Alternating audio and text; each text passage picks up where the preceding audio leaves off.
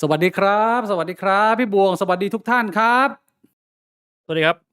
สวัสดีนะฮะขอต้อนรับทุกท่านเข้าสู่บิ๊กบวงประจำวันพุธครับผมวันนี้เป็นพุธสุดท้ายของเดือนพฤศจิแล้วนะครับอาใช่พี่บวงเป็นไงบ้างอาทิตย์นี้แฮปปีดีนะก็แฮปปีดีชีวิตดีแต่ว่าบ้านเมืองเรานี่หนักอยู่นะเออหนักหนาข่าวสาหัสน้ำท่วมช่วงนี้หนักมากเลยนะใช่ผมว่าเรื่องนี้น่าจะเป็นเรื่องหนึ่งที่หนีไม่พ้นนะเพราะว่าทุกคนก็พูดคุยกันแล้วก็เหตุการณ์มันยังคงเกิดขึ้นอยู่ยังมีคนติดอยู่ในบ้านจำนวนมากอืมณเวลานี้เลยนะฮะแต่ว่าอืมก่อนที่เราจะไปคุยเรื่องนั้นนะฮะวันนี้ก็เป็นวันพิเศษมากๆของบิ๊กบวกเราได้แขกผู้มีเกียรติรับเชิญที่เรียกว่าเป็นคนละเจนเลยพี่บวงอาอ่ะตามขึ้นที่ชื่อไลฟ์เลยนะฮะดรโสพลผมขออนุญาตเลยนะฮะทุกท่านกดหนึ่งเพื่อเป็นการต้อนรับดรโสพลพรโชคชัยครับ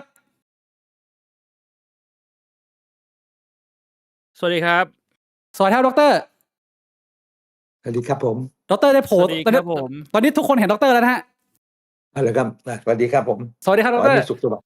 สวัสขอบคุณดีครับผมสวัสดีครับ ยินดีผมดีใจมากเลยครับดรที่ได้มีโอกาสเจอดรจริงๆวันนี้ผมมีคำถามอะไรมากมายอยากมาชวนดรคุยครับไม่ต้องเกรงใจยินดีเสมอเอาอย่างแรกเลยนะครับดรผมขอเกริ่นกันอย่างนี้ว่าผมเข้าใจถูกไหมว่าดรโสพลเกิดปี2501ไหมฮะใช่ใช่ปีเดียวกับเบิร์ตธงชัยเลยอ่ะ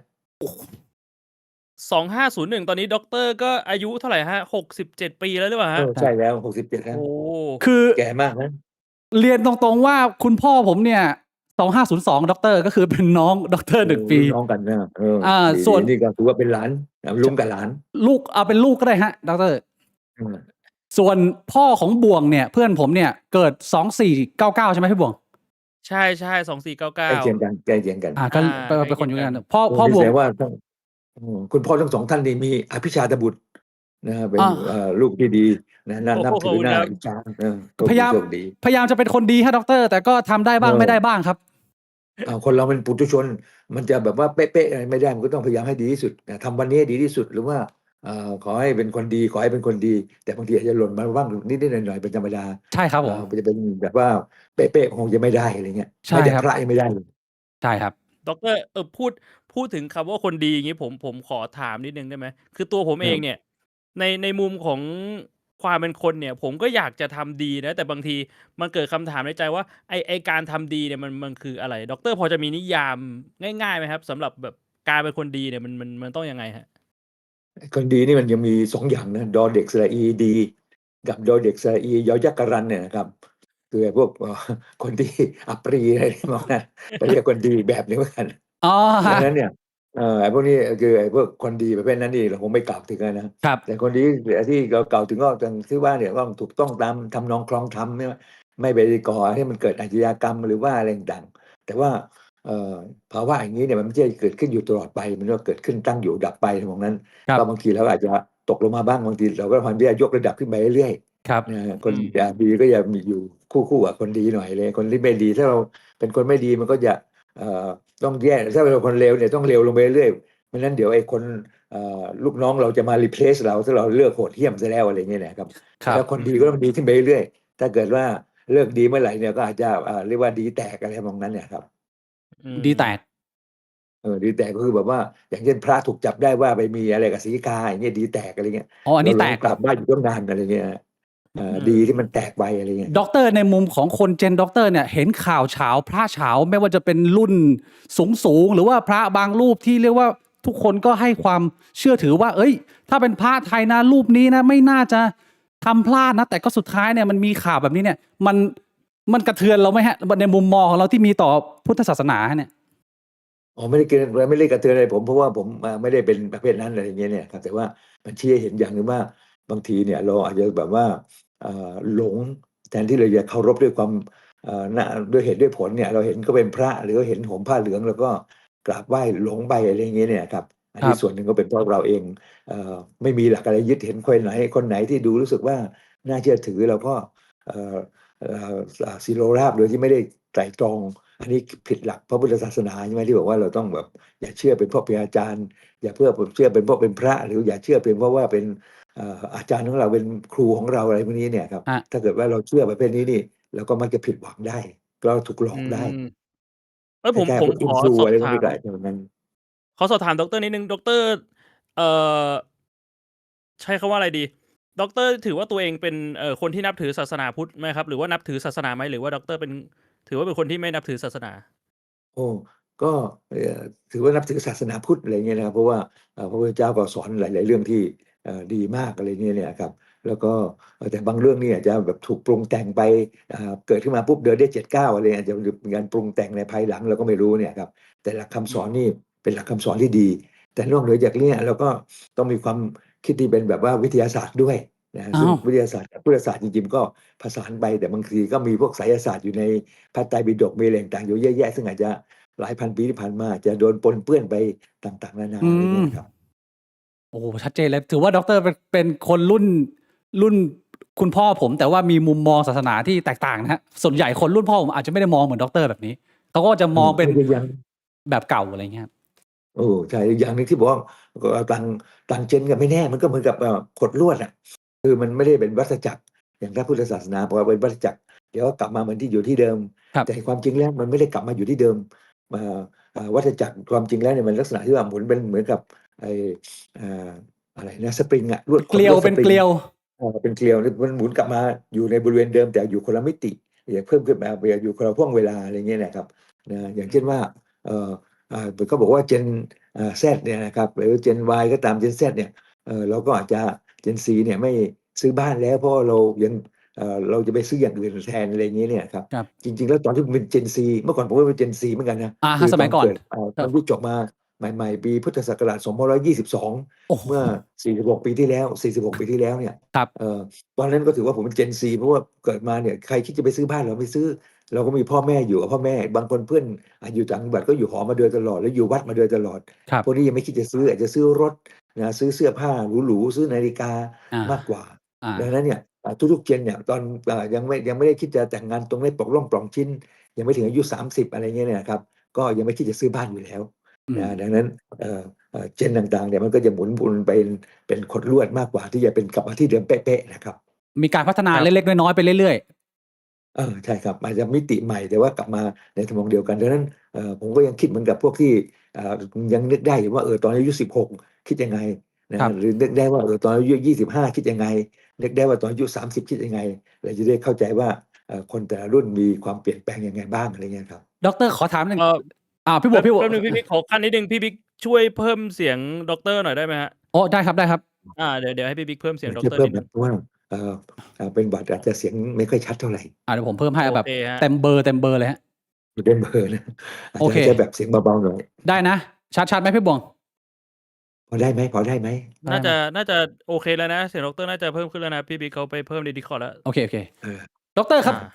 ดร. ตอนสมัยเป็น Gen Z ตอนเป็น Gen Y เป็น Gen X จนมาถึงตอนนี้เนี่ย เปลี่ยนไปเยอะไหมครับ? มองสำรวจตัวเอง เป ห ลรี่ือว่า ยนไปเรื่อย คนเรามันก็เหมือนเดิม เปลี่ยนไปเรื่อย ๆ เปลี่ยนไปเรื่อย ๆ นะฮะ อันนี้วางไว้เผื่อจะได้เห็น ได้ยินเสียงชัดขึ้นไหม? ชัดแล้วครับ ชัดแล้ว ได้ เสียงยิน ไม่มีปัญหาแล้ว เปลี่ยนไปเรื่อย ๆ อย่างเช่นว่า สมัยก่อนเนี่ย ถ้าเป็นเรื่องการเมืองเนี่ยนะ สมัยก่อนนี่ผมก็เกลียดนายสมัครสุนทรเวชมากเลย โอ้ นะเพราะว่านี่เป็นฝ่ายเผด็จการ เข้าข้างฝ่ายพวกรัฐประหารตอนปี 2519 เนี่ย ครั มั บ นมีการก่อรัฐประหารขึ้นมาโค่นล้ม เขาเรียกว่า ระบอบประชาธิปไตย อะไรเงี้ยเนี่ยครับ ครับ มีการจับนักศึกษาเมื่อ 6 ตุลาคม 19 แล้วนายสมัครนี่ก็ไปอยู่ในพวกเดียวกับพวกนั้น อะไรเงี้ยนะครับ ผมรู้สึกว่าคนนี้เป็นคนไม่ดีนะครับ ต่อมา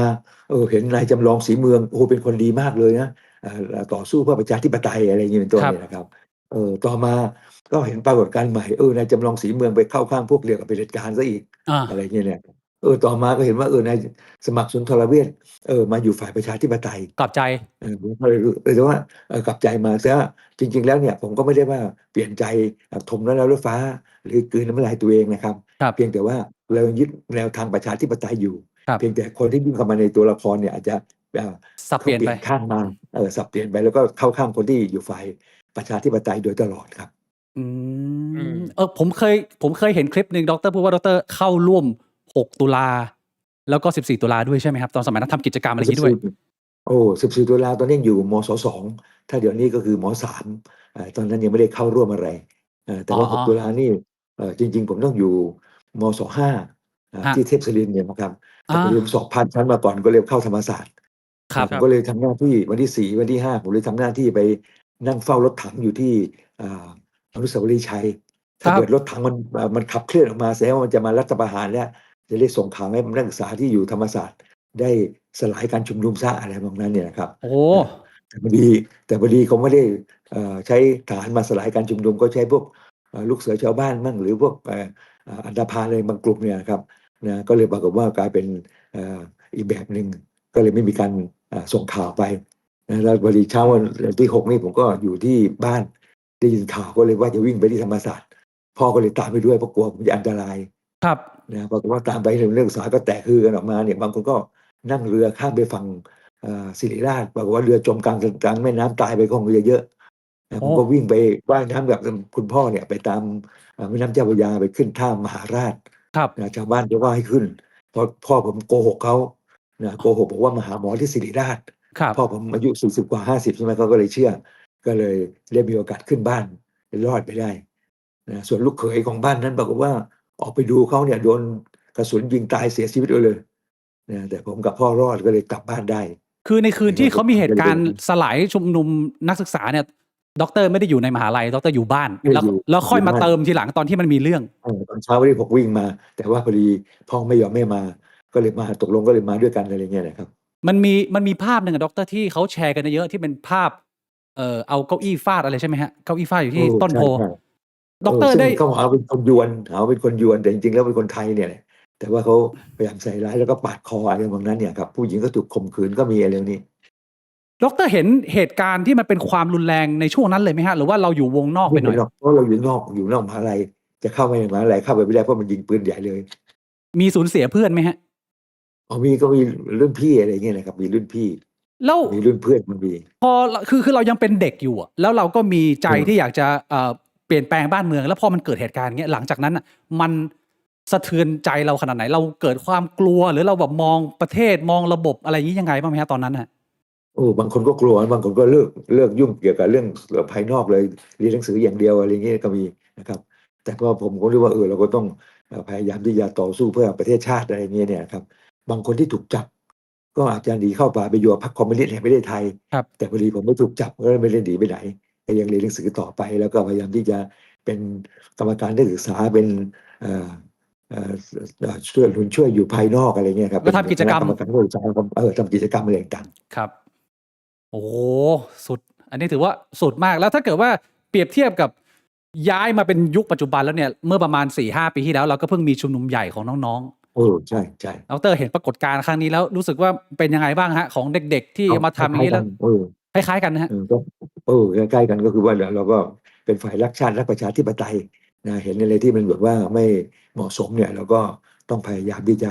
เอ่อต่อต้านอะไรอย่างเงี้ยนะครับแล้วผมก็ต่อต้านตั้งแต่สมัยท่านพลเอกประยุทธ์เป็นนายร้อยตรีมั้งในตอนนั้นปี2019ใช่ไหมครับครับ ตอนนั้นท่านยังเพิ่งจบการศึกษามามั้งผมก็ต่อต้านระบบเผด็จการมาตั้งแต่บัดนั้นแล้วอะไรอย่างเงี้ยนะครับ โอ้ถือว่าสู้ไม่ถอยก็ยังแต่คิดเหมือนเดิมคิดเหมือนเดิมแต่หลายคนก็ถมน้ำลายรถฟ้ากลืนน้ำลายตัวเองกลายเป็นพวกเอ่อเฮไหนเฮนั่นอะไรอย่างงี้นะครับหรือบางคนก็เป็นรถไฟขบวนสุดท้ายแล้วคือถ้าไม่เป็นรัฐมนตรีในชุดนี้ชุดหน้าคงไม่ได้เป็นแล้วแหละเพราะว่ามันแก่แล้วหรืออะไรก็ตามเนี่ยนะครับบางคนก็อาจจะขายวิญญาณขายความรู้สึกที่เป็นฝ่ายประชาธิปไตยไป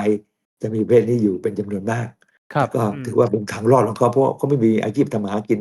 เขาอาจจะเนี่ยทางสุดท้ายที่จะอยู่รอดได้คือไปสยบยอมต่อพวกเผด็จการทรราชอะไรพวกนั้นครับดอกเตอร์ผ่านมา40ปีแล้วรู้สึกว่ามันมี progress ไหมมันเป็นขดลวดที่มันพัฒนาไปเยอะไหมหรือว่ามันยังเป็นอีหลอบเดิมเรายังรู้สึกว่ามันยังติดหล่มเดิมไหมฮะการเมืองไทยเนี่ยก็ใช่อย่างเกิด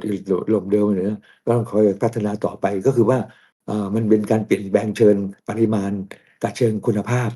คือการเปลี่ยนแปลงเชิงปริมาณก็คือว่ามันก็สะสมไปเรื่อยๆสะสมไปเรื่อยๆจนถึงระยะหนึ่งเนี่ยครับมันก็อาจจะระเบิดเถิดเทิงออกมา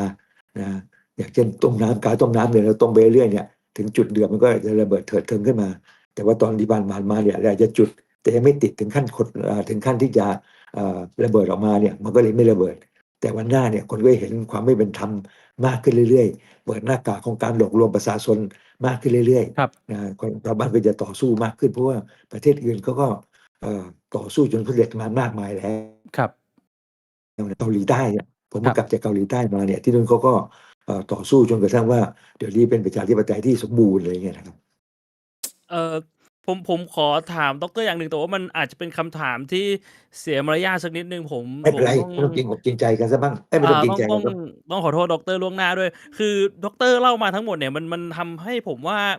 คนส่วนใหญ่เนี่ยที่เขารู้จักดรผ่านทางเพจหรือผ่านทางอินเทอร์เน็ตเนี่ยเขาจะรู้สึกว่าแบบเฮ้ยอันนี้คนละคนกันหรือเปล่าอะไรอย่างเงี้ยครับ ทำไมดรถึงแบบว่าพรีเซนต์ตัวเองในโลกอินเทอร์เน็ตหรือว่าในเพจเป็นอีกแบบหนึ่งเลยอย่างเงี้ยครับ ก็บอกในเพจนี่ผมก็คือตั้งแต่จบมาผมก็ไม่ได้เล่นการเมือง แต่มีอยู่ครั้งหนึ่งผมไปสมัครผู้ว่ากทมเมื่อปี2556 ครับ แต่ไปสักไม่เคยคิดหวังว่าจะได้อะไรเงี้ยเนี่ยครับ ครับ เพราะว่าเพียงแต่ว่าผมจบมาเรื่องเกี่ยวกับการวางแผนพัฒนาเมือง ครับ ก็เลย ลงเพราะว่า ลงให้เสือขายความเห็นรอเข้ามาเรียกไปดีเบต ให้ความเห็นการพัฒนาเมืองเท่านั้นเองนะต อ๋ อ อน นั้ ก็ น คื ได้ อแบบ มา ว่าอยากได้มีโอกาสไปดีเบตอะไรประมาณนั้น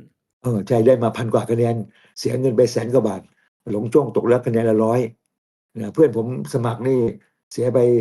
ประมาณ 30-40 ล้านได้มา 200,000 คะแนนนี่น่าหนักใจเลยนี่นะ โอ้ ผมก็เลยแกล้งพูดกับเพื่อนเหมือนกันว่าเนี่ยต่อไปเนี่ยถ้าสมัครใหม่จะเปลี่ยนชื่อเป็นธีรพันธ์พรโชคชัย อ้าว ทำไม ทำไม ฮะ อ่ะ เพราะจ่ายไปทีละ100มันไม่ได้อาจจะต้องจ่ายทีละพัน โอ้ที แต่ ละ จ พั ริ น งๆผมไม่ได้จ่ายทีละพันแต่จริงๆผมไม่ได้จ่ายผมไม่ได้ว่าเป็นค่าทำป้ายทำนู่นทำนี่เนี่ย ครับ ได้ประมาณสัก150,000อะไรเงี้ยรวมทั้ง ครั ค่า บ สมัครด้วยแล้ว เดี๋ยวนะเมื่อกี้ดรบอกว่าดรจบอะไรมานะครับวางแผ เป็น น เรื่องเกี่ยวกับการวางแผนพัฒนาเมืองเรื่องเกี่ยวกับ urban planning เรื่องเกี่ยวกับhuman settlement development อะไรพวกนี้แหละครับ อันนี้คือปริญญาเอกเลยใช่ไหมฮะที่ดรจบ ใช่ มา ใช่ โอ้โห อ๋อ ใช่ซื้อ อ้าว มาไม่ใช่จบมา จบมา ไม่ใช่ซื้อมา เออ อ้าวแล้วทำไมถึงหันเหจาก urban planning แล้วมาเป็นลุยทางด้านอสังหาล่ะครับ มันเกี่ยวข้อง เรื่องเกี่ยวมันก็เกี่ยวข้องการวางผังเมืองกับการอสังหาริมทรัพย์ก็เกี่ยวข้องกัน เอาเกี่ย แล้ว ว ข้ ผ อง ม กั ก็ น ไปเรียนเรื่องเกี่ยวกับhousing development ที่เบลเยียมที่มหาลัยคาทอลิก University ลูแวงที่เบลเยียมก็เกี่ยวข้องเรื่องที่อยู่อาศัย ครับ เรื่องสลัมอะไรพวกนี้ครับแล้วก็ไปเรียนของ Lincoln Institute of Land Policy ครับ ที่บอสตันแมสซาชูเซตส์เนี่ยก็มาจัดที่ไต้หวัน ก็เลยเรียนเรื่องเกี่ยวกับการตีราคาทรัพย์สินที่ดินอาคาร รวมถึงความสวยก็ตีราคาเป็นเงินได้ ความสวย ห ได้ รื เป็น อว่าเรื่องของทัชมาฮาลราคาเท่าไหร่อย่างเงี้ยเนี่ยหรือสวนลุมราคาเท่าไหร่ก็ตีค่าเป็นเงินได้ เพื่อว่าเราจะได้รู้ว่าเราควรจะเอาไปทำอะไรดี โอ้โห หรือหัวลำโพงอะไรเงี้ยนะครับ โอ้ยน่าสนใจ เขาตีราคายังไงครับ อธิบายคร่าวๆได้ไหมครับว่าความสวยมันตีราคายังไงครับแบบเบสิก ความสวยเนี่ยต้องเราจะตีราคายังไงเนี่ยต้องถูกต้องตามกฎหมายด้วยนะแล้วก็ต้องมีความเป็นไปได้ทางด้านการเงิน มีความเป็นไปได้ทางด้านการตลาดคือมีคนอยากได้ แล้วก็ทางด้านกายภาพด้วย ก็คือถ้าความสวยเนี่ยอย่างที่เป็นไปได้เนี่ยก็คือเราเป็นพริตตี้ ในงานขายรถเนี่ยงานขายรถที่มหกรรมขายรถเนี่ยมันก็จะจ้างวันละ 5,000 บาทเนี่ยสมมติจ้างวันละ 5,000 เนี่ยนะครับแล้วก็ปีหนึ่งเป็นพริตตี้ได้สัก100 วันไม่เกินนี้นะ100 วันมันก็ได้50,000คือจ้างทุกวันคงไม่ไหวเพราะว่ามันต้องพักผ่อนบ้างนะได้ 500,000 ครับ แต่มีค่าใช้จ่ายอย่างเช่นค่ากินนิดหน่อยค่าเครื่องนุ่งห่มใส่นิดหน่อยนะเครื่องยารักษาโรคโปะไปเยอะๆนะค่าที่อยู่อาศัยอาจจะมีคนจัดหาให้หรือไงไม่รู้อาจจะประมาณสัก300,000แล้วกันปีหนึ่งเนี่ยมี net profit เนี่ยอยู่ 200,000 200,000 นี้เนี่ยนะเราก็เป็นพริตตี้ได้กี่ปีนะโดยทั่วไปจะเป็นพริตตี้ระยะเวลาไลฟ์ของมันเนี่ยประมาณสัก12 ปี โอ้ 12 ปีได้ปีละ200,000เนี่ยมันแค่เป็นตัวไลฟ์เป็นเงินปัจจุบันหลังจากดิสเคาท์แล้วเนี่ยได้เท่าไหร่ ครับ ก็ได้ประมาณ150,000 ล้านห้าดังนั้นถ้าเกิดว่าใครดูอยู่เนี่ยนะรู้สึกตัวยังสวยไม่พอเนี่ยนะเอาเงินสักจำนวนหนึ่งไปใส่ลงไปหายันฮีคลินิกหรืออะไรเนี่ยโรงพยาบาลยันฮีหรือที่ไหนก็ตามไปทำหน้าใหม่เล้าค้างใหม่ สวยขึ้นเนี่ยอาจจะไปเป็นพริตตี้ได้นะ อ๋อ อันนี้ก็นี่คือวิธีการประเมินคร่าวๆนะครับ เป็นแนวทางนะ ครับผม แล้วที่ผมขออนุญาตถามต่อจากบวงเลยคือคาแรคเตอร์ของด็อกเตอร์ที่พรีเซนต์หรือว่าที่ผ่านมาช่วง1 ปี 2 ปีเนี่ย เป็นสิ่งที่ด็อกเตอร์วางแผนหรือว่าอันนี้เป็นเนื้อในแท้ของด็อกเตอร์มาเลยนะครับ โอ้จริง ๆ เนื้อในแท้เลยนะ คือจริง ๆ ที่พูดถึงนาย CK พูดถึงคนนั้นคนนี้เนี่ยเป็นแค่เป็นแค่ช่วงนี้เอง แต่ที่ผ่านๆมาเนี่ยเอ่อไม่ว่าจะเป็นพระเนี่ยนะครับ อย่างค เรื่ รั อง บ หลวงพ่อธรรมชโยหลวงพ่อเอ่ออะไรอะหลวงพี่ทำอะไร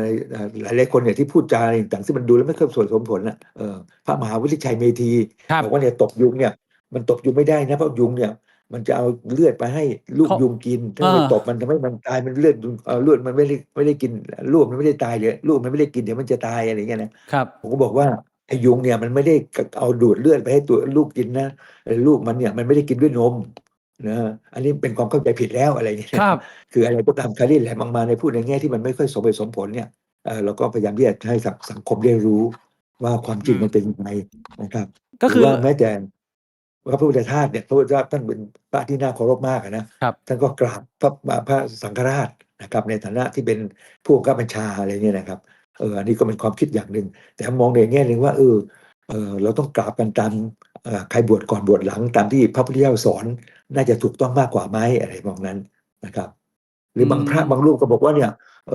จับเงินไม่ได้ ผมก็เลยเอาภาพของหลวงพ่อคูณเนี่ยนับเงินให้ดูเลย หลวงพ่อคูณนับเงินให้เห็นว่าเนี่ยเป็นเอาเงินเข้าทำบุญอะไรต่างๆเนี่ยครับแต่บางคนอาจจะเว่อร์บอกพระเนี่ยจับเงินไม่ได้อะไรเงี้ยนะเรื่องหลายๆเรื่องเนี่ยก็พยายามวิพากษ์วิจารณ์หรือแม้แต่เรื่องแก่งไอ้เพิกอะไรนะเขื่อนเอ่อเขื่อนอะไรนะแม่วงเขื่อนแม่วง แม่ว พว ง ก NGO บอกว่าเราไม่ให้สร้างนะเพราะว่ามันอยู่ในป่านะเอาภาพนกยูงมาให้ดู ผมบอกว่านกยูงพวกนี้เนี่ยมันจับมาเลี้ยง ครับ นะหรือบางทีเอานกยอดเขาโบโกจูมาให้ดูว่าโอ้ยอดเขานี้นะเนี่ยมันสวยงามมากเลย มันอยู่ห่างไปเดินตั้ง7 วันก็ถึงมันไม่อยู่บริเวณที่ทั้งเขื่อน ครับ และที่จะสร้างเขื่อนเนี่ยชาวบ้านมีอยู่ในบริเวณนั้นเขาย้ายออกมาเพื่อเตรียมตัวจะสร้างเขื่อน แต่พวกนี้มันพยายามที่จะอ้างอิงเหตุผลสารพัดมามั่วๆว่าไม่ควรจะสร้างเขื่อนเนี่ยผมก็ไปสำรวจออกเงินเองนะสำรวจชาวบ้านว่าชาวบ้านแรกๆสำรวจ 70% เห็นด้วยกับการสร้างเขื่อน ต่อมา 80% เห็นด้วยกับการสร้างเขื่อน ต่อมา 90 กว่าเปอร์เซ็นต์เห็นด้วยกับการสร้างเขื่อน ครับ แต่ว่า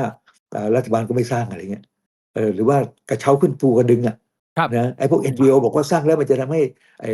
เกิดภาวะอะไรต่างๆมลภาวะต่างๆไม่จริง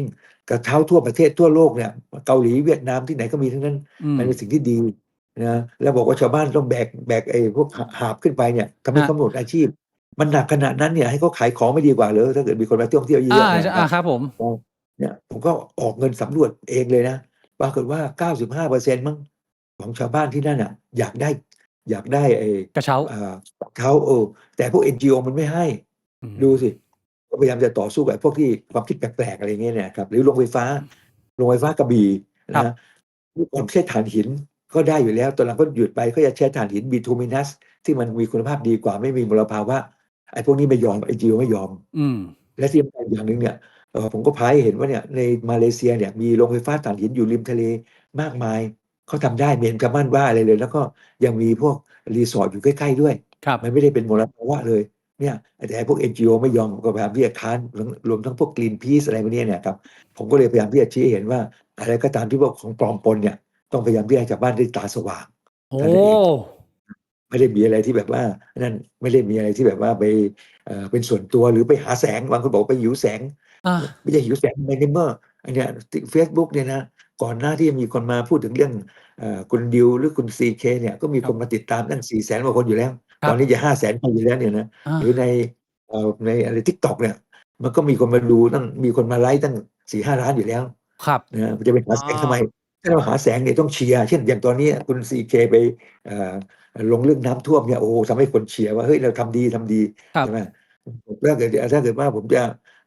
อยากจะได้แสงเนี่ยผมต้องไปเชียร์คุณดิวคุณซีเคคุณปอคุณคนนั้นคนนี้อะไรเนี่ยไอ้ยังเสียได้แสงใช่ไหมหรือดีไม่ดีเขาจะชวนไปออกรายการนู่นออกรายการนี้แต่ผมไม่ได้เป็นคนแบบนั้นนี่ อื ผมก็ ม อะไรที่เห็นว่ามันไม่เหมาะสมหรือไม่ถูกต้องผมก็ต้องว่าเป็นเรื่องๆไปให้คนตาสว่าง อื ไม่ใช่เป็ ม นแบบว่าไม่ได้แบบว่าไปอยากให้คนด่าเล่นคนก็อยากให้คนชมทั้งนั้นแหละแต่ถ้าเกิดว่าคนไม่รู้เข้ามาว่าเราก็ถือว่าทำบุญไป ครั ก็ บ อาจ ผ จะ ม เครียดแล้วก็มาด่าเราบ้างเป็นธรรมดา โอ้ ดรผมขอถามนิดนึงครับแต่ว่าถ้าสมมุติว่าข้อมูลบางอย่างที่ดรให้มามันอาจจะคลาดเคลื่อนหรือไม่ถูกต้องอย่างเงี้ยครับดรบอมีมีกได้เลยแนบอกได้เลย วทางยังไงคือถ้าสมมุติว่าดรมองว่าโอเคมีการแฟกต์เช็คแล้วว่าข้อมูลก่อนหน้านี้ไม่ถูกต้องดรก็ยินดีที่จะโอ้ใช่แล้วก็พูดแล้วก็ตามปกติถ้าเกิดอันไหนที่ไม่ถูกเราก็บอกไปนะเช่นอย่างอืมกรณีไหนบ้างอ่ะมันมีบ้างนะแต่น้อยนะอย่างเช่นเรื่องของเอ่อจำไม่ค่อยได้ที่แบบว่าไม่ถูกต้องเราก็ต้องเขียนชี้แจงว่าอันนี้ไม่ถูกต้องนะก็ต้องบอกเข้าไปอะไรเงี้ยนะครับไม่ใช่ว่าเราก็เลยโมเบผ่านไปอะไรตรงนั้นมีพอพอบอกได้อย่าเรียกเกรงใจนะพอครับบอกได้ไม่มีตรงไหนบ้างที่คิดว่าไม่ถูกต้องควรจะอ่าควรจะแก้ไขใหม่มีถ้าที่ทราบมาพอมีบ้างไหมยกมาสักอันสองอันก็ได้ไม่ต้องเกรงใจไม่กลัวหน้าแตกคือถ้าสมมุติว่าจะเป็นเรื่องที่ผมสงสัยก็คือตะกี้เนี่ยดรพูดถึงเรื่องถ่านหินใช่ไหมครับแต่คือใช่ผมพูดตามตรงว่าตัวผมเองอะก็ไม่ใช่คนที่แบบว่าเป็นนักวิทยาศาสตร์หรือเป็นคนที่แบบว่าไปวิจัยไปหาข้อมูลอะไรมาเองแต่ผมก็มาดูข้อมูลตามอินเทอร์เน็ตเนี่ยนะครับคือถ้าสมมุติว่าดูข้อมูลตามในอินเทอร์เน็ตเนี่ยส่วนใหญ่เขาจะบอกว่าพลังงานจากถ่านหินเนี่ยมันเป็นพลังงานที่แบบว่ามันน่าจะทำให้เกิดมลภาวะหรือมลพิษโดยรวมที่ส่งผลกระทบต่อสิ่งแวดล้อมมากที่สุดถ้าเทียบกับอย่างอื่นนะครับ แต่ว่าตะกี้นี้ด็อกเตอร์อาจจะบอกว่าพอด็อกเตอร์ไปสำรวจเองอันนี้ด็อกเตอร์ได้ไปหน้างานใช่ไหมครับด็อกเตใช่อร์เลยครับเห็นว่าแบบส่วนใหชาวบ้านญ่แล้วเห็นด้วยชาวก็บ้านเห็นด้วย ไม่ได้กระทบกับชาวบ้านก็ไม่ได้แบบว่ารู้สึกว่ามันต้องห้ามมีอะไรอย่างเงี้ยผมก็เลยบางทีมันไม่รู้ไงว่าเราต้องในฐานะที่คนที่แบบว่าใช้อินเทอร์เน็ตอะเราไม่รู้ว่าต้องเชื่อข้อมูลไหนนึกออกใช่ไหมครับเนี่ยในอินเทอร์เน็ตเนี่ยเป็นเรื่องที่น่าสนใจเหมือนกันที่มันมักจะแบบมีพวกเฟกนิวออกมาเยอะๆหรือพวกเดียวกันปลอมมาเยอะๆเนี่ยนะครับแต่ว่าอย่างที่บอกกับมันมีฮาร์ดแฟกต์ก็คือว่าในยุโรปก็ยังใช้นะในอืมเอ่อมาเลเซียอะไรต่างๆก็ใช้กันเยอะแยะในอินเดียในจีนเนี่ยใช้กันเป็นส่วนใหญ่ครับนะครับหรือบางคนบอกว่าไอ้พวก NGO บอกว่าเดี๋ยวนี้นะเนี่ยอเมริกาเนี่ยเขารื้อเขื่อนไปเยอะแยะเป็นร้อยผมเลยเอามาข้อมูลให้ดูว่าเนี่ยไอ้ที่รื้อเขื่อนไปเนี่ยเป็นเขื่อนที่มันเก่าแล้วหมดอายุ นะแต่ปีหนึ่งเนี่ยเขาสร้างเขื่อนใหม่มากกว่ารื้อเขื่อนครับอันนี้มันอืไม่บอกความมจริงหรือที่ร้ายแรงกว่านั้นเนี่ยก็คือเรื่องโลกร้อนคอืรับมเรื่องโลกร้อนเนี่ยนะโอ้โหมันนักวิทยาศาสตร์เนี่ยมันก็พูดไว้แล้วบอกว่าเนี่ยที่ผ่านมามีการศึกษาว่าโลกร้อนแล้วมันก็เลยไปเชื่อตามๆกันไปเนี่ยโดยที่มันเอาศัยอ้างอิงกันมาเนี่ยแต่ว่ามันอืมไม่เคยศึกษาจริงๆเนี่ยครับอย่างบางคนบอกว่าในอ่าวไทยแล้วเนี่ยนะน้ำทะเลเนี่ยมันเพิ่มขึ้นทุกวันนะ แต่ว่าบางผลการศึกษาทางวิทยาศาสตร์หลายแห่งก็บอกว่าเอ่อน้ำทะเลในอ่าวไทยมันลดลงด้วยซ้ำไปอ้าวแล้วดูอืมตัวอย่างนึงนะมีคนศึกษาอย่างนี้เหมือนกันแต่พวกนี้มันไม่ที่เปิดเผยไอ้พวกกระแสหลักมันแบบว่าปกคลุมไปหมดเลยแล้วที่เขานะครับเขาถ่ายรูปที่บางขุนเทียนที่มันชายทะเลมันล่นเข้ามาอันนั้นเป็นภาพปลอมเหรอหรือยังไงความจริงเลยเป็นเพอ้าวราะอะไรรู้มั้งถ้าเราดูภาพก่อนหน้านี้เนี่ยนะมีโรงเรียนตั้งอยู่ใกล้ๆด้วยนะมีครับเด็กนักเรียนยืนเคารพธงชาติอะไรกันอยู่แถวนั้นเนี่ยเมื่อก่อนมันมีป่าไม้โกงกางอยู่เยอะ ครับตอนหลังมันตัดป่าไม้โกงกางหายหมดเลยดังนั้นเนี่ยที่ดินก็เลยถูกกัดเซาะหายไปหมดเลยอืมหรือทางใต้หลายบริเวณเนี่ยที่เมื่อก่อนมีเอ่อป่าชายเลนป่าโกงกางเนี่ยนะครับมันตัดไปเพราะว่ามันจะทำเลี้ยงกุ้งเวลาฮะดำสมัยก่อนเนี่ยนะครับมันก็เลยทำให้แผ่นดินหายไปเพราะเหตุเหล่านี้แต่อืมพวกเรารู้ไหมว่าที่วัดเจดีย์หอยรู้จักวัดเจดีย์หอยไหมไม่รู้จักฮะวัดเจดีย์หอยเนี่ยมันอยู่ที่ชายแดนระหว่างอยุธยากับปทุมธานี ครับกรมสมครับเด็จพระเทพเนี่ยเคยเสด็จไปชมเหมือนกันนะครับเยี่ยมชมเหมือนกันที่นั่นเนี่ยเขาขุดดินลงไปจะเอามาถมเพื่อทำให้วัดสูงขึ้นเนี่ยนะขุดลงไปปรากฏว่าเจอหอยนางรมนะหอืมอยแรงต่างสารพัดเยอะแสดงว่าเมื่อก่อนตรงนั้นเป็นทะเลครับใช่ไหมอืมเออแต่ว่าเนี่ยแผ่นดินมันถอยร่นลงมาตั้งแต่นครสวรรค์เนี่ยเมื่อก่อนเป็นทะเลเนี่ยถอยร่นมาปัจจุบันนี้เราได้ทะเลมาเราได้พื้นดินมาตั้งเยอะบางบริเวณที่มันถูกกัดเซาะไปนิดหน่อยนั่นเองหรือบางทีเราบอกได้แผ่นดินถูกกัดเซาะใช่ไหมแต่บางบริเวณเนี่ยนะ มันเพิ่มแผ่นดินขึ้นมาเนื่องจากว่ามันมีการเชิงตะกอนมันทับถมกลายเป็นแผ่นดินขึ้นมาไอ้พวกนี้มันไม่กล้าพูดถึงเลยมัครับนได้บอกแค่คำหนึ่งเลยว่ามีแผ่นดินเพิ่มมันบอกแต่ว่ามีแผ่นดินสุดตรงนั้นตรงนี้หรือว่าวัดขุนสมุทรจีนที่มันอยู่คล้ายๆอยู่กลางทะเลเนี่ยนะเพราะเมื่อก่อนเนี่ยมันมีป่าไม้เยอะเนี่ยเดี๋ยวนี้ไม่มีก็เลยถูกกัดเซาะไปไม่มีการกั้นเขตเลยต่างครับถ้ามีการกั้นเนี่ยคงจะดีกว่านี้สิ่งเหล่านี้เนี่ยก็ไมมีใครรู้หรือโดยเฉพาะเรื่องโลกร้อนเนี่ยนะบางทีมันเอารูปมีขั้วโลก อยู่กลางทะเลแล้วก็มีไอ้อ่าน้ำแข็งละลายกองหิมะน้ำอ่าแข็งน่ะมันไปถ่ายวันที่ร้อนที่สุดในบริเวณนั้นน่ะมาให้ดูเฉยๆนะไอ้ที่บริเวณอื่นมันไม่ถ่ายให้ดูนะหรือทะเลทราย ที่แห่งหนึ่งที่มันมีเรืออยู่กลางอยู่มีเรือลำหนึ่งอยู่ในทะเลทรายที่เป็นแต่ทรายเนี่ยนะอันนั้นเนี่ยเป็นเพราะว่ารัสเซียมันดูดน้ำไปใช้หมดเลย มันก็เลยทำให้ทะเลสาบอันนั้นเนี่ยมันหายไป ไม่ใช่เป็นเพราะว่าอยู่ดีๆโลกมันร้อนขึ้นจนกลายเป็นอย่างนั้น เดี๋ยว นะ นะ ไอ้ความจริงข้อ ด เหล่าร ค นี้ รับ เนี่ย ผมยกมือครับ ผมยกมือครับ เดี๋ยวผมจะ ยังไง ลืม ครั ซะ บ ก่อนคือหลายประเด็นมาก เอาเรื่องน้ำทะเลหนุนสูงก่อน สรุปว่า อ่า น้ำทะเลหนุนสูงเนี่ย fake news หรือว่า fact คือมันมีการศึกษาหลายกระแสนะว่าบางกระแสบอกว่ามันเป็นอย่างนั้นแต่ส่วนมากจะบอกว่ามันเพิ่มขึ้น แต่มีบางกระแสเหมือนกันบอกว่ามันลดลงนะทีนี้ผมไป อ่ะ สิงคโปร์มาว่าเร็วๆนี้อีกเหมือนกันเนี่ยนะครับสิงคโปร์บอกว่าเอ้ยถ้ามันมีอย่างนี้เกิดขึ้นเนี่ยนะมันจะถม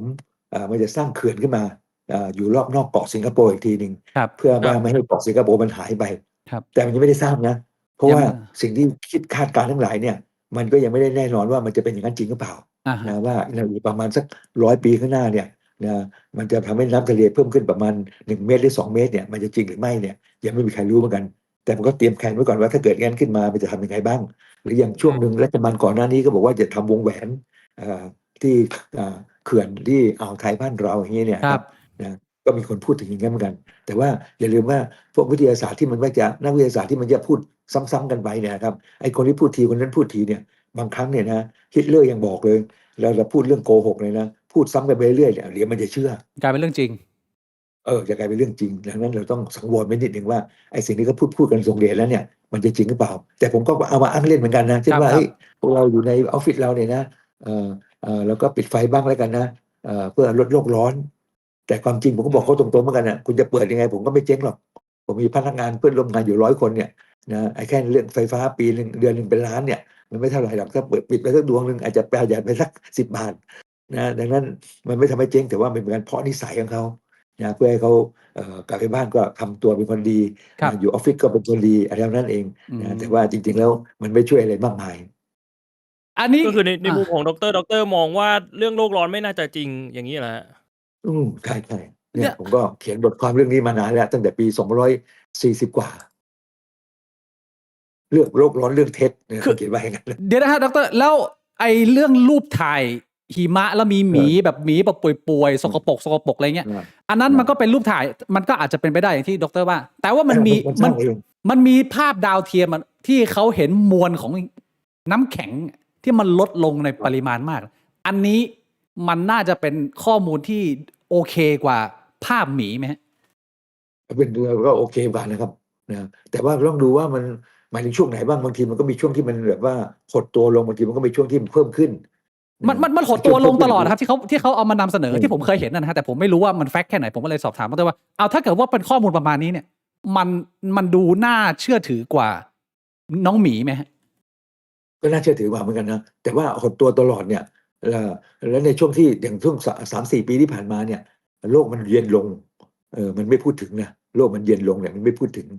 เดี๋ยว ใน นะ ช่วงหลายปีที่ผ่านมาเนี่ย ซ้ำ โลกมันเย็นลง หลายปีที่ผ่านมานี่โลกเย็นลงเหรอฮะ วิทยาศาสตร์บอกว่าโลกเย็นลงนะในภาวะที่ผ่านมาเนี่ยโลกมีโอกาสที่อะไรนะอุณหภูมิเฉลี่ยเนี่ยลดลงด้วยซ้ำไป อ้าวแล้วที่เขาบอกว่าอุณหภูมิเฉลี่ยมันเพิ่มเกินมาตรฐานจนมันเกินเรทที่เราจะดึงกลับมาได้แล้วเนี่ย อันนี้เฟกนิวฮะ เอออย่างเช่นสถิติเนี่ยนะครับที่ผมเอามาให้ดูเนี่ยแต่หมายจะเป็นบทความเก่าแล้วนะตั้งแต่ปี2550เนี่ยนะครับ ครับ นะอย่างสถิติพายุหมุนที่วิ่งเข้ามาในเมืองไทยแล้วเนี่ยมันก็เฉลี่ยลดลง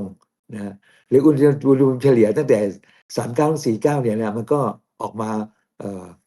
พอๆกันนะไม่ได้มีอะไรที่มันเปลี่ยนแปลงนะครับหรือว่าสถิติอากาศร้อนสุดหนาวสุดเนี่ยตั้งแต่ปี2495ถึง2549เนี่ยนะมันก็พอๆกันนะในช่วงที่ผ่านมาเนี่ยครับนะดังนั้นเนี่ยเราจะบอกว่ามันแบบว่าร้อนขึ้นอะไรต่างๆเนี่ยอาจจะไม่จริงอะไรเงี้ย แล้วในเรื่องของอุทกภัยหรือเลนบอมที่เกิดขึ้นหลากหลายประเทศใน2 ปีนี้ที่มันเพิ่มปริมาณเยอะเป็นพิเศษ และอย่างที่เราเห็นก็สงขลาก็ทางภาคใต้ตอนล่างเราก็ประสบแบบหนักเป็นประวัติการณ์อันนี้ไม่มีความเกี่ยวข้องกับโลกร้อนเลยครับดร.โอ้อันนี้เป็นความรู้สึกนะ อืม อันนี้เป็นเรื่องของความรู้สึก ครับ แต่ความจริงมันอาจจะอีกแบบหนึ่งเดี๋ยวขออนุญาตนิดนึงนะเดี๋ยวคุยกันเอง2 ท่านก่อนนะ ได้ครับ เดี๋ยวผมไปเอา น้ำมาก่อนลืม โอเคครับ เมื่อกี้ โอเคค ลื รับ มเอาน้ำ อ่า มา ได้ครับ จาก ได้ โอ ครับ เค ด ครับ ร โอเคได้ครับไม่มีปัญหาครับ เป็นไงพี่บิ๊ก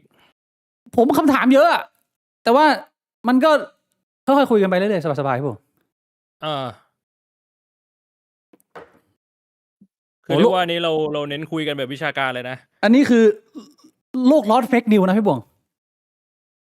อื อาม เชี่ย พูดตามตรงอย่างที่ผมบอกอะคือผมก็เป็นคนหนึ่งที่แบบผมใช้อินเทอร์เน็ตอะผมว่าแม่งไม่รู้หรอกว่า ไอ้ข้อมูลอะไรมันจะเป็นข้อมูลจริงไม่จริงอะสมมุติว่ามันมีคลิปหรือเป็นข้อมูลที่ผมไปดูมาแล้วเขาบอกนักวิทยาศาสตร์ออกมาบอกเงี้ยตัวผมเองผมก็ไม่ใช่นักวิทยาศาสตร์ไงผมก็แบบ แล้วมันจะต้องทำยังไง แต่ว่า เขา ใน ก็ใช้ความ มุ เป็น มห วิ นึ่ ท ง ยา เนี่ย ศาสตร์ ครับ แล้ว เขาจะให้ความเป็นนักวิทยาศาสตร์มาให้ทำให้เราเชื่อ คือที่ผมอยู่บางบอนครับดร.ผมเด็กบางขุนเทียน แล้วผมก็มีไป ดีๆ ไปทานข้าวที่ทานไอเทียนทะเลบ้างนะฮะก็มีได้ไปนั่งใช้บริการเรือหางยาวไปดูพื้นที่น้ำขึ้นเนี่ย ก็พบว่ามันก็ขึ้นมาตลอดนะฮะดร.อันนี้คือด้วยลูกตาผมเอง อย่างนี้ ใช่คือในมุมหนึ่งเนี่ยผมกำลังคิดว่าต่อให้ผมเนี่ยไม่ได้เป็นนักวิทยาศาสตร์นะแต่ผมว่าวิธีหนึ่งที่แบบว่าเอาดูเรื่องโลกร้อนอะมันจะมีหลายเรื่องยิบย่อยใช่ไหมแต่ว่าเราดูเรื่องหนึ่งง่ายๆเลยก็คือเรื่องของระดับน้ำทะเล ครับ คือผมเพิ่งไปเที่ยวเกาะช้างมาครับ คือผมรู้สึกว่าถ้าคนที่เขาอยู่ที่นั่นมาตั้งแต่เด็กๆอะจนโตตอนเนี้ยเขาอยู่แบบ4-50 ปีอะเราสามารถไปถามเขาได้เลยว่าเอ้ย4-50 ปีเนี่ยน้ำมันขึ้นทุกปีไหมอะไรอย่างเงี้ยครับผมว่าตรงนี้มันน่าจะได้คำตอบง่ายๆแบบเนี้ยซึ่งประเทศไทยมันก็เป็นประเทศที่เอ่อตะวันออกกับภาคใต้เนี่ยมันก็เป็นชายฝั่งหมด อืม ผมคิดว่าคือเราแค่ไปสอบถามคนที่แบบว่าใช้ชีวิตอยู่ตรงชายฝั่งอะเขาก็จะสามารถตอบได้อยู่แล้วว่า4-50 ปีที่ผ่านมาเนี่ยมันค่อยๆขึ้นไหมซึ่งแน่นอนว่าในแต่ละปีเนี่ยมันจะมีช่วงที่มันขึ้นกับมันลงต่างกัน แต่ว่าเราดูแบบค่าเฉลี่ยว่ามันค่อยๆเพิ่มขึ้นไหมอะไรอย่างเงี้ยมันเป็นไปได้ไหมฮะอืมเพราะ ต่อ ว่า ข้างหลังแล้วกันนะครับ ผม หมายถึงปรากฏการณ์ที่พูดถึงเรื่องว่าสถิติน้ำทะเลเฉลี่ยทั่วโลกเนี่ยครับสูงเป็นปรากฏการณ์เนี่ยใน AI ก็บอกว่าเนี่ยปี36เนี่ยสูงถึงเลยสูงกว่าระดับปี36เนี่ยครับที่101มิลลิเมตรนะค ครั รับบ นะเพิ่มขึ้นประมาณสัก 1.4 มิลลิเมตรต่อปีอะไรของนั้นเนี่ยครับมีการเพิ่มขึ้นเหมือนกันนะระดับน้ำทะเลเฉลี่ยทั่วโลกเนี่ยครับนะแต่ว่ามันก็แล้วแต่บริเวณเนี่ยนะครับบริเวณไหนเพิ่มขึ้นบริเวณไหนลดลง แต่ที่เมื่อกี้ผมพูดถึงเนี่ยหมายถึงที่อ่าวไทยบ้านเราเนี่ยนะครับ ครับ ที่ว่า อืม มีการศึกษาบอกมันลดลง ทีนี้อีกอย่างหนึ่งเนี่ยที่เราเห็นปรากฏการณ์ต่างๆ อย่างเช่นน้ำท่วมหาดใหญ่ตอนนี้ ครับผม นะโอ้โหไม่เคยเห็นมาก่อนเลยนะในรอบ รุนแรง ปี มาก ก็ว่ากันไป โอ้โห รุ เห็น นแร เขาบ ง อกว่า มาก รอบ300 ปีเหรอฮะห โอ้ รือ โห ว่า มันนับไงอะไม่รู้จะนับไง ว่า เลย กัน อ่า บางคนบอกว่าจะต้องทุบถนนทิ้งบ้างนะบางคนก็บอกว่าชาวเมืองเมืองอะไรนะจังหวัด สงขลา หาดใหญ่นี่จังหวัด หาดใหญ่สงขลา ชาวเมืองสงขลาบอกว่าถ้าระบายน้ำมาผ่านสงขลานี่เขาไม่ยอมนะอะไรเงี้ย ครับ ก็คุยกันไปคุยกันมาหรือบางทีก็มียิงปืนด้วยอะไรพวกนั้นเนี่ยครับมันน่ากลัวเหมือนกันนะทีนี้ไอ้ปรากฏการณ์อย่างนี้เนี่ยเราอาจจะบอกว่ามันเป็นสิ่งที่ไม่เคยเกิดขึ้นมาก่อน แต่จริงๆแล้วมันเคยเกิดขึ้นมาก่อนกันทั้งนั้นนะครับ ผม มีความรุนแรงแต่เพียงแต่ว่าเราอาจจะไม่ค่อยได้เคยเห็นนั่นเองอะไรเงี้ยเนี่ยครับนะอย่างเช่นว่ากรณีของสึนามิเนี่ยนะครับ ครับ นะที่เกิดที่ภูเก็ตเมื่อปี47เนี่ย ครับ ก่อนหน้านี้เนี่ยเมื่อ100 ปีก่อนเนี่ยครับมันก็เกิดรุนแรงเหมือนกันนะที่เกาะกระกาตั้วอะไรเงี้ยเนี่ยกระกาเตาเนี่ยครับตอนนั้นเนี่ย อืม มันรุนแรงถึงขนาดไหนมันรุนแรงถึงขนาดว่าท้องฟ้านะมืดไปหมดเลยแล้วก็เสียงดังถึงกรุงเทพ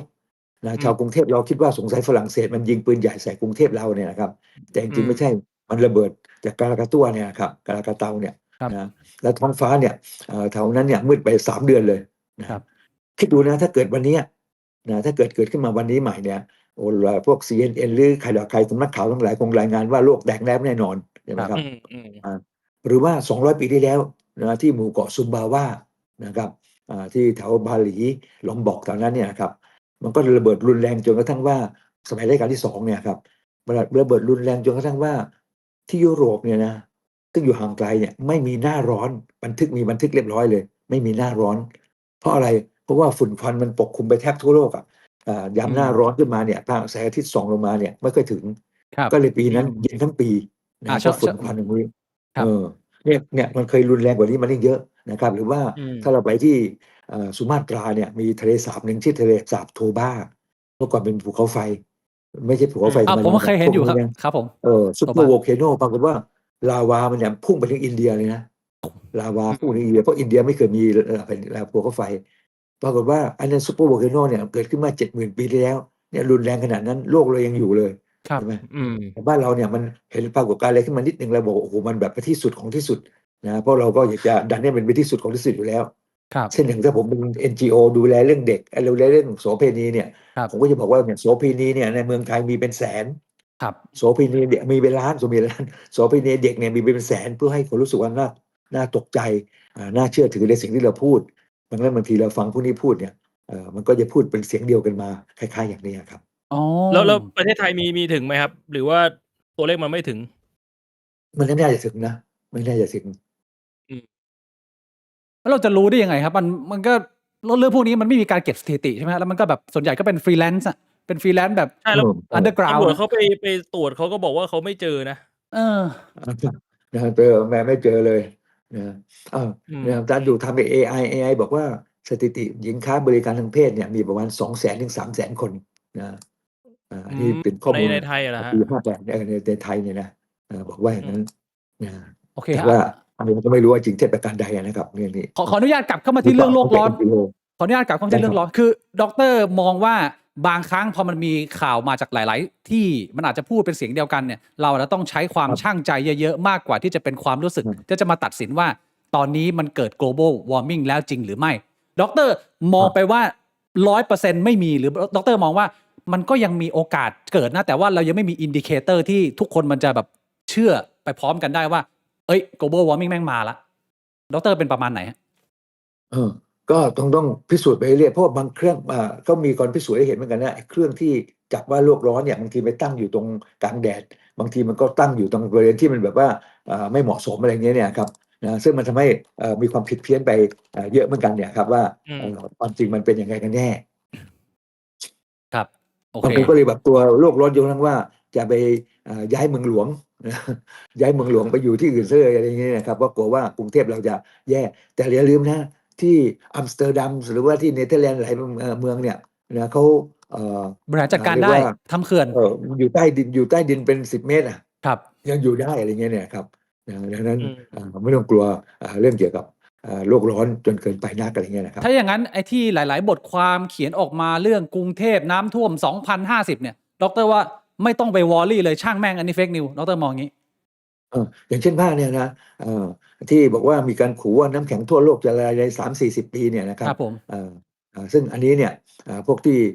ข้างโลกร้อนเนี่ยอาจจะจินตนาการเหมือนกับWater World เนี่ยที่เราเลยดูหนังเนี่ยครับ ครับผม นะแต่ว่าเนี่ยผมก็มีข้อมูลให้เห็นว่าเนี่ยไอ้ข้อมูลต่างๆต่างๆเหล่านี้เนี่ยมันก็ไม่จริงอย่างแม้แต่เมืองเวนิสที่ที่อ่าอิตาลีเนี่ย ครับ นะ ผ ค ม รับนะเขาบอกโอ้โหน้ำจะท่วมเวนิสทั้งหมดแล้วบางช่วงเวลาเนี่ยน้ำมันแห้งขอดจนไม่มีเหลือเลยก็มี อื อะไร ม เงี้ยนะครับ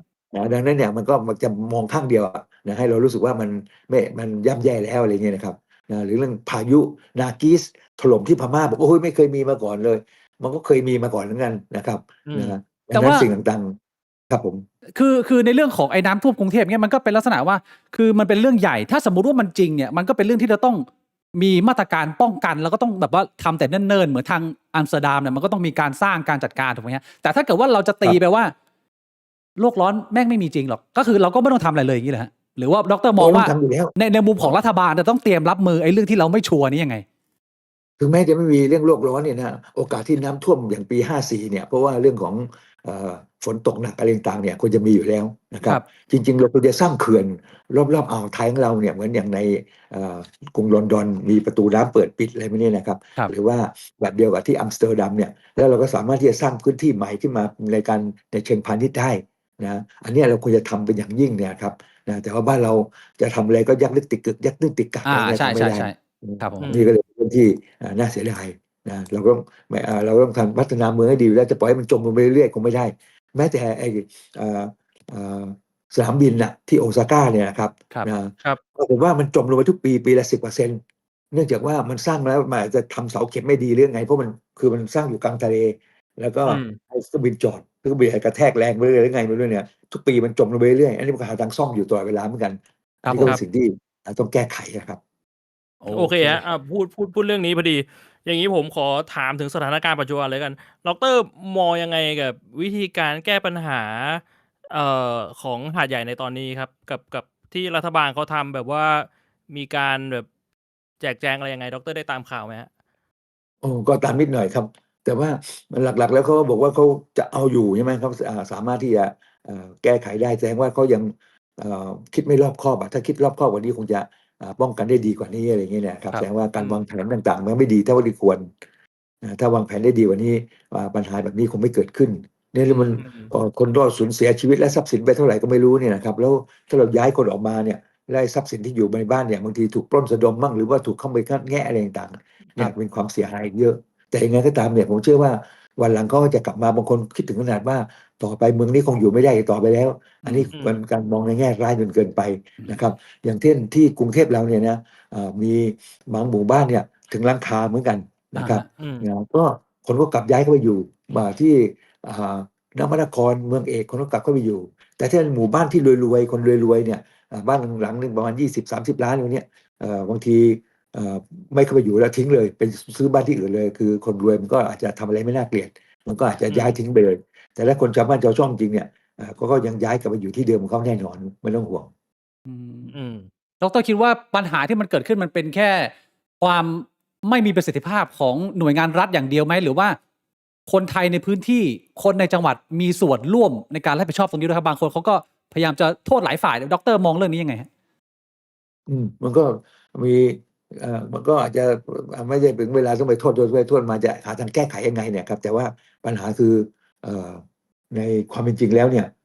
ก็คงจะต้องพยายามที่จะช่วยเหลือกันตอนนี้คงต้องช่วยเหลือเรื่องเกี่ยวกับบรรเทาทุกข์ก่อนเนี่ยครับ อืม วันหน้าวันหลังพอหลังจากน้ำท่วมเสร็จแล้วเนี่ยนะมันยังมีโคลนตมอีกเยอะแยะ โอ้มี ที่เราต้องขูด เยอะ อ เล อกไป ย เนี่ยเอาอันนี้เรื่องใหญ่เลย ใช่ ไปได้ทางเหนือเนี่ยนะครับอันนี้ก็จะเป็นประเด็นที่ต้องคิดอีกมากมาย คือนอกจากแค่ไม่ใช่แค่ความเสียหาย แต่ว่าพอมันท่วมแบบว่า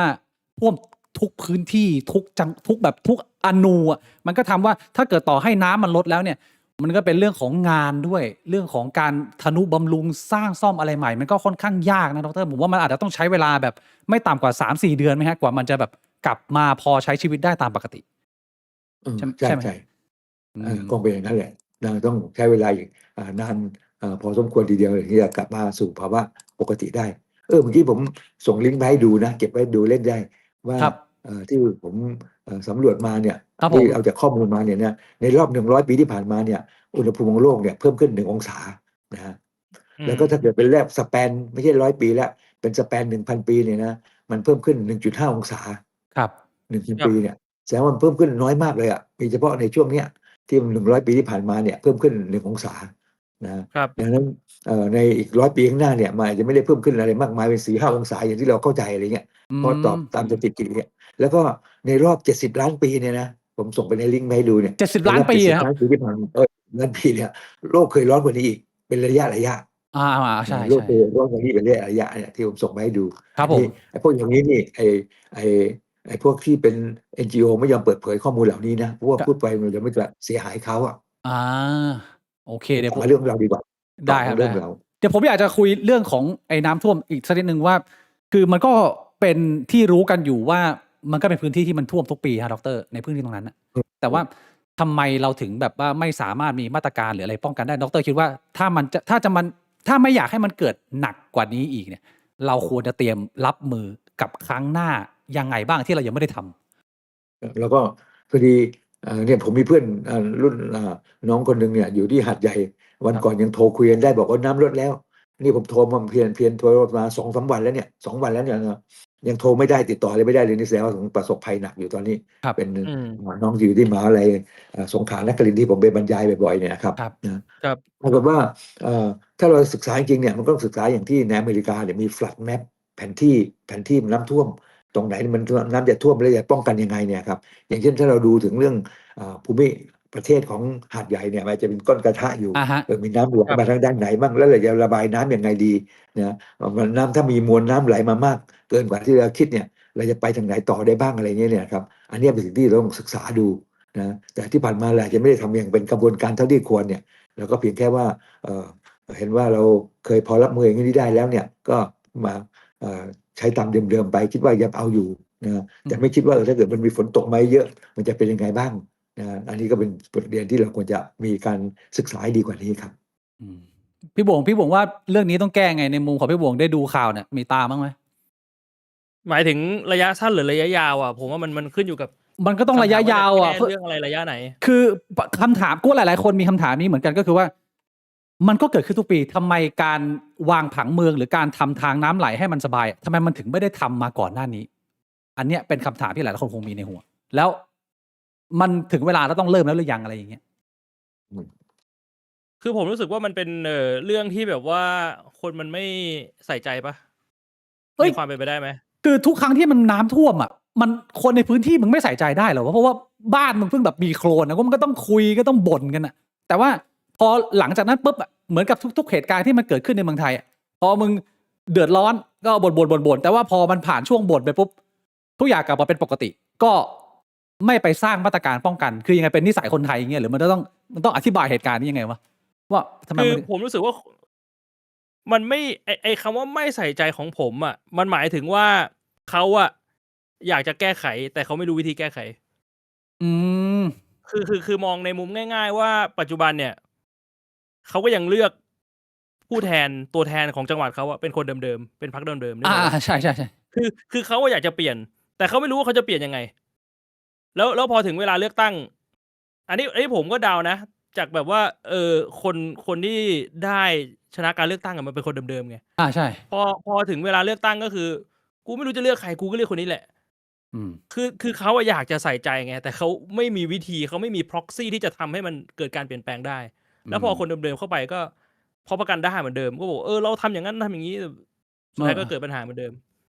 ก็ใช่กันนะก็ใช่นะอย่างที่พี่บวงพูดอ่ะคือเขาก็ไม่รู้วิธีแก้เขาไม่รู้จะต้องเลือกใครมาทำหรือว่าอะไรเงี้ยชินกับเดิม มาเป็นอย่างนั้นไหมครับดรที่ผมพูด ผมพอจะแบบว่า แน่นอนผมก็ไม่รู้ว่าข้อเท็จจริงมันเป็นยังไง แต่พยายามจะดูจากข้อมูล ครับ มันประมาณนั้นไหมฮะ หรือว่ามันยังไง ก็นักการเมืองก็อาจจะเป็นเรื่องส่วนหนึ่งมั้งครับนะแต่ว่าอาจจะมีประเด็นอื่นๆบ้างเนี่ยครับที่แล้วแต่เรามองแต่ว่าอาจจะต้องมีการหรือคนก็อาจจะเห็นว่าแก้ไขไม่ได้ก็อาจจะเลือกคนใหม่แทนอะไรอย่างเงี้ยก็เป็นไม่ได้ครับ แล้วในเรื่องตรงนี้เนี่ย มันก็มีคนบางกลุ่มบางก้อนการเมืองเนี่ยมองว่า โอ้ยตอนนี้รัฐบาลโดนหนักเลยนะ แต่เขาบอกว่าเรื่องแบบนี้สถานการณ์ที่มันฉุกเฉินและเป็นภัยพิบัติธรรมชาติที่เราเลือกไม่ได้เนี่ย คือสถานการณ์ตรงนี้ต่อให้พรรคการเมืองไหนต่อให้สีไหนมาเนี่ย ก็โดนอยู่ดีก็แก้ปัญหาไม่ได้อยู่ดี อันนี้ดร.มองเหมือนกันไหมฮะ ก็อาจจะเป็นไปได้เหมือนกันนะครับคนไหนมาก็อาจจะแก้ไขอะไรได้ยากในขนาดนี้แต่ว่ายังไงก็ตามเนี่ยมันไม่ได้อยู่ที่บุคคลคนใดคนหนึ่งโดยเฉพาะเนี่ยครับอาจจะอยู่ที่ว่าเราจะต้องพยายามที่จะคิดให้ดีๆเนี่ยนะผมพยายามที่จะดูเรื่องความสูงพอดีมันมีความมันอยู่ใกล้ๆของเราเนี่ยอยู่ตรงนี้มันอยู่ใกล้ๆเขาอะไรตรงนี้เนี่ยครับ จริงๆแล้วเรามีการระบายน้ำลงไปสู่ทะเลสาบสงขลาได้รวดเร็วกว่านี้เนี่ยก็จริงๆก็มีอยู่นะมีคลองอะไรต่างๆของอุตภาวอะไรต่างๆเนี่ยครับแต่ว่าเขาอาจจะคาดการณ์ว่ามันไม่ได้ลงมารวดเร็วบ้านนี้นะมีเขาอยู่หลายๆเขาแถวนี้เนี่ยครับ ผมเห็นข่าวว่าดร.เรื่องนี้เขาบอกว่าเนื่องจากว่า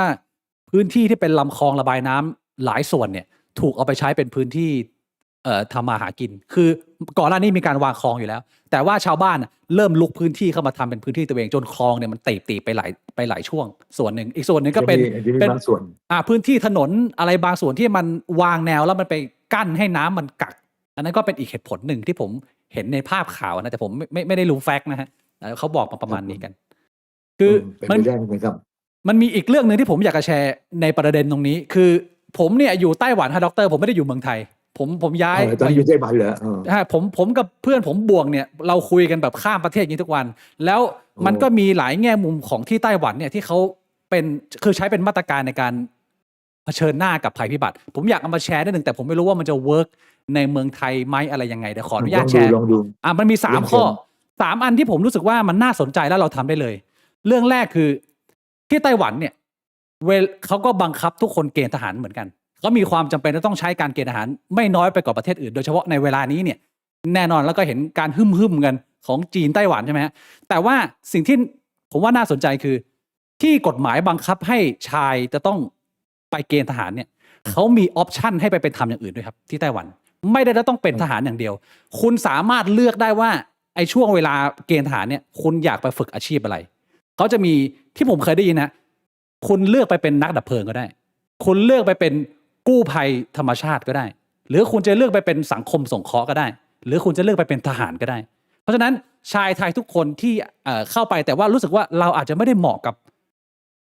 ไปยิงหรือว่าไปบวกกับใครเราเป็นสายซัพพอร์ตเราเป็นแบบคอยดูข้างหลังบ้านอะไรอย่างเงี้ยเขาก็มีออปชันในการเลือกว่าโอเคผมมาทำตามกฎหมายนะแต่ผมไม่ได้ไปเกณฑ์ทหารผมไปเป็นนักดับเพลิงผมจะไปฝึกเป็นนักดับเพลิงแล้วตลอดระยะเวลา1 ปีที่เราใช้คำว่าเกณฑ์ทหารเนี่ยก็คือเราฝึกเป็นนักดับเพลิงอาชีพซึ่งเพื่อนผมที่เป็นวัยเดียวกันเนี่ยผมก็มีพูดคุยแลกเปลี่ยนก็คือเขานี่แหละเขาเป็นคนที่เลือกไปเป็นนักดับเพลิงแล้วเขาก็รู้สึกว่ามันก็เป็นประสบการณ์ชีวิตที่ดีเพราะว่าได้เงินเดือนได้สกิลในการ rescue คนอะไรประมาณนี้ผมรู้สึกว่าไอ้กฎหมายตรงเนี้ยมันค่อนข้างดีมากๆเลยครับเพราะมันไม่ทำให้เยาวชนอ่ะต่อต้านเกณฑ์ทหารด้วยมันมีทางเลือกอื่นให้ไปออปชันแบบนี้เนี่ยดีหรือไม่ดียังไงฮะ ที่ไต้หวันเนี่ยครับผมเคยไปอยู่ที่เรียนที่เมืองเถาหยวนใกล้ๆผมอยู่ ทุกปี GIE ค ผ รับ มก็ ครับผม ครับว่าทุกปีผมก็จะไปงานประชุมอสังหาริมทรัพย์ที่นั่น ครับ เป็นประจำอะไรอย่างเงี้ยเนี่ยครับ ครับ แต่ว่าก็ไม่ได้รู้จักมาคุ้นอะไรมากมายนักแต่ว่าที่ไต้หวันเนี่ยเขาบอกว่ามันมีวิธีการที่มันแบบว่าดีก็คือว่ามันจะมีinterconnected system เนี่ยครับที่ทำให้แบบว่าทางหน่วยงานที่เรื่องเกี่ยวกับพยากรณ์อากาศเขาเนี่ยแล้วก็ร่วมมือกับทางชุมชนต่างๆในการจัดการบริหารที่ดีเนี่ยซึ่งทำให้เขาทำให้ชาวบ้านเนี่ยมีส่วนในการที่จะร่วมแก้ปัญหาได้เยอะเนี่ยครับมีอะไรได้อพยพได้ทัน ใช่ หรือที่เวียดนามก็คล้ายๆกันนะครับมีพายุมาปุ๊บเนี่ยมันอพยพประชาชน300,000 คนทีเดียวเลยนะครับ บ้านเราอย่างที่ถ้าเรารู้ล่วงหน้าเนี่ยถ้าเราจะย้ายคนไปเนี่ยความสูญเสียจะน้อยกว่านี้เยอะ ใช่ ใช่ไหมแต่นี่ไม่ได้ย้ายอะไรเลยก็อยู่หลังคาบ้านนะ อ่า มื้อนั้นกินบนที่สูงๆเลยกินบนหลังคาบ้านอะไรอย่างนี้นี่มันคงไม่ไหวอะไรเงี้ยนะครับแต่คนที่ป่วยอยู่ก็อาจจะเสียชีวิตไปเลยห ครับ รือทั้งในโรงพยาบาลมาแล้วที่บ้านอะไรเงี้ยอันนี้ก็ขาดการติดต่อของคอมมูนิตี้เท่าที่ควรเนี่ยไม่มีการ engage เท่าที่ควรอันนี้เป็นสิ่งที่น่าเสียดายครับ พี่บวงว่าไงน่าอยากพูดนะพี่บวง พี่บิ๊กถามไม่ตรงคำตอบ ผมถามไม่ตรงคำตอบเหรอ เออ ผมต้องถามว่าไงถึงจะตรงคำตอบอ่ะ เมื่อกี้ต้องถามว่าจะแก้สถานการณ์ยังไง อ้าว ไม่ใช่ถามเรื่องว่าเอาทหารไปทำอย่างอื่น ไม่ดีเหรอด็อกเตอร์ไม่ได้ครับไอ้นโยบายที่ผมเส ไม่ นอ ด มา รตอบถูกแล้ว แต่ว่าถามพี่บิ๊กถามไม่ตรงคำตอบ อ๋ ไง อผมขอโทษเองผมถามไม่ตรงครับไม่ แล้ เป็ วน ไรเราข้ามไปเรื่องอื่นก็ได้ข้ามไปเรื่องอื่น พี่บวงอ่ะพี่บวงเอาเรื่องนี้ก็ได้พี่บวงว่านโยบายนี้เวิร์กไหมหรือว่ามันจะใช้ในประเทศเราได้ไหม มันก็โดนโกงกินอยู่ดีปะ มันไม่ใช่ โดน corruption อยู่ดี มันไม่ใช่เรื่องของคอร์รัปชันที่พูดถึงแต่พูดถึงว่า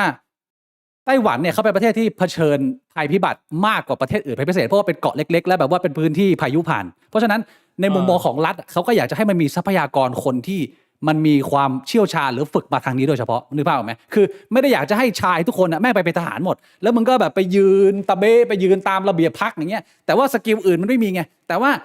มึงแบ่งทรัพยากรมนุษย์ส่วนหนึ่งให้แม่งไปฝึกดีลกับภัยพิบัติธรรมชาติโดยเฉพาะเพราะฉะนั้นเวลามันเกิดขึ้นจริงเนี่ยแน่นอนว่าทหารก็เข้าแต่ว่าไอ้หน่วยงานที่มันมีประสิทธิภาพมากกว่ามันก็ต้องเป็นทีมที่มันฝึกมาในการแก้ไขภัยพิบัติโดยเฉพาะอุปกรณ์มันก็พร้อมกว่าอะไรประมาณเนี้ยนึกภาพออกไหมไม่ได้พูดในมุมของคอร์รัปชันแต่พูดในมุมของนโยบายที่บริหารจัดการประชาชน ครับผมแต่อย่างนึงคือว่าไต้หวันเนี่ยมันจำเป็นต้องเกณฑ์อาหารหรือจำเป็นต้องมีทหารเพราะว่ามันต้องเผชิญหน้ากับจีนแผ่นดินใหญ่อะไรเงี้ยนะครับนะหรือว่าหลายประเทศอย่างเกาหลีก็เหมือนกันต้องเผชิญหน้าเกาหลีเหนือเนี่ยผมไปเกาหลีมาก็ต้องเป็นอย่างนั้นนะแต่ว่าประเทศไทยเราเนี่ยนะความจำเป็นในการเกณฑ์อาหารเนี่ยอาจจะไม่มีเราควรจะรับสมัครนะรับสมัครทหารเนี่ยเข้ามาเป็นทหารใครสนใจจะเป็นทหารอาชีพนะแล้วก็เป็นไต่ลำดับขั้นไปเลยอาจจะตั้งแต่ระดับพลทหารนาย10อะไรพวกนี้ไปเรื่อยนะฮะเราจะได้แบบว่าไม่ได้เอาไปเลี้ยงไก่หรือไปซักกางเกงลิงหรืออะไรเราควรจะเปลี่ยนระบบผมเชื่อว่าน่าจะมีหลายคนนะอยากสมัครเป็นทหาร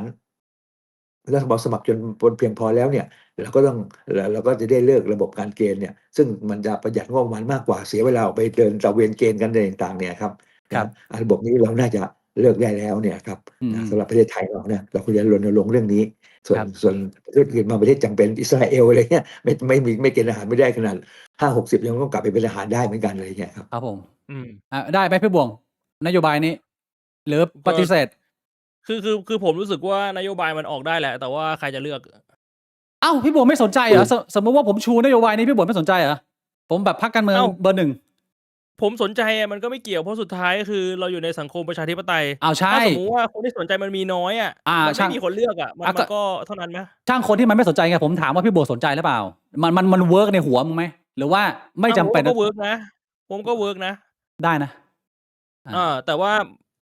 คือเรามองหลายมุมไงในมุมในหัวเราว่ามันเวิร์ก อ่า เพราะทหารตอนนี้เนี่ยมันอาจจะแบบว่าไม่จำเป็นต้องมีเยอะขนาดนี้ที่ไทยอ่ะ อืม เราเปลี่ยนไปทำอย่างอื่นที่มันมีประโยชน์ในมุมของในหัวมันเวิร์กแต่ในมิติของความเป็นจริงว่าคนมันจะเลือกไหมโหคนไม่เลือก เพราะ ผมว่าคนอาจจะไม่ได้มองเห็นประโยชน์ เอ้าลูกหลานมึงไม่ต้องไปเกณฑ์ทหารแล้วมึงได้ไปฝึกเป็นนักดับเพลิงมึงได้แบบว่าเรียนรู้วิธีการใช้อุปกรณ์ procedure แบบว่า emergency call อย่างเงี้ยไอ้เหี้ยกูก็อยากเรียนด้วยกูอยากเรียนเป็นนักดับเพลิงมากกว่าที่จะไปเป็นทหารอีก ใช่เหรอกูว่าคนไทยไม่สนใจนะเว้ย จริงเหรอวะ กูว่าคนไทยสนใจว่าแบบมึงจะมีนโยบายแจกเงินหรือเปล่ามึงจะมีนโยบายทำให้แบบชีวิตกูดีขึ้นหรือเปล่า โอ้ยปวดร้าวเลยพูดอย่างเงี้ย แค่แต่ผมว่าถ้าเราสามารถที่ หรือ จะทำประชามติได้เนี่ยนะ อืม ผมว่าชาวบ้านส่วนใหญ่เนี่ยเห็นด้วยนะกับการที่อยากไม่มีการเกณฑ์ทหารเพราะเราสังเกตดูเนี่ยหลายคนเนี่ยพยายามที่จะหลีกเลี่ยงต่างๆนะผมเคยมีพนักงานเพื่อนร่วมงานอยู่คนหนึ่งเนี่ยถึงเวลาเกณฑ์ทหารเนี่ยก็ตัวสูงใหญ่มากเลยต้องเป็นทหารแน่นอน ครับ นะก็ไปกินถึง140 กิโลกรัม จนกระทั่งว่าผ่านพ้นจากการที่เป็นเกณฑ์ทหารแล้วค่อยลดลงมาตัวนี้เหลือแค่100เศษๆแล้ว ครับ อะไรมองนี้เนี่ยเพราะว่าชาวบ้านหลายคนคงไม่อยากจะเป็นหรอก แต่ถ้ามีหลายคนก็อยากจะเป็นเหมือนกันนะดังนั้นเนี่ยใช้ระบบอาสาสมัครเนี่ย ดีที่ น่า สุด จะดีกว่า ครับผม นะเพราะว่าเป็นแล้วเขาจะได้ไปทำมาหากินอย่างอื่นได้ด้วยแต่ถ้าเป็นทหารเนี่ยก็ไปฝึกทหารเป็นนักดับเพลิงก็ได้ หรือไปฝึกทหารเป็นทำอย่างอื่นก็สามารถที่จะทำได้นะครับ นอกเหนือจากว่าพาไปเลี้ยงไก่อะไรเนี่ย ซึ่งอาจจะไม่เหมาะสม อันนี้คือเรื่องแรกที่ผมคิดว่ามันเป็นนโยบายที่น่าสนใจมากๆสำหรับผมแล้วกันนะแต่ผมไม่รู้ว่าทาง practical มันเวิร์กยังไง แต่ว่าจากที่ถามคนที่มันไปประสบการณ์จริงๆมาเขาเอนจอยมากแล้วเขาบอกว่ามันเป็นช่วงเวลาของชีวิตที่สนุก แล้วก็ไม่ได้ทุกข์ทรมานอะไร อันนี้คือข้อแรก ข้อที่สองคือเรื่องของศูนย์อพยพที่พี่กิฟต์ทาครูสพี่โบงเห็นพี่กิฟต์ทาครูสเขาเสนอเรื่องนี้ไหมการสร้างศูนย์อพยพในหัวเมืองต่างๆ หรือว่าทางทิศภาคต่างๆแต่ว่าผมจะมาแชร์ว่าในมุมของไต้หวันน่ะเรื่องของศูนย์อพยพเนี่ยเขาทำยังไงคือที่นี่เนี่ยเขาจะไม่สร้างศูนย์อพยพพี่โบงเพราะว่าพื้นที่เขาน้อยสิ่งที่เขาทำคือเขาจะคุยกับผู้ประกอบการที่มีตึกโครงสร้างขนาดใหญ่ที่มันเพียงพอที่จะรับคนเยอะได้โดยไม่สนว่าไอ้ตรงนั้นน่ะแม่งจะเป็นอะไรยกตัวอย่างกูเนี่ยอยู่ในตึกแถวข้างล่างเป็นร้านกาแฟนะคนในย่านกูเนี่ยจะรู้เลยว่าถ้าเกิดภัยพิบัติหรืออะไรก็ตามสถานที่ที่คนในเขตนี้จะต้องไปคือคล้ายๆแมคโครพี่บวงข้างๆบ้านกูเดินไป2 นาทีจะมีแมคโครใหญ่ๆแล้วถ้าเกิดว่ากูเดินไปแมคโครเนี้ยข้างหน้าป้ายก็จะเขียนว่าในอำเภอตรงนี้นะแมคโครเนี่ยคือจุดรวมพลของเขตตรงนี้แล้วทุกๆเขตมันก็จะมีจุดรวมพลสำหรับภัยพิบัติหรือเหตุการณ์อะไรต่างๆคือทุกคนจะรู้หมดโดยที่ไม่จำเป็นต้องสร้างศูนย์อพยพเพิ่มเติมแต่ว่าใช้เป็นการโคเปเรทแล้วถ้าเกิดว่าพื้นที่ไหนเนี่ยมันมีการกักตุนอาหารเนี่ยมันก็จะเป็นพื้นที่ที่รัฐเขาเล็งว่าคุณจำเป็นต้องร่วมกับรัฐนะว่าถ้าเกิดเหตุการณ์อะไรอย่างเงี้ยคุณต้องยอมเอาพื้นที่ของคุณมาทำเป็นแบบว่าเป็นเชลเตอร์พักอาศัยดูแลคนได้ไม่ต่ำกว่า7 วันอะไรอย่างเงี้ยอย่างนี้ดีไหมเวิร์กไหมหรือยังไงก็เวิร์กนะได้ไหมแต่ว่าเอามาใช้ที่ไทยก็คือเขาจะยอมเหรอไอเดียมันเวิร์กอยู่แล้วไม่งั้นเขาไม่ใช้ถูกป่ะแต่พอจะเอามาปรับใช้ที่ไทยคำถามคือเขาจะยอมเหรอคนที่เป็นเจ้าของอันนี้คืออย่างแรกแล้วก็อย่างที่สองถ้าทำศูนย์อพยพนะคือกูนึกภาพออกเลยเพราะว่าเรื่องพวกนี้มันไม่ได้เกิดบ่อยมันไม่ได้เหมือนแบบว่าที่ไต้หวันหรือที่ญี่ปุ่นที่มันมีปัญหาบ่อยใช่ไหมนานๆมาเกิดทีมึงนึกภาพถ้าไทยทำศูนย์อพยพนะอย่างแรกคืออะไรแม่งแดกงบมาแล้วอย่างที่สองคือมีศูนย์ตั้งขึ้นมาจริงแต่ว่าตอนเกิดปัญหามึงเข้าไปแม่งเป็นตึกร้างข้างในไม่มีอะไรแล้วก็แบบอ้าว2 เด้งเชี่ยก็เข้าใจว่ามันไม่น่าเป็นอย่างนั้นไหมพี่บวงมองโลกในแง่ร้ายไปหรือเปล่าพี่บวงก็เอาง่ายๆว่าคนเข้าไปช่วยก็ยิงปืนไล่หลังมามองโลกในแง่ร้ายไหมคือไอ้เรื่องยิงปืนไล่หลังเนี่ยที่ผมเห็นข่าวนะเราก็ไม่รู้ว่าเขายิงเพราะอะไรนะแต่ว่ามันก็พอ พอจะจินตนา บางคนอาจจะมองว่าแบบมันไม่รู้จะทำไงแล้วก็คือยิงปืนเพื่อเรียกความสนใจให้แบบมาช่วยหน่อยกูไม่ไหวแล้วอะ ไม่ไอว่าสาเหตุอะคือไอคนยิงมันก็บอกประมาณว่าแบบเขาก็ฟิลขาดไงประมาณว่าตะโกนให้ช่วยมาหลายรอบแล้วก็ขับผ่านตลอดเลยมึงไม่มาช่วยกูสักทีอะไรประมาณนี้คือแบบว่ามีความเครียดพี่บวงแต่ว่า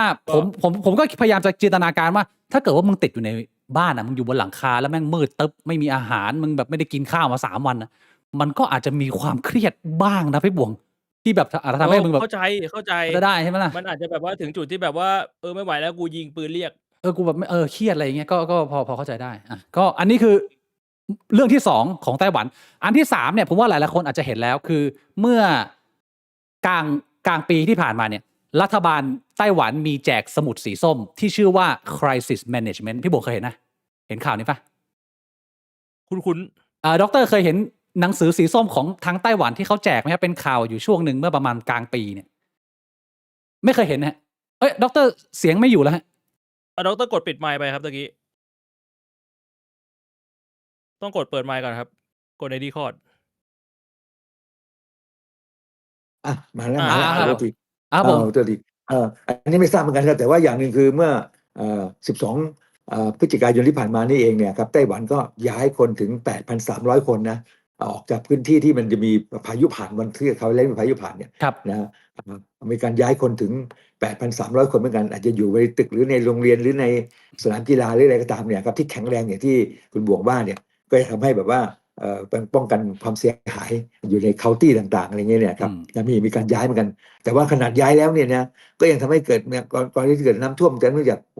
พายุเนี่ยยังมีคนเสียชีวิตไปถึง51 รายนะครับอันนี้ก็เป็นเรื่องที่น่าเสียดายนะครับก่อนหน้านี้เดือนเซปเทมเบอร์ก็เสียชีวิตไปประมาณ18 รายแต่ก็มีการย้ายประชาชนประมาณ 8,000 กว่าคนอะไรเงี้ยนะครับมีการย้ายเกิดขึ้นเหมือนกัน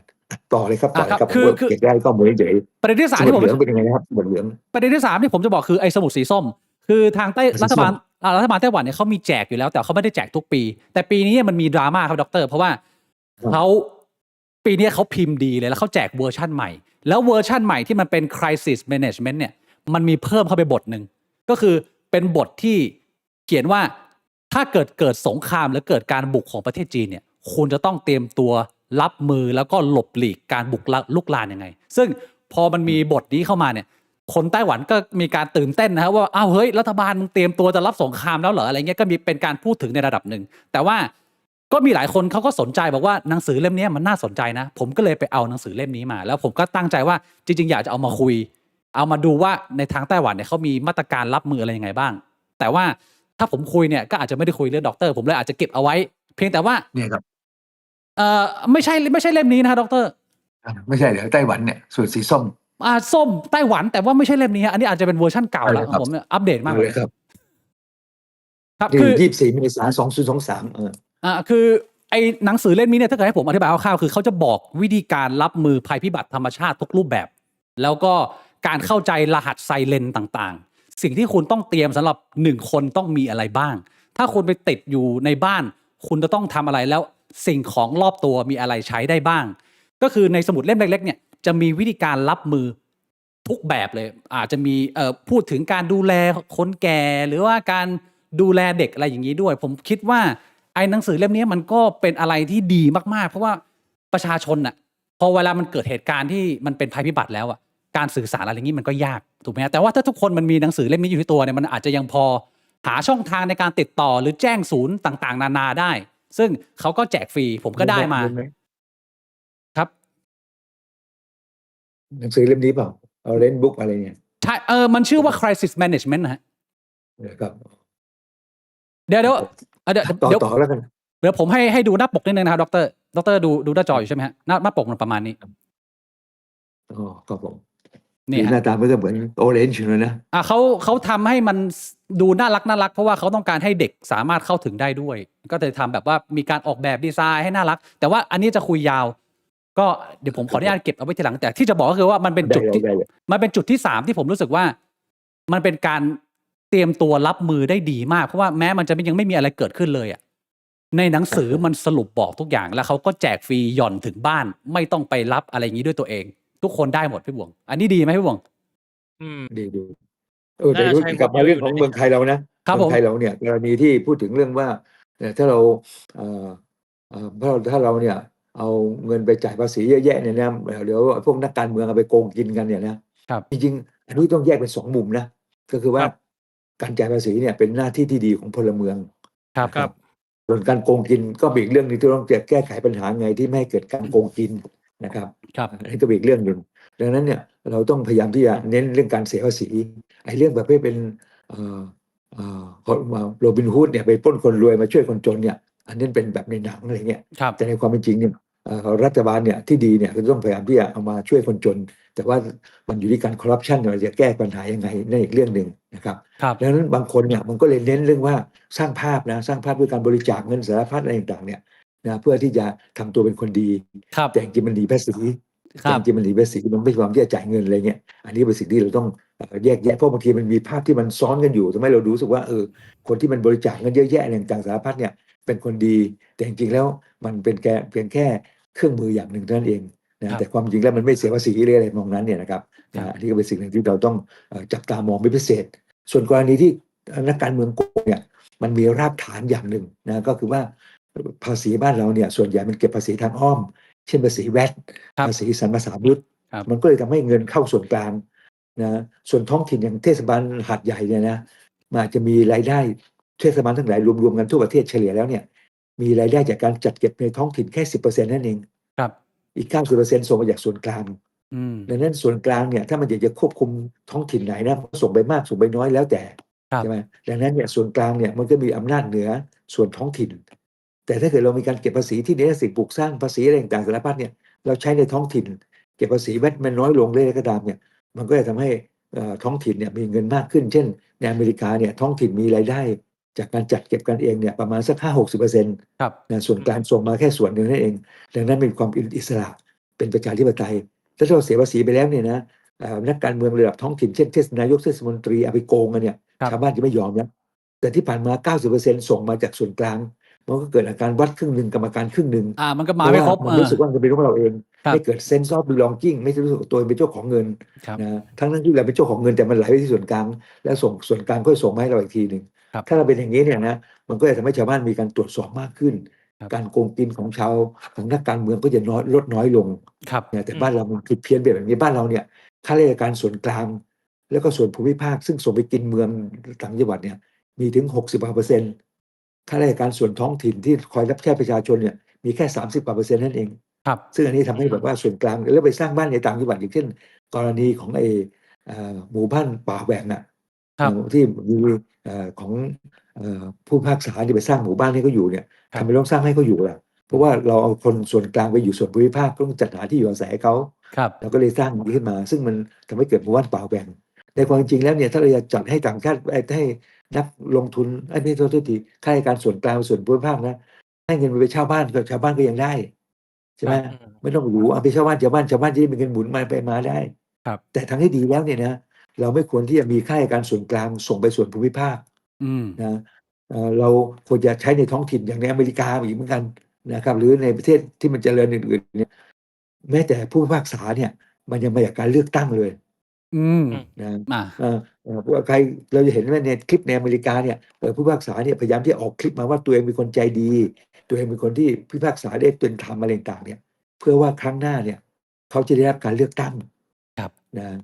แต่ของเราบ้านเรานี่มัน แต่ง ทุก ตั้ อง ย่าง กั มัน นมาจากส่วนกลางหมดเลย อืม แต่งตั้งหมดเลยเนี่ยมันก็เลยไม่เห็นหัวประชาชนเท่าที่ควร ถ้าเป็นพวกข้าราชการทั่วๆไปเนี่ยครับตำรวจก็มาจากการเลือกตั้งหรือว่าการแต่งตั้งโดยที่เทศบาลนายกเทศมนตรีซึ่งมาจากประชาชนเป็นคนตั้งขึ้นมา ครับ ไม่ใช่ว่าอยู่ดีๆมาส่งมาจากส่วนกลางอะไรอย่างนี้ซึ่งระบบเนี้ยมันก็เลยทำให้บ้านเรามีการโกงกินกันมากเป็นพิเศษนะครับ ครับ แล้วอย่างนี้มันต้องแก้ยังไงอะครับดร อันนี้คำถามยากเลย อืม มันดูมันจะแก้ไม่ได้ไหมพอเขามีอำนาจแล้วเขาก็ไม่ยอมปล่อยอำนาจแล้ว ใช่ใช่ก็ต้องค่อยๆแก้กันไปนะเพราะว่าอย่างถ้าเกิดว่าอย่างเราดูประเทศต่างๆในภูมิภาคเราเนี่ยอินโดนีเซียเนี่ยหลังจากที่ขับไล่ซูฮาโตที่เป็นเผด็จการทรราชไปแล้วเนี่ยอะไรต่างๆก็ค่อยดีขึ้นใช่ไหมฟิลิปปินส์ก็เหมือนกันหลังจากที่ขับไล่นายมาโกสไปแล้วเนี่ยทุกอย่างก็ค่อยดีขึ้นตามลำดับ แต่บ้านเรานี่มันยังแบบว่ายังไม่ได้เอ่อยังมีการต่อสู้กับพวกชนชั้นนำอะไรต่างๆอยู่มากเนี่ยโอกาสที่พวกนี้ยังครองอำนาจอยู่ยังมีอยู่เยอะ ดังนั้นโอกาสที่จะเปลี่ยนแปลงอย่างที่เป็นผลดีต่อประชาชนส่วนรวมเนี่ยก็เลยยังไม่ค่อยมีครับต้องใช้เวลานะครับ อืม ใช่ ไอ้ขดเกลียวเราต้องรอเกลียวอันบนๆหน่อยต้องใช้เวลานิดนึงเรื่องแบบนี้ ใช่ครับ อ่า แต่เราก็ต้องยึดมั่นในความคิดที่เป็นประชาธิปไตยที่เห็นแก่ผลประโยชน์ของประชาชน ไม่ใช่ประเภทที่เห็นแก่ได้ด้วยการทำงานด้วยการเลียหรือด้วยการที่เราได้ดีเพราะเราเลยพี่น้องพี่เทากับผู้มีอำนาจอย่างนี้เราต้องพยายามยึดถือไว้ว่าเราไม่พยายามที่จะทำตัวให้เป็นอย่างนั้น ครับ นะจะได้แบบว่าจะเป็นบาปเคราะห์กับเราเอง โอเค ทีนี้ โอเคฮะผมว่าเวลาเราเริ่มเหลือน้อยแล้วพี่บิ๊ก อ่ะ เพราะว่าเดี๋ยวผมแจ้งคนดูนิดนึงคือด็อกเตอร์อาจจะพูดคุยกับเราประมาณ1 ชั่วโมงครึ่งถึง2 ชั่วโมงอะนะ เพราะว่าด็อกเตอร์เขาก็ไม่สบายด้วยใช่ไหมฮะช่วงนี้อาจ เป็ จะ นแบบนิด อาจ หน่ จะ อย ไม่ได้ เสียงอาจจะหายไปบ้าง ครับผม ใช่อาจจะไม่ได้พูดเยอะ ไม่เป็นไรเดี๋ยว ผ วัน ม นี้ ว่า ถึงเที่ยงคืนไม่ใช่แซวเล่นเลย ครับผมงั้นผมข งี้ อ เราเข้าเรื่องหลักไหมหรือว่าพี่บิ๊กมีคำถามอะไรที่อยากจะถาม ผมว่าเรื่องน้ำท่วมก็น่าจะประมาณนี้เราก็ติดตามกันต่อไปผมขอทิ้งท้ายสั้นๆว่าก็เป็นกำลังใจให้ทุกท่านนะผมว่าคนที่ดูอยู่ตรงนี้ 3,200 คนน่าจะมีคนที่อาจจะอยู่ในพื้นที่ หรือมีคนในครอบครัวที่อาจจะติดอยู่นะก็คอยดูกันต่อไปถ้ามีอะไรที่ผมช่วยได้ส่งมา ผมก็ยินดีจะช่วยนะฮะเรื่องนี้ก็เป็นกำลังใจให้ทุกท่านนะฮะ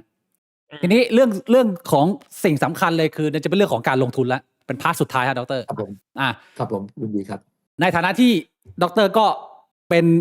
กูรูทางด้านนี้ แล้วผมสองคนเนี่ยก็เป็นเด็กการเงินที่จบมา แต่เรียกว่าจบมาแล้วไม่ได้ใช้ฮะแต่พอจะรู้พื้นฐานบ้างคำถามแรกที่ผมมาถามเลยคือทำไมดร.ไม่ชอบบิตคอยครับทำไมมันถึงไม่น่าลงทุนนะดร.มีปัญหาอะไรกับบิตคอยเหรอ โอ้ก็เพราะว่าอย่างที่สร้างขึ้นมาไอ้คนสร้างมันชื่อใครยังไม่รู้เลยนะอันที่สองเนี่ยมันก็ใช้สำหรับการแลกเปลี่ยนซื้อขายอะไรต่างๆเนี่ยมันมีราคานะแต่มูลค่าจริงๆเนี่ยมันไม่มีอย่างหุ้นเนี่ยมันยังมีฟันเดเมนทัลให้เราวิเคราะห์ได้นะแต่อันนี้มันไม่มีมันขึ้นลงไงไม่แต่พวกกูรูไม่รู้เลยมันจะขึ้นเมื่อไหร่มันจะลงเมื่อไหร่ช่วงนี้ลงสักพักมันขึ้นอีกแล้วอะไรต่างๆมันก็อธิบายอะไรไม่ได้นะครับแล้วมันก็อย่างที่ว่ามันมีในซาโตชิคนเดียวมันก็ถืออยู่ล้านกว่าเหรียญอยู่แล้วจาก21 ล้านเนี่ยนะครับนะแล้วตอนที่มันขุดครั้งแรกๆมาเนี่ยมันขุดแทบยังไม่ได้1 สตางค์เองมันต้นทุนในการขุดใช้เครื่อง PC ขุดได้นะเดี๋ยวนี้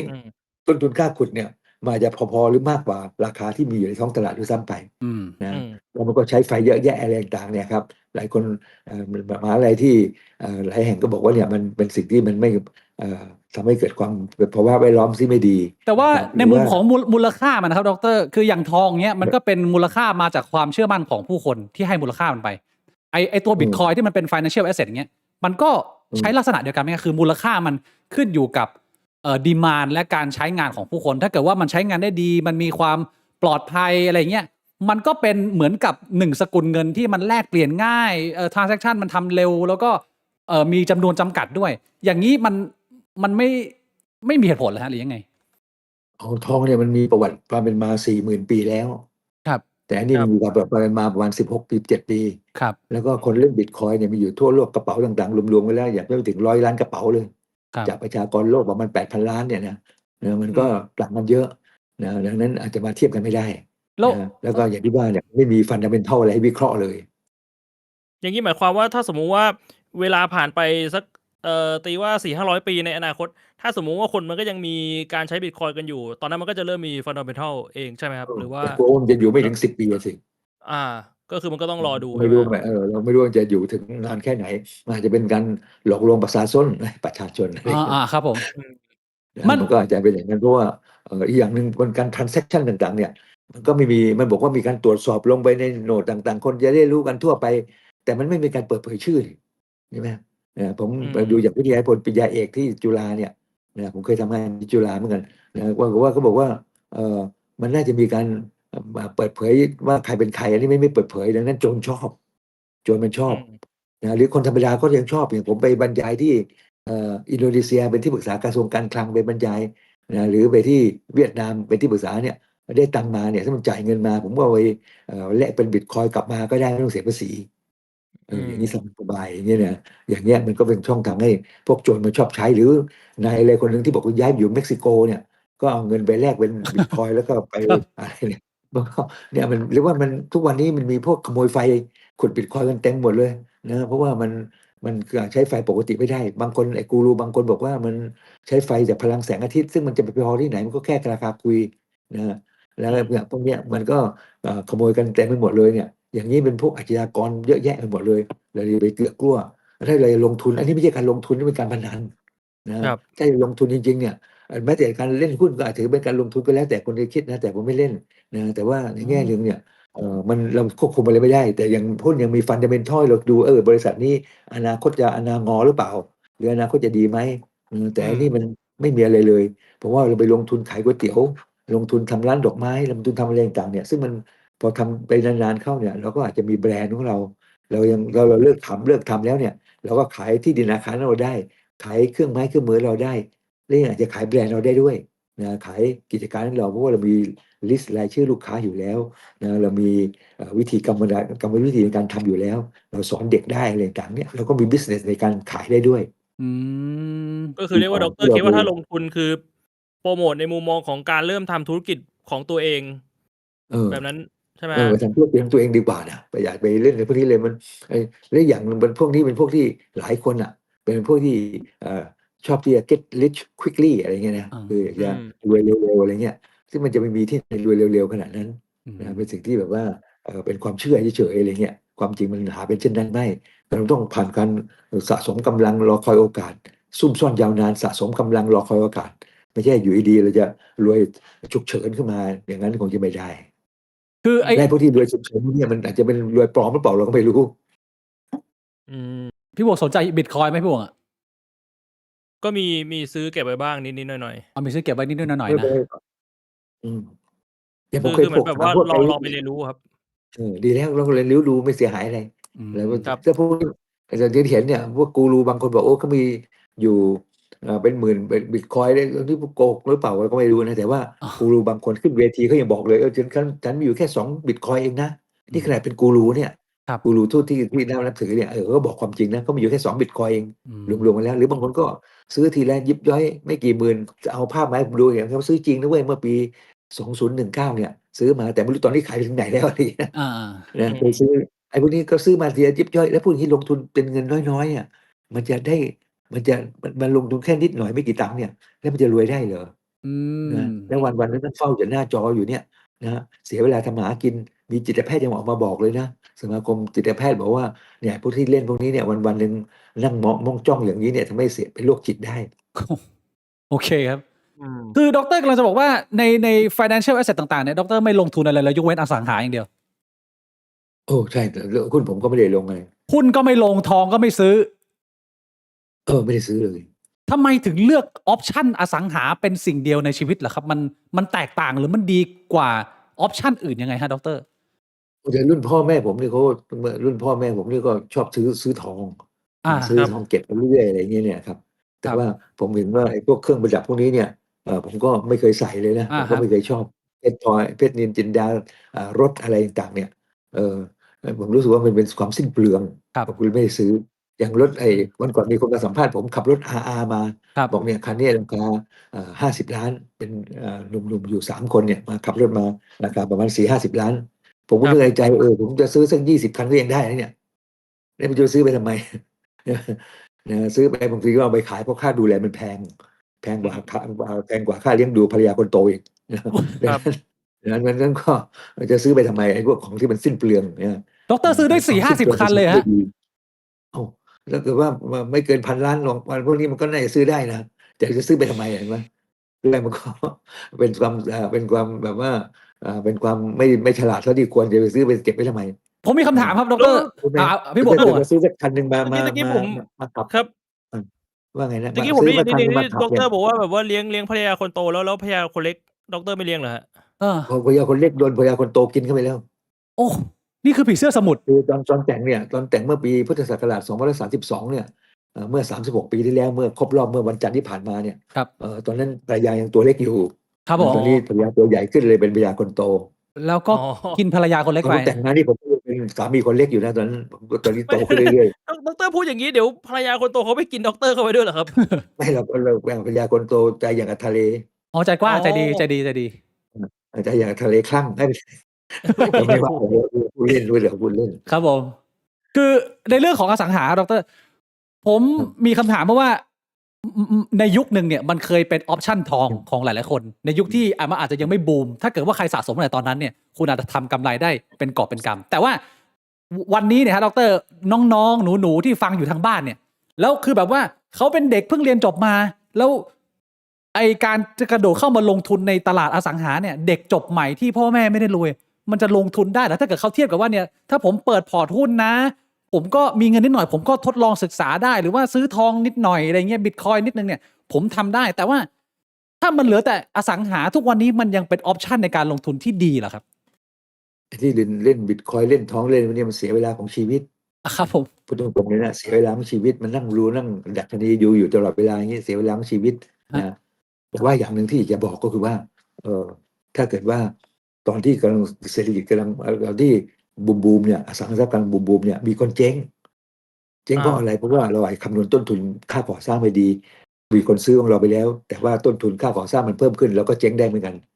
ในภาวะเศรษฐกิจที่ไม่ค่อยดีขณะนี้เนี่ย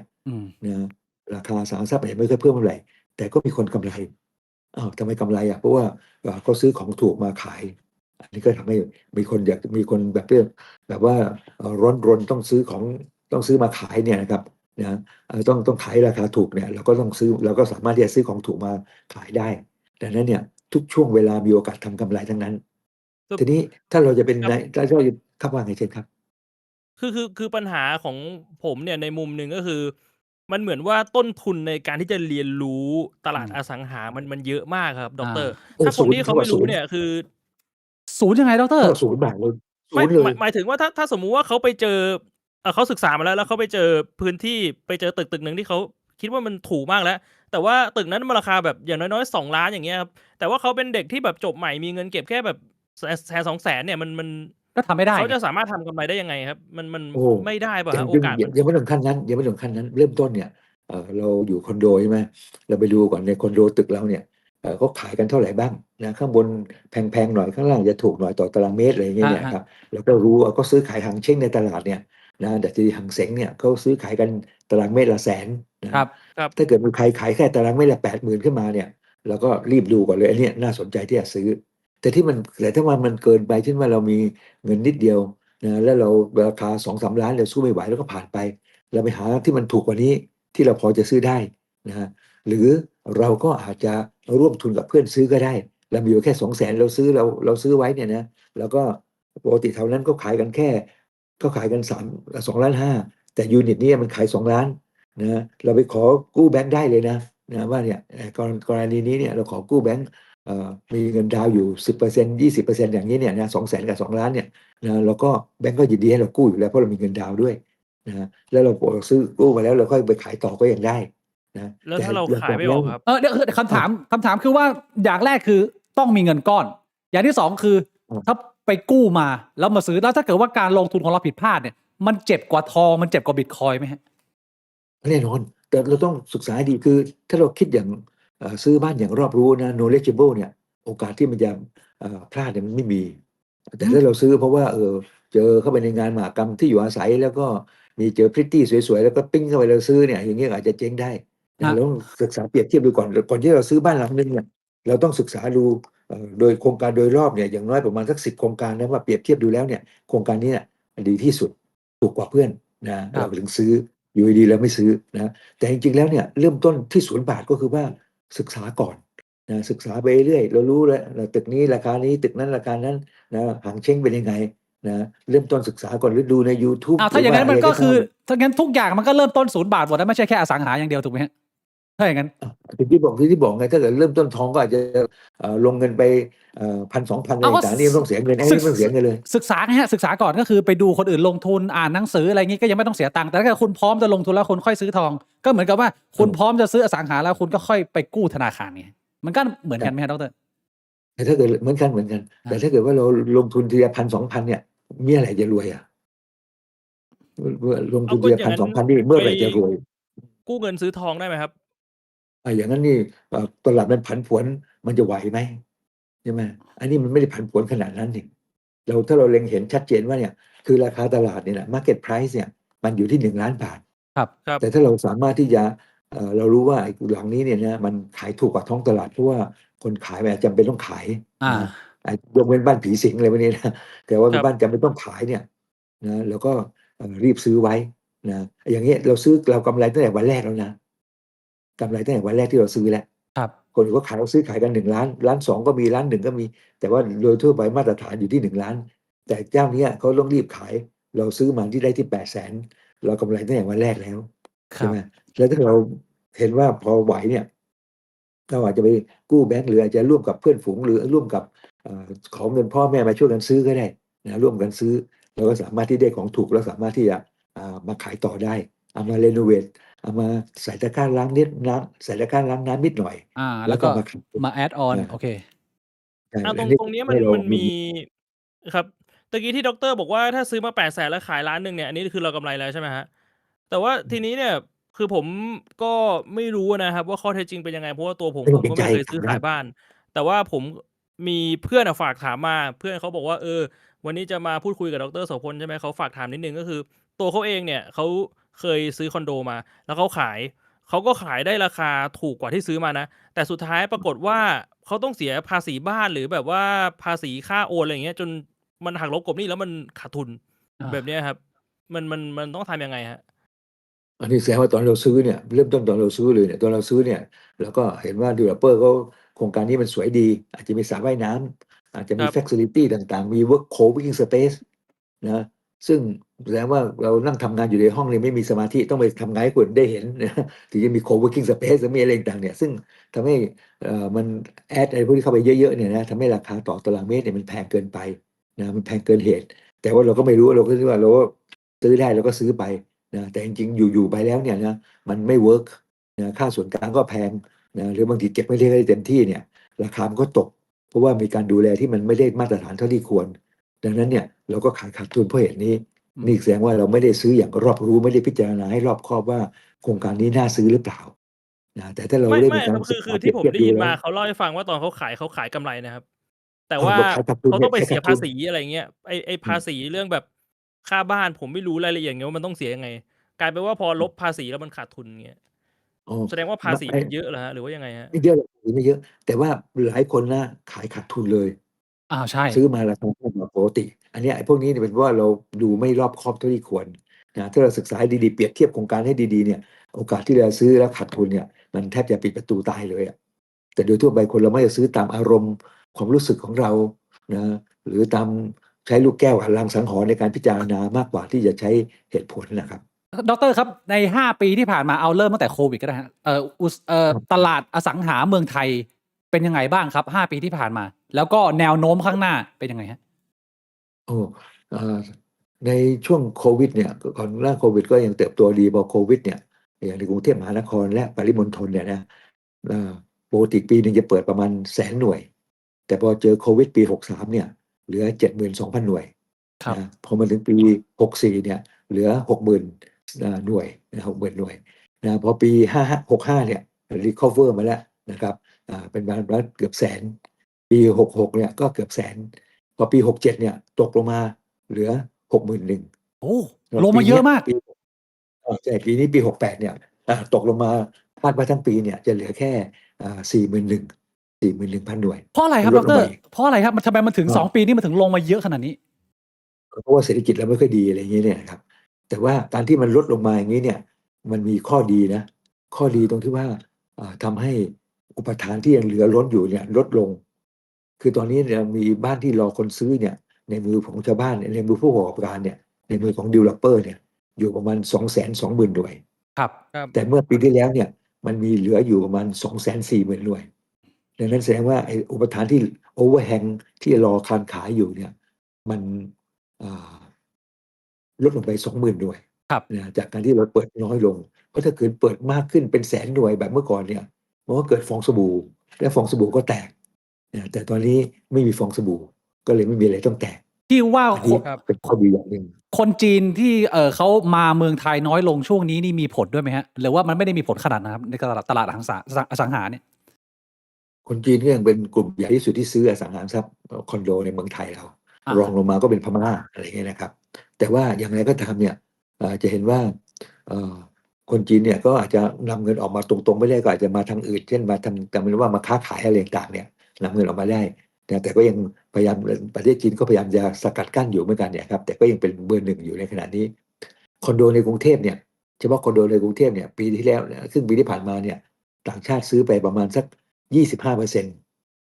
ะในแง่จำนวนหน่วยนะแต่แง่มูลค่าเนี่ยซื้อไปถึง 32%คือต่างชาติมีบทบาทในการซื้อมากทีเดียวครับ อื อื ม ม อ่ามีอีก พ คำ อ ถา ดี ม ผม หนึ่ เป็ ง นประธานศูนย์ข้อมูลเป็นประธานศูนย์ข้อมูลวิจัยและประเมินค่าอสังหาริมทรัพย์ไทยที่มีข้อมูลเยอะที่สุดในครั เมือง บ ไทย ก็เลยบอกความจริงข้อนี้ได้ แต่ แล้ ถ้าว เราไปถาม developer นะบริษัทพวกนายกสมาคมอสังหาริมทรัพย์เนี่ยมันต้องบอกว่าสถานการณ์ย่ำแย่เพราะอะไรเพราะมันอยากให้รัฐบาลช่วยใช่ อื ไหม ม แต่ถ้าเราไปถาม developer ที่เป็นรายบุคคลเนี่ยว่าเอ้ยคุณทำโครงการอยู่แถวบางนานี่บางนาเป็นยังไงเขาจะบอกบางนาดีนะเพราะกำลังขายอยู่ที่บางนา ครั ดั บ งนั้นเนี่ยถ้าเราอยากรู้ว่าสถานการณ์อสังหาริมทรัพย์เป็นยังไงเราต้องดูจากเศรษฐกิจ ถ้า GDP ปีหน้ามันดีเนี่ยกว่าปีนี้นะอสังหาริมทรัพย์ก็จะเติบโต ปีนี้เนี่ย GDP เนี่ยคาดว่าประมาณแค่ 1% เองนะ1%เศษๆหรืออะไรเงี้ยปีหน้าเขาคาดการณ์ว่าจะมากกว่านี้นิดนึงแสดงว่าปีหน้าน่าจะดีกว่าปีนี้เป็นต้นนะครับ อ๋อ ตอนนี้เราอยู่ในจุดที่ค่อนข้างต่ำนะฮะ ตอนนี้เราต่ำสุดในอาเซียนมั้งรองลงมาจากสิงคโปร์หรือว่าบรูไนอะไรพวกเนี้ยหรือว่าพม่า อ้าวงี้เป็นช่ ที่ วง ผมจะไปพม่าพรุ่งนี้ เป็นช่วงเก็บของด็อกเตอร์เลยไหมฮะ เก็บของเข้าพอร์ต โอ้ไม่ผมไม่ได้ซื้อผมไม่ได้ไปลงทุนแบบนั้นหรือผมไม่ได้ไปพัฒนาที่ดินเองเพราะว่าอาชีพหลักของผมเนี่ยเป็นผู้ประเมินค่าทรัพย์สิน อ๋อ สำรวจวิจัยเป็นนักวิจัยใครจะขึ้นโครงการก็มาปรึกษาผมว่าจะทำวิเคราะห์ความเป็นไปได้ในการพัฒนาโครงการยังไงดีนะดังนั้นผมเองเนี่ยไม่ได้ไปเที่ยวซื้ออะไรมากมาย มีแต่ว่ามี อืม โรงแรมเป็นของตัวเองเพราะว่าโรงแรมแห่งนี้เนี่ยเมื่อก่อนเป็นสำนักงานของผมซื้อมาก็รื้อ ครับ ทิ้งไปสร้างโรงแรมขึ้นมา ครับ นะแล้วก็มีอาคารสำนักงานประมาณ10,000 กว่าตารางเมตรเนี่ยตัวเองก็อยู่ชั้น 8 ชั้นอื่นๆก็ปล่อยเขาเช่าไป ครับ ครับ อ๋อ แล้วก็มีตึกแถวซึ่งพัฒนาขึ้นมาพร้อมๆกันเนี่ยแล้วก็มีอพาร์ตเมนต์ให้เขาเช่าประมาณสัก60-70 ยูนิตอะไรเงี้ยนะครับแล้วก็ อื ทรัพย์สิน ม อื่นๆก็เป็นพวกที่ดินตามต่างจังหวัดบ้างทุนนี่ที่เขาแบบเพื่อนฝูงกันให้ช่วยซื้อให้อะไรเงี้ยก็มีบ้างนะครับ แต่ว่าไม่ได้ไปเที่ยวพัฒนาที่ดินเองหรือทำอะไรเพราะว่าจะได้ไม่มี conflict of interest อ๋อ คือด็อกเตอร์ไม่ได้เป็นสายแบบว่าเอามาจุ่มน้ำแล้วขายออก แต่ว่าเป็นพัฒนาแล้วก็ปล่อยเช่า อันนี้คือแนวทางที่ดรใช้ทำมาตลอดใช่ไหมฮะ ใช้เพราะว่าใช้เพราะว่าผมเองก็ใช้ด้วยไง แล้ ใน ว แง่หนึ่งผมก็มาใช้เองด้วย อ๋อ ไอการบริหารจัดการหลายๆยูนิตแล้วจะต้องให้คนเช่าอะไรเงี้ย มันวุ่นวายปวดหัวไหมฮะดร? อ๋อแน่นอนแล้วเราจะเอาเงินเขาคนอื่นเขาเนี่ยถ้าเราไม่ต้องการวุ่นวายเลยก็ฝากเงินในแบงก์แต่มันได้นิดเดียวใช่ไหมแต่ถ้าเรามีการ manage เนี่ยมันก็ต้องมีเรียกว่ามีการบริหารจัดการเพิ่มขึ้นบ้าง เพราะ แต่ ฉะนั้ ว่าน ผมก็ทำเป็นแบบว่าสำนักงานให้เช่าดีกว่าที่จะเป็นอพาร์ตเมนต์เพราะว่าถ้าอพาร์ตเมนต์นี่มันจับปูใส่กระด้งมากไป มัน นะครับ มันมี แต่อ ควา พาม ร์ตเมนต์ที่ผมได้มา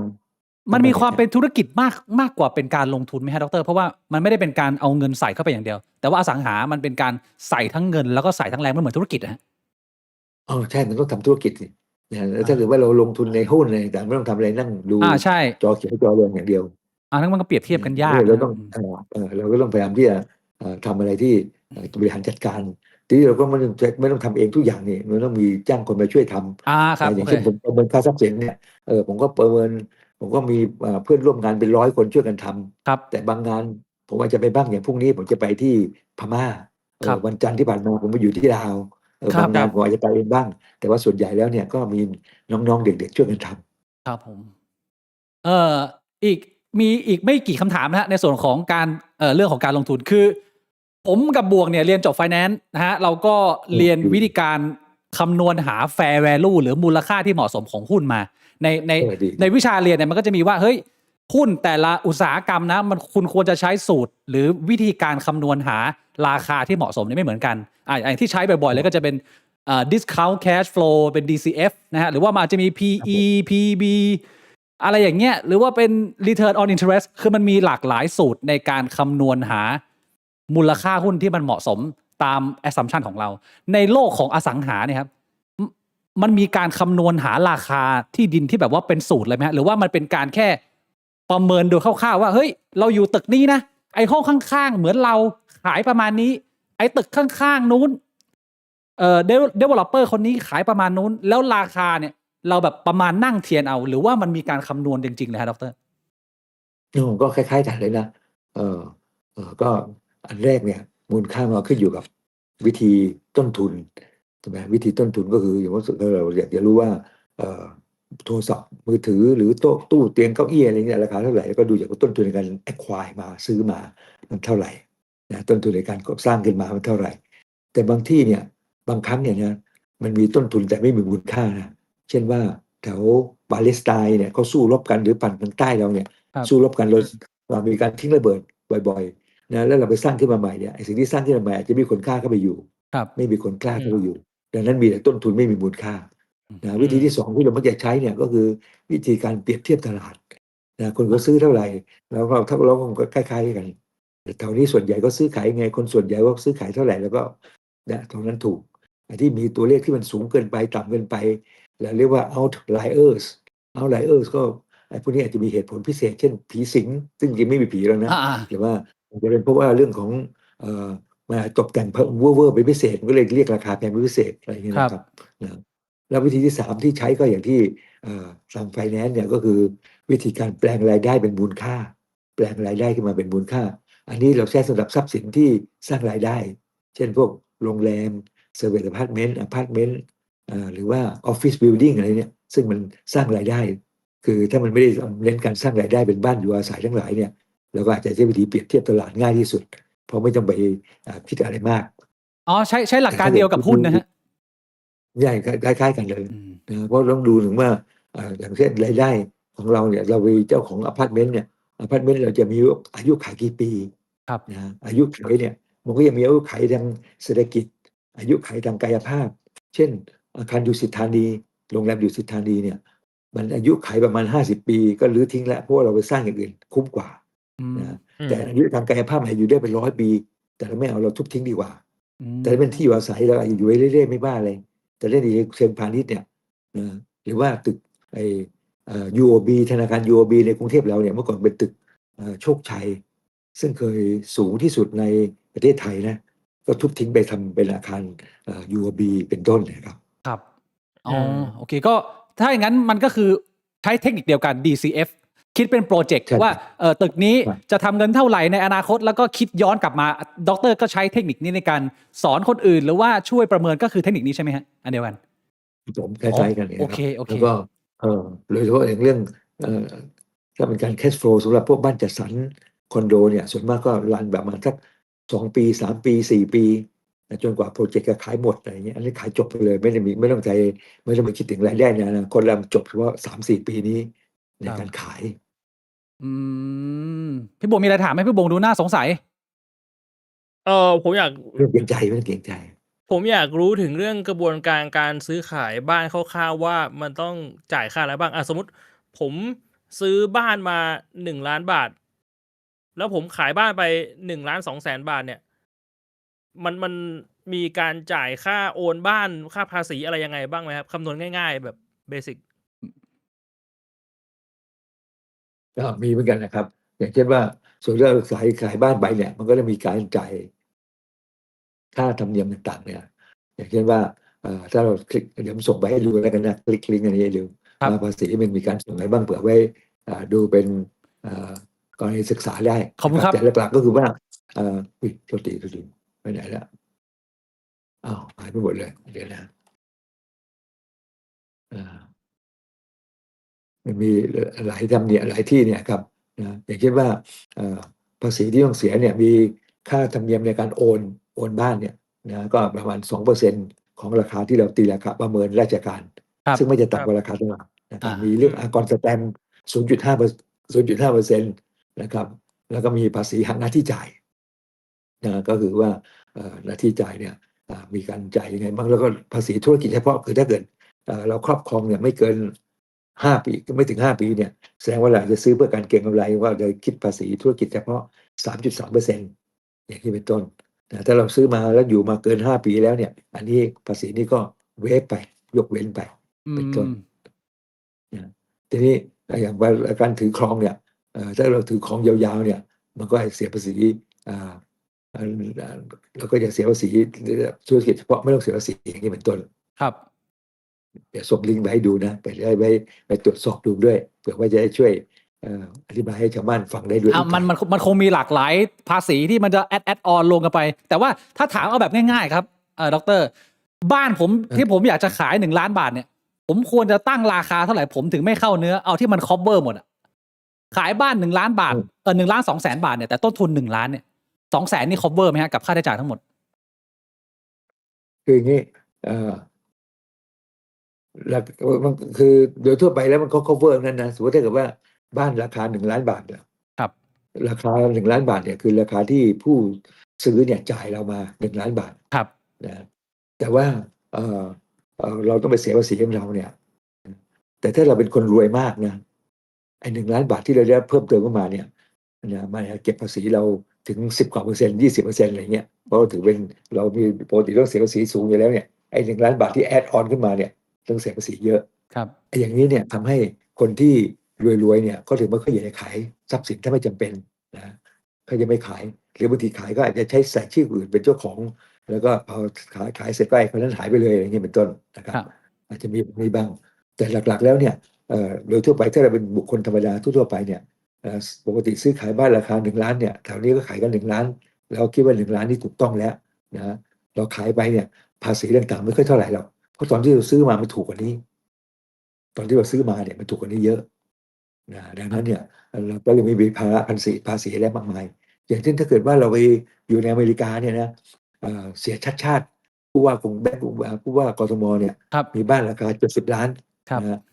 ปีหนึ่งเนี่ยต้องเสียภาษี700,000นะเพราะว่าเป็นภาษีที่ดินและสิ่งปลูกสร้าง แล้วพอขายไปเขาซื้อมาราคา30ขายไป70ได้กำไร40 ล้าน40 ล้านเนี่ยรัฐบาลเขาเก็บภาษี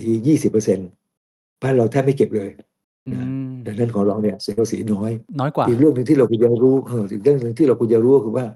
ราคาประเมินทางราชการเนี่ย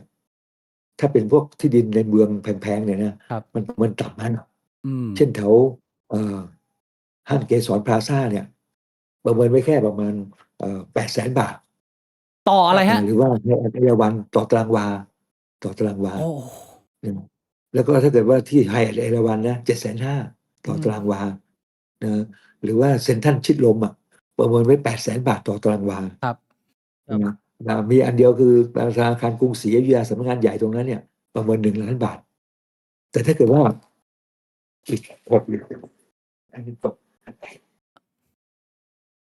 แต่ถ้าเกิดว่าเป็นราคาซื้อขายจริงนะครับ ตารางวาเนี่ยมันตก3,850,000 โอ้โห แสดงว่ามันแบบว่าประเมินราคาให้กับพวกเจ้าสัวในหัวใหญ่ๆทั้งหลายเนี่ยต่ำมาก แต่ถ้าเกิดว่าเป็นตึกแถวนะตึกแถวเนี่ยมันประเมินตารางวาละล้าน หรือว่าพวกคอนโดที่เราอยู่กันทั้งหลายที่กรุงเทพเราอยู่กันเนี่ย ราคาประเมินรายการกับราคาซื้อขายจริงมักจะใกล้เคียงกันดังนั้นเนี่ยไอ้ที่ดินทั้งหลายเนี่ยมันมักจะประเมินต่ำแต่ ครั ถ้า บ เป็นคอนโดเพราะมันมีการซื้อขายเยอะอยู่แล้ว มันก็จะประเมินใกล้เคียง อันนี้เป็นความเหลื่อมล้ำอย่างหนึ่งยิ่งรวยเนี่ยยิ่งเสียภาษีน้อย อืม ก็ควรจะได้รับการแก้ไขนะดรเรื่องนี้ เหมือนกัน ใช่ โอเค เฮ้ย อ่ะ รอ ตะกี้ พวก มี เราเป็นรัฐมนตรีก่อน ครับ ตะกี้มีคนดูฝากถามมาว่า คือเมืองไทยเราเนี่ยมันมีความเชื่อเรื่องผีอะไรอย่างงี้ใช่ไหมครับไอ้พวกความเชื่อเรื่องผีสางนางไม้พวกเนี้ยครับมันสร้างความเสียหายต่อภาพรวมของอสังหามากไหมฮะ อืมเป็นไปได้เหมือนกันสมมติถ้าเกิดกรณีที่แบบว่าเป็นบ้านนี้เนี่ยมีคนเสียชีวิตนะตายไปบางทีตายโหงก็มีอะไรพวกนี้เนี่ยครับเพื่อนผมซื้อบ้านมา5 ปีแล้วเป็นทางสามแพร่งขายไม่ออกเลยนะครับ อืม ในกรณีอย่างนี้เนี่ยเราก็ต้องดูว่าปกติบ้านที่มีคนตายเนี่ยตามสถิติแล้วเนี่ยต้องใช้เวลากี่ปีที่จะขายได้สมมติเราใช้เวลา3 ปีนะถึงจะขายออก ครับ แต่ท่านบ้านทั่วๆไปเนี่ยใช้เวลาแค่3 เดือนก็ขายออกแล้ว ดังนั้นส่วนต่างของมันเนี่ยก็คือประมาณเกือบ3 ปีใช่ไหมตีว่า3 ปีแล้วกันนะครับ ดังนั้นมูลค่าของมันเนี่ยเป็นเท่าไหร่ มูลค่าของมันก็คือสูตรทางการเงินทั่วๆไปของเราอ่ะ ครับ ก็คือ1ที่หารด้วย1บวกด้วยอัตราดอกเบี้ยใช่ไหม ใช่ครับ สม ใช่ มติถ้าดอกเบี้ยคือ10%แล้วเรา1หารด้วยก็คือ1หารด้วย1.1ที่คูณด้วยที่ยกกำลัง3 ปี ยกกำลัง3คือคูณกัน3 ครั้ง ครับผม 1.1 คูณกัน3 ครั้ง ครับ นะมันก็อาจจะออกมาได้เท่ากับประมาณ 70% อะไรพวกเนี้ยได้70%เนี่ยดังนั้นสิ่งที่ discount ไปคือประมาณสัก30% ครับ 20 กว่า 30% นะเพราะว่าเป็นบ้านที่บ้านผีสิงโดยเฉลี่ยแล้ว ถ้าเรามีสถิติเนี่ยเราจะรู้ว่าโดยเฉลี่ยแล้วเนี่ยมันจะลดลงราวๆนี้ แต่ถ้าเป็นทางสามแพร่งทั่วๆไป อาจจะขายช้ากว่ากันประมาณสัก2 ปี ดังนั้นเนี่ยกรณีอย่างนั้นอาจจะดิสเคาท์ไปประมาณสัก 16-17% เป็น ครับ ต้น พอ อันนี้ พอ คิด เห็ แบ น บ ภา เป็ พ นวิทยาศาสตร์ ครับเห็นภาพ แต่ว่ายังไงก็ตามนะเรื่องผงผีเผลออะไรเนี่ยนะมันก็เป็นเรื่องของความเชื่อของคนเนี่ยนะผมยังบอกกับทุกๆคนบ่อยๆนะว่าเนี่ยผมอายุ67แล้วเนี่ยยังไม่เคยเจอเลยสักตัวหนึ่งนะ อา นี่ถ้าเกิดใครพาผีมาให้ยืนอยู่ข้างๆให้เห็นได้นะ อา นะจะให้เงิน100,000 โอ้ ในฐานะที่พามาให้เจออา ให้ จจะ รางวั ย ล อมลงทุนอาจจะยอมลงทุนแล้วมันบีบคอเขียวช้ำนิดหน่อยแล้วรีบวิ่งหนี ดร. แต่อย่างน้อยยังมีบุญได้เห็นได้บ้างไม่เคยเห็นเลย ดร. จ่ายจริงไหมครับ 100,000 ถ้าเกิดเอาผีมาไว้ข้างๆบีบคอดร. 1 ที นะไม่ต้องบีบก็ได้ขอให้ได้เห็นก็ดีแต่ถ้ามันบีบก็ยอมลงทุนให้เขาบีบหน่อยเพราะว่าผีมันชอบบีบคอใช่ไหมหรืออาจจะชอบเต้นให้ดู ผีมันก็บีบไปเรื่อยอะดร. แต่ว่าดร. จ่ายแสนเลยนะ ผีเอามานะ ใครมีผีนะ งั้นอย่าลืมพามาผีพนันนับไหมครับ ฮะ ผีพนันนับไหม ผีพนันนับไหม อาจจะมีผีต้นมะขามอะไร ผีขนุนเนี่ยดร. ผีขนุน แต่ว่าในมุมของตอบคำถามของคนทางบ้านมันไม่น่าจะกระทบมากนะดร. ใช่ไหมสุดท้ายแล้ว การซื้อขายพวกนี้มันก็อาจจะกระทบเป็นประมาณสักเรียกว่าอาจจะ10 กว่า 20% หรือบางทีมันอาจจะถ้าบ้านไหนที่มันแบบว่าผีสิงจริงขายไม่ออกนะแล้วก็ปล่อยเช่าซะปล่อยให้คนเช่าเจอผีเองคือแบบว่าคือปล่อยเช่าเนี่ยมันก็แบบว่าผัดเปลี่ยนหมุนเวียนไปเรื่อยๆเนี่ยก็ไม่มีอะไรมากหรือเปิดเป็นร้านอาหารไปเลย หรือว่าทำเป็นโกดังเก็บของไปก็ได้อะไรต่างๆเนี่ยครับแล้วก็สามารถที่จะสร้างรายได้ทางอื่นได้นอกเหนือจากการสร้างรายได้โดยการให้เช่าหรือขายไปครับก็คือจริงๆในมุมของอสังหาดร.ไม่ได้จะเชียร์ว่าแบบจะต้องซื้อมาเพื่อที่จะขายเอากำไรอย่างเดียวคือจริงๆการซื้อมามันเอาไปทำอย่างอื่นได้อีกเยอะคือการที่เราจะซื้อบ้านมาเนี่ยถ้าเราถือครองอสังหาริมทรัพย์เนี่ยมันมีอยู่ผลประโยชน์2 อย่างอันแรกก็คือมี return on investment ก็คือปล่อยเช่าครับนะอันที่2เนี่ยมี return of investment ก็คือราคาเพิ่มขึ้นและอันที่3เนี่ยถ้าเป็นสิ่งที่เรียกว่าติดปลายนวมเนี่ยก็คือว่าเราจะมีแสดงเครื่องแสดงฐานะอย่างหนึ่งนะว่าเนี่ยเรามีคนที่มีฐานะพอสมควรไม่ใช่ว่าเราสิ้นไร้ไม้ตอกไม่มีอะไรเลยนะ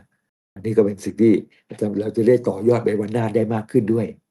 ครับผมโหพี่บวงเข้มข้นนะพี่บวงมีอะไรจะถามเพิ่มในประเด็นอสังหาไหมผมว่าดร.ให้ข้อมูลมาค่อนข้างเยอะพอสมควรได้ความรู้เลยไม่ได้ถามประเด็นฮอตที่ที่ขัดแย้งกันในโซเชียลเลยประเด็นฮอตมันมีประเด็นไหนบ้างครับที่ดร.อยากจะชี้แจงผมไม่มีอะไรถามได้ก็อย่างที่ชี้แจงไปเรื่องนึงก็คือว่าที่บอกหาแสงเนี่ยจะไปหาแสงทำไมถ้าหาแสงนี่ผมก็ไปเชียร์เนี่ยอย่างเช่นเราเห็นพวกซุปตาทั้งหลายเนี่ยหรือว่าพวกเซเลบทั้งหลายเนี่ยตอนที่ชายแดนพม่าก็ไปชายแดนเขมรก็เฮโลกันไปใช่ไหมตอนนี้มาก็เฮโลมาทางด้านภาคใต้บ้างอะไรอย่างเงี้ยแล้วก็เรียกลักษณะที่ถ้าอย่างนี้ถ้าผมทำบทบาทนี้เนี่ยก็คงจะดีนะแต่ผมไม่ใช่คนประเภทนั้นนะถ้าเกิดว่าจะบอกว่าด็อกเตอร์หาแสงเนี่ยด็อกเตอร์ลงไปใต้แล้วตอนนี้ไม่มานั่งคุยตรงนี้หรอกประมาณนี้แล้วมุมมองของด็อกเตอร์มุมมองของคนนั้นแบบเนี่ยทำไงก็คือผมอยากสอบถามว่าด็อกเตอร์ยืนยันพูดต่อหน้ากล้องตอนนี้เลยว่าด็อกเตอร์ไม่ได้มีอะไรเพอร์ซันอลกับคุณดิวหรือว่า CK เลยคือก็แค่ติชมไปตามเนื้อหาต่างๆประมาณนี้แค่วิจารณ์ไปเรื่อยๆใช่อย่างคุณดิวเนี่ยที่เกิดมายกนิ้วกลางบ้างด่าบ้างอะไรต่างๆกับหาพัฒน์เนี่ยผมก็ไม่ได้ไปโกรธครึ่งอะไรก็เลยอะไรเงี้ยครับแต่ว่าเขามีสปิริตนะเขาก็อยู่บนเวทีก็บอกเนี่ยต้องกราบขอโทษด้วยผมเห็นผมดูอยู่ผมบอกให้อภัยกันไปไม่ว่าอะไรนะแต่ว่าสำหรับคุณ CK ผมก็ถามเขาบนเวทีเหมือนกันว่าที่เคยว่าผมว่าไอ้แก่หิวแสงอะไรเงี้ยแล้วก็เอารูปผมไปติดเป็นงานศพอะไรเงี้ยแล้วคนก็มีคนมาแฟนคลับมาคอมเมนต์ด่าทอต่างๆนานาเนี่ยผมว่านี่ผิดพรบคอมพิวเตอร์นะเพราะบอกว่าตามมาตรา16เนี่ยการเอาภาพอื่นไปโดยที่ไม่ได้อนุญาตเนี่ยแล้วทำให้เขาเสียชื่อเสียงคือเอาไปใช้โดยไม่อนุญาตไม่เป็นไรแต่ถ้าทำให้เขาเสียชื่อเสียงถูกคนก็กดด่าอะไรเงี้ยอันนี้มีโอกาสที่จะติดคุก3 ปีปรับอีก200,000 บาทใช่ไหมแต่แกบอกว่าไปฟ้องเลยนะแล้วก็อะไรต่างอะไรเงี้ยเนี่ยครับนะก็อันนี้ก็เป็นอีกแบบหนึ่งนะแต่ว่าเรื่องส่วนตัวไม่มีอะไรเป็นส่วนตัวกันเลยผมไม่เคยเจอหน้าเคยเจอหน้าเฉพาะบนเวทีก็คือไม่ว่าจะไม่ได้ฟ้องใช่ไหมฮะ ไม่ได้ฟ้อง ฮะ ได้ฟ้องไหมฮะ ยังเลยยังไม่ได้ฟ้อง แล้วจะฟ้องไหมฮะ น่าจะฟ้องอยู่เหมือนกันนะ ผมแปะโดย Facebook เนี่ย มีคนมาเชียร์ให้ฟ้องกันเยอะเหมือนกัน จริงเหรอดร.ดร.เออ ไอจังหวะที่เขาเอาหน้าดร.ไปใส่ลงศพ ไอ้ก้อนนี้ดร.จะเล่นนะฮะ น่าจะนะแล้วอย่างเขาบนเวทีเขายังบอกอีกนะบอกว่าบนเวทีผมไม่แน่ใจว่าเขาพูดหรือเปล่าว่าเพราะเขาเขียนหรือเปล่าเพราะว่าเขาเป็นคนครึ่งไทยครึ่งต่างจีนใช่ไหม อืม ผมไม่รู้เขาเขียนภาษาไทยได้เปล่าผมเลยถามเขาบนเวที ครับ แล้วก็เลยเรียกกันคอนเฟิร์มว่าหนึ่งเนี่ยเขาเขียนเองเขาเลยยอมรับไหมว่าเขาเขียน ครั เอบ งเลยบอกให้ฟ้องเลยอีกอย่างหนึงก็ยังอธิบายเพิ่มเติมนะบอกว่าไอ้โค้ด RIP ด็อกเตอร์ DOG doc นะไม่ใช่ DOC อ่า 44เนี่ยส่วนลด44 บาทเนี่ยในโพสต์เขาไม่ได้บอกว่าแปลว่าอะไรนะ แต่บนเวทีก็พูดอธิบายเพิ่มเติมว่า หมายถึงว่าแช่งให้ผมเนี่ยด็อกเตอร์เนี่ยให้ตายแปลว่า4แปลว่าเป็นภาษาจีนแปลว่าซีอะไรเงี้ย ซี แช่งให้ตายนี่แสดงว่าเป็นแบบเข้าข่ายดูหมิ่นซึ่งหน้าจะซ้ำไปอะไรเงี้ยนะอย่างนี้ก็น่าจะเขารู้จักเคล็ดลับบ้างไม่ใช่ว่าชอบพูดคำที่มันแบบไม่ค่อยสุภาพบนเวทีอะไรเงี้ย โอ้คือเคสของคุณดิวก็คือเคลียร์จบไปแล้ว แต่ว่า CK ที่ไม่จบ เขายังไม่ได้เขายังไม่ได้ยอมรับผิดอะไรเลยนะแต่ไม่บอกให้ไปฟ้องอีกอะไรก็น่าคิดเหมือนกัน แต่ว่ามันก็เวลามันผ่านมานานแล้วดร.รออะไรอยู่ฮะ ถ้าเกิดจะฟ้องมันไม่จัดเลยครับดร.นี่ผมก็เอ่อเอ่ออะไรนะอ่าแปะอยู่ในFacebook เนี่ยถามความเห็นเมื่อวันที่27 ตุลาเนี่ยว่าพวกเราเห็นว่ายังไงบ้างอะไรเงี้ยให้คนใน Facebook เนี่ยแปะให้คนดูเหมือนกัน แต่ว่า เห็นยังไงบ้าง แสดงว่าดร.อาจจะไม่ได้อยากฟ้องจริงๆหรือเปล่าอาจจะเป็นแค่บลัฟหรือเปล่า แค่แซวๆกันเล่นๆเฉย แต่ก็ในแง่หนึ่งก็น่าสนใจเหมือนกันนะเพราะว่าเขาพูดจาแบบนี้บ่อยๆเนี่ยมันไม่ดี ครับ มันจะได้เป็นข้อมาตรฐานว่าเราไม่ควรที่จะไปพูดในแง่ที่เป็นแบบนี้เป็นการแบบว่าล่วงละเมิดคนอื่นเขา แต่ว่าถ้าเกิดว่าเป็นแฟนคลับของ CK เขาสมมติเขาบอกว่า แล้วด็อกเตอร์ไปพูดเรื่องคุณดิวกับผู้หญิงอะไรอย่างเงี้ยไปวิจารณ์เรื่องส่วนตัวเขาทำไมเป็นผู้ใหญ่ด็อกเตอร์จะชี้แจงเงี้ยว่าเราข้ามเส้นของเราหรือเปล่าเขาเลยโมโหเราขนาดนั้น ไม่เคยพูดเลยนะไม่เคยพูดถึงชื่อคุณดิวกับอะไรนะ กับอะไร คุณ CK หญิงเดียวนะไม่เมื่อกี้ที่คุณพูดถึงเรื่องคุณดิวกับผู้หญิงเนี่ย ครับ ผมก็ไม่เคยพูดเรื่องคุณดิวกับผู้หญิงเลยนะไม่เคยเอ่ยชื่อเขาเลยหรือ ด็อ อะ ก ไร เตอร์ เลย ไม่เคยเอ่ยชื่อแต่ว่าคนตามอ่ะมันดูออกอะด็อกเตอร์ว่าเขาด็อกเตอร์หมายถึงใครอ่ะ อย่างนี้อย่างนี้จะไปว่าผมได้เพราะไม่ได้เอ่ยชื่อไงจะมาว่ากันไม่ได้ไงใช่ไหมแต่นี่เอารูปมาแปะชัดเจนเลยเนี่ย มันเหมือนกับว่าเราชกไปแล้วครับด็อกเตอร์เราชกไปทีแล้วเขาก็ชกกลับไงประมาณเนี้ยด็อกเตอร์มันไม่แฟร์เหรอ โอ้ชกกับแบบไม่ใช่ว่าถ้าใช้คำไม่ถ้าใช้คำที่แบบว่าไม่ใช้คำที่ มีมารยาทนิดนึงไม่ได้แบบว่าดูถูกหยาบคาย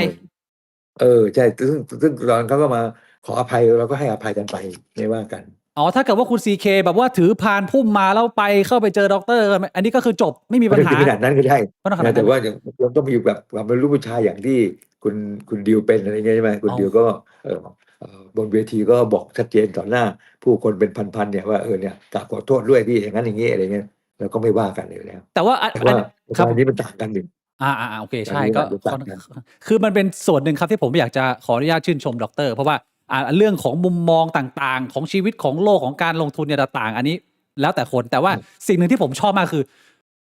วุฒิภาวะในการรับแรงกระแทก รับคำด่า รับการปีนเกลียวของคอมเมนต์ต่างๆ ผมรู้สึกว่าด็อกเตอร์แบบมีส่วนเนี้ยที่เป็นจุดที่แข็งมากเลยด็อกเตอร์มีเทคนิคยังไงหรือว่าจริง ๆ แล้วเวลาด็อกเตอร์อ่านด็อกเตอร์ก็เจ็บอยู่แต่ว่าด็อกเตอร์แบบว่าแบบฮึบด็อกเตอร์ฮึบหรือด็อกเตอร์ชิวๆเลยฮะเวลามีคนมาคอมเมนต์แบบเด็กๆเนี่ยแล้วพอดีคุยแบบโหไม่รู้ระยะอายุเลยด็อกเตอร์รับมือยังไงหรือว่า ก็อย่างนี้ถ้าเกิดไปกลับไปดูคลิปที่คุณCK ด่าชกอย่าแล้วก็ชูนิ้วกลางด่าพวกหยาบคายทั้งหลายเนี่ย ครับ จะเห็นว่าผมไม่ได้มีอาการตกใจเลยนะ ใช่ แล้ว ด็อกเตอร์นิ่ง ไม่ มาก ได้มีอาการที่แบบว่าไม่พอใจอะไรต่างๆไม่มี ครับ รู้สึกว่าผมก็ยิ้มแย้มแจ่มใสให้อภัยกันไปเนี่ยนะครับ ใช่แล้วจะยิ้มสวยมาก แต่ว่าพี่ แต่ที่อย่างหนึ่งคือว่าเมื่อก่อนผมเด็กๆเนี่ยตอนจบมหาวิทยาลัยมาใหม่ๆ ตอนที่เป็นGen Z เนี่ยนะครับ Gen Z เนี่ยเพื่อนผมทำงานอยู่ที่กระทรวงแห่งหนึ่งนะครับ เป็นผู้หญิงด้วยนะแกก็มาเล่าให้ฟังบอกเนี่ยแกทำงานอยู่ที่กระทรวงแห่งนี้เนี่ยนะแล้วเดินผ่านชายแก่3 คนเดินผ่านกันมา ครับ ก็ไม่ได้ด่าอะไรก็เดินสวนกันไป พอถึงวันที่3เนี่ยไอ้ชายแก่พวกนั้นเนี่ยมาบอกว่าไหว้ฉันสินี่ฉันเป็นคือสูงๆชื่อไม่ได้นะตำแหน่งเรียกอะไรเพราะจะชื่อไปจะรู้ว่ากระทรวงไหน ผมก็เลยมาไล่ฟังเขาเลยต้องบัดดีอะไรเงี้ยนะครับ ผมเลยจำไว้เลยว่าต่อไปเนี่ยนะถ้าเราเป็นเจ้าของกิจการหรือเป็นเจ้านายคนเนี่ยเราต้องไม่ทำตัวอย่างเลวๆอย่างนี้อะไรเงี้ยนะทุกวันนี้เนี่ยผมมีพนักงานอยู่100 คนเนี่ยนะทุกวันเนี่ยผมขึ้นมาถึงออฟฟิศเนี่ยผมก็สวัสดีตั้งแต่โอเปอเรเตอร์นะแล้วก็เดินไปทักทายสวัสดีทุกคนก่อนไม่ต้องรอให้เขามาสวัสดีบางคนก็เห็นผมก็อาจจะมาสวัสดีก่อนก็ได้ ครับ นะผมยังไม่ทันหันหลังไปก็อาจจะเรียกสวัสดีครับดรอะไรอาจจะมีบ้างเรียกครับอาจารย์อะไรก็บอกมีบ้าง แต่ว่าโดยทั่วไปมันนั่งทำงานกันอยู่ผมก็เข้าไปสวัสดีก่อนนะเพื่อเป็นการทักทาย ครับ เราจะได้ตัดกิเลส ครับ ตัดแล้วซึ่งกิเลสอาจจะเหลือแต่ตัณหาไม่ใช่ ตัดแล้วซึ่งกิเลสนะเราจะได้แบบว่าไม่ไปรู้สึกว่าต้องเป็นแบบเจ้าขุนมูลนายมากเกินไป ครับ ครับ ผมเป็นเพื่อนบางคนทำงานอยู่หน่วยราชการแห่งหนึ่งเหมือนกัน เจ้านายมันมาเนี่ยพอมาเห็นแต่ไกลรีบไปหิ้วกระเป๋าให้เลยนะ อืม ต้องคอยพี่น้องไปเอาน้ำมาให้กินอะไรเงี้ยนะเจ็บป่วยก็ไปเยี่ยมเยียนอะไรต่างๆนี่ถ้าเกิดเป็นข้าราชการที่มันสำคัญเนี่ยมันถ้าไม่จิ้มกล้องเนี่ยมันไม่เจริญนะผมเห็นอย่างนี้แล้วผมรู้สึกว่าเป็นสังคมที่ไม่ดีนะผมก็เลยอย่างมากก็ได้เฉียดทำงานอยู่ที่ส่วนราชการบางแห่งบ้าง แต่ว่าก็ไม่ได้อยู่นาน ผมถามคำถามไม่ตรงคำตอบดรอีกแล้วพี่บวง พลาดพี่ต้องปรับปรุงตัว ไม่ได้ทำอย่างนี้ คือ ไม่ได้ เป็นอยากถามว่าดรมี mindset แบบนี้ที่แข็งแกร่งขนาดนี้ที่ไม่ว่าดรจะคุยกับใครดรก็จะอยู่คุมในว่าเราไม่ได้หยาบคายนะ เรา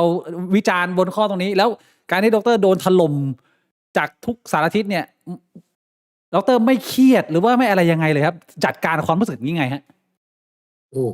แล้วก็ต้องพยายามชี้แจงนะแต่ถ้าชี้แจงไม่ได้บางทีเราก็ต้องปล่อยเข้าไปนะ ก็ช่างมัน อย่างเรื่องที่มีหลายเรื่องเลยนะผมก็วิจารณ์ไปหลายเรื่องมี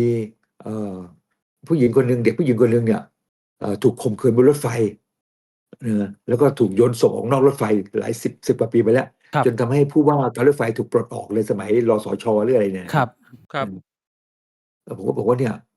ญาติพี่น้องเนี่ยไม่ระวังนะมีไอ้คนร้ายเนี่ยนะมันมาจ้องมองเด็กผู้หญิงคนเนี้ยสวยๆเนี่ยนะตั้งนานหลายทีแล้วเดินไปเดินมาคอยจ้องมองเนี่ยนะแล้วมันนอนข้างบนกับนอนข้างล่างปล่อยให้เด็กผู้หญิงคนนี้นอนข้างล่างจริงๆถ้าเรารู้ตัวนิดหนึ่งนะปล่อยเอาผู้หญิงคนนี้นอนข้างบนเนี่ยเหตุการณ์นี้คงไม่เกิดขึ้นนี่มันข่มขืนเสร็จมันก็โยนหลบศพลงไปเนี่ยนะเสียดายนะแต่แน่นอนพอผมพูดอย่างนี้ไปเอาไว้ปุ๊บเนี่ยมันก็มีสื่อว่าถล่มใหญ่เลยนะบอกว่าเนี่ยผมนี่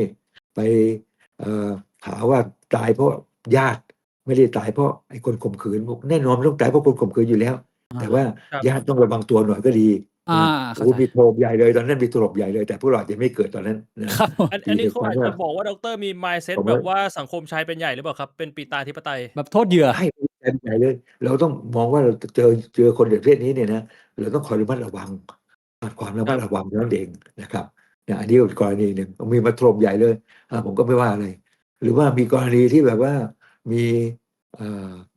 อะไรดาราหลายเรื่องเลยหลายเรื่องมีเรื่องหนึ่งที่สำคัญมีหาว่าผมไปนั่งรถไฟฟรีที่ ผมเห็นอยู่ ญี่ปุ่น ครับว่าไงครับดรชี้แจง ผมว่าอัดคลิปผมว่าอัดคลิปชี้แจงไปตลอดแล้วแต่ว่ามันไม่เปิดคนมันไม่เปิด ก็คือว่า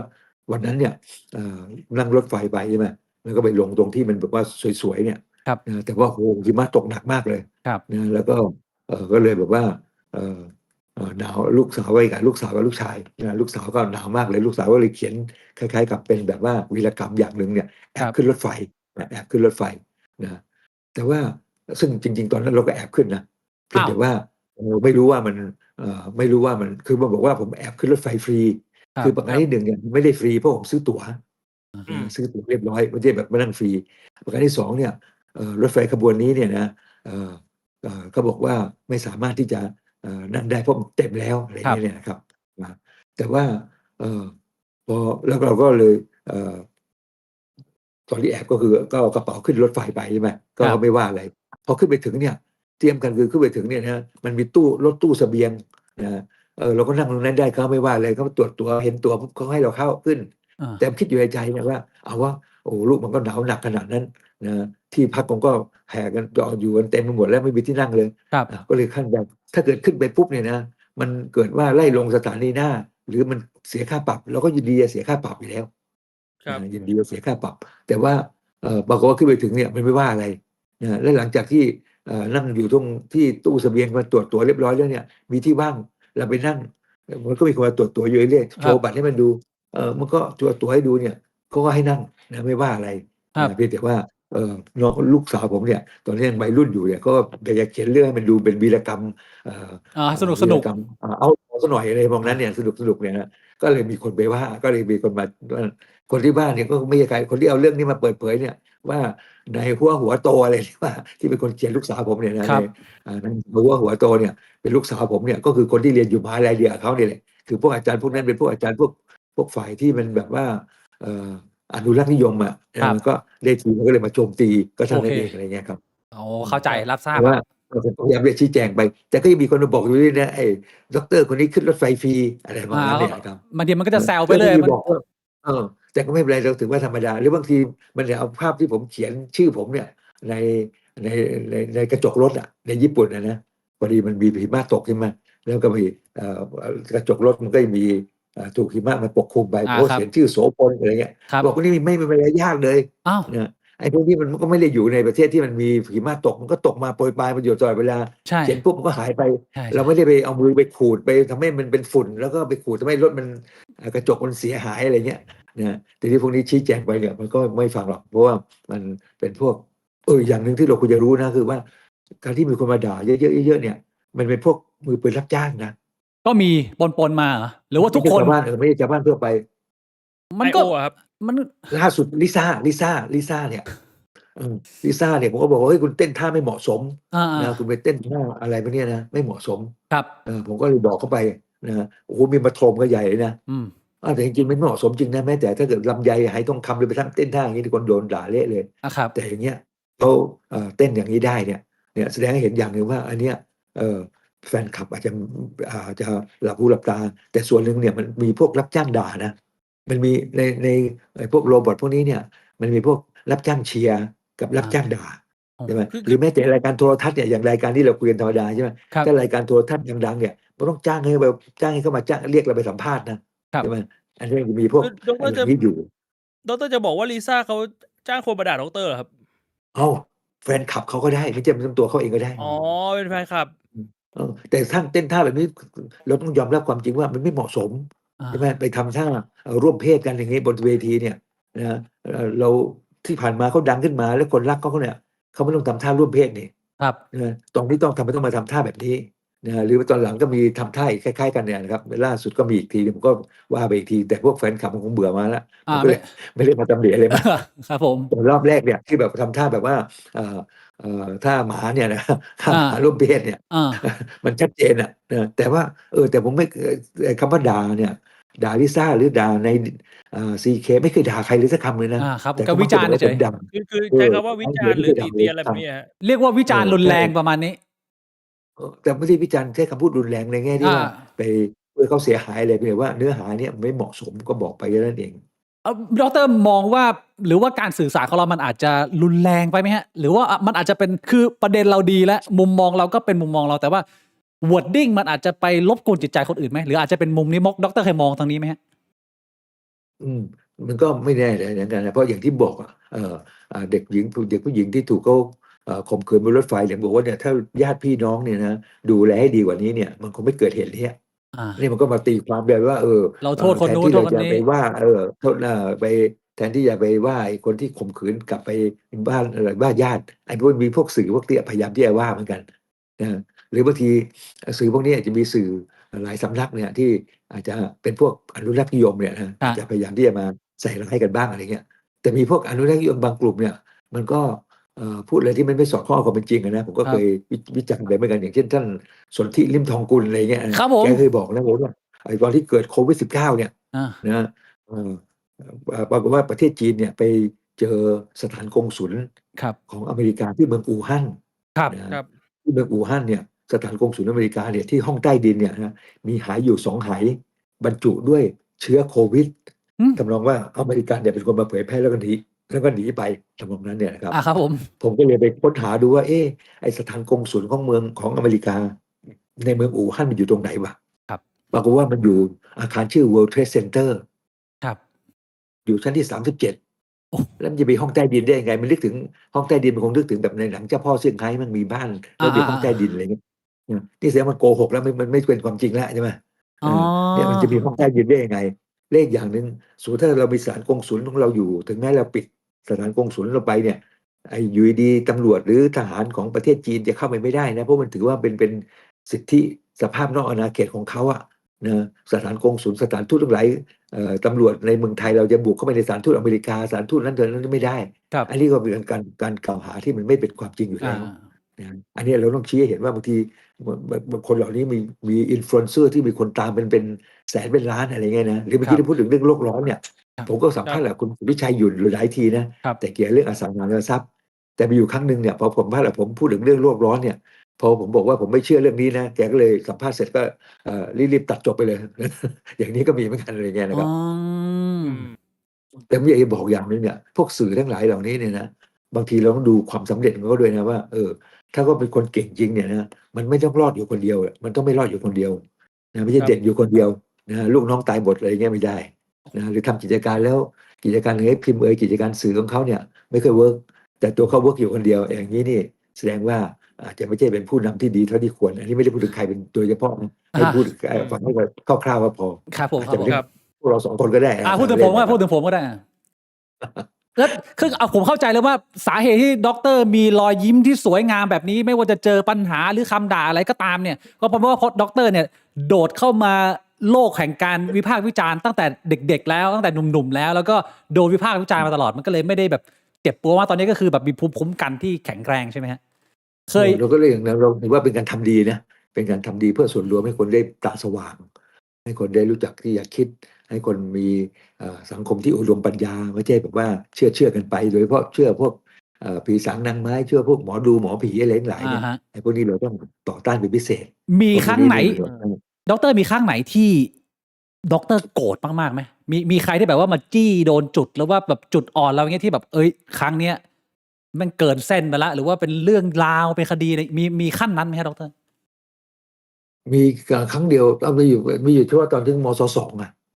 โอ้ ปกติผมชกต่อยกับเพื่อนมาทุกปีนะจนถึงมศ2ถึงจะเลิกชกกัน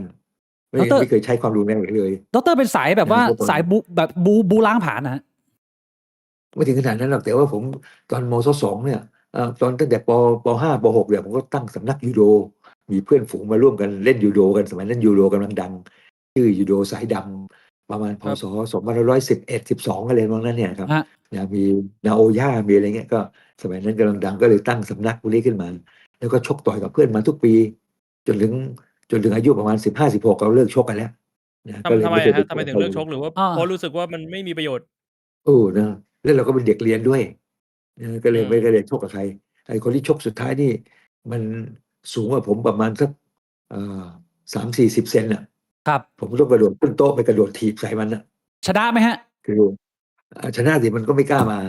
ผมกระโดดถีบเสร็จปุ๊บผมก็วิ่งออกมานอกห้องมันไม่ตามออกมาเลยผมได้ถีบถูกหน้ามันมั้ง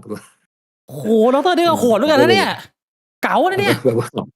สมัยหนุ่มๆสมัยยังเด็กๆอยู่ แสดงว่า วัยรุ่น รอยยิ้ม Teenagers รอยยิ้มของดรนี่เป็นแค่แบบว่า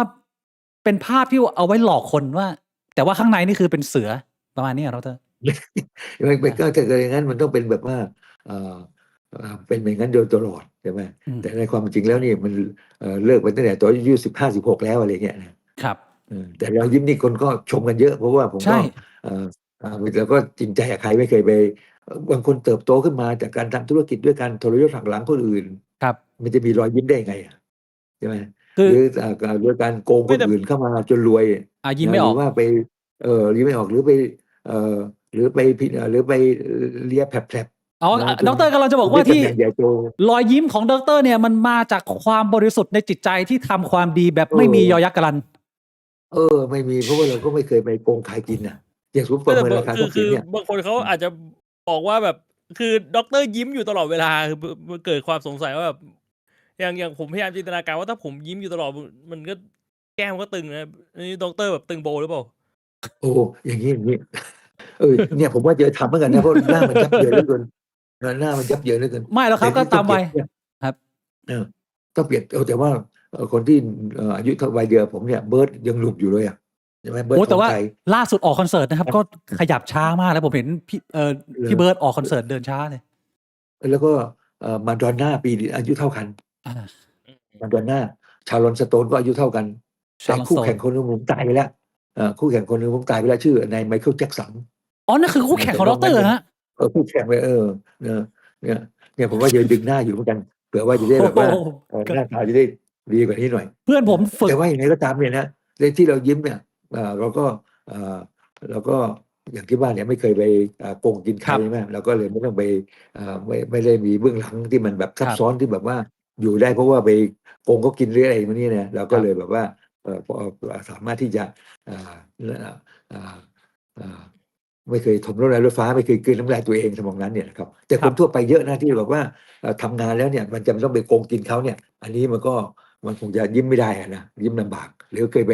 ฆาตกรรมหรือไปทำร้ายร่างกายตีหัวใครอะไรเงี้ย อ่า อาจจะยิ้มลำบากหน่อย ครับ อืม ก็เป็นรอยยิ้มที่เป็นเอกลักษณ์ครับเพื่อนผมก็ฝึก ก็ เนี่ยเขา มีตัวอย่าง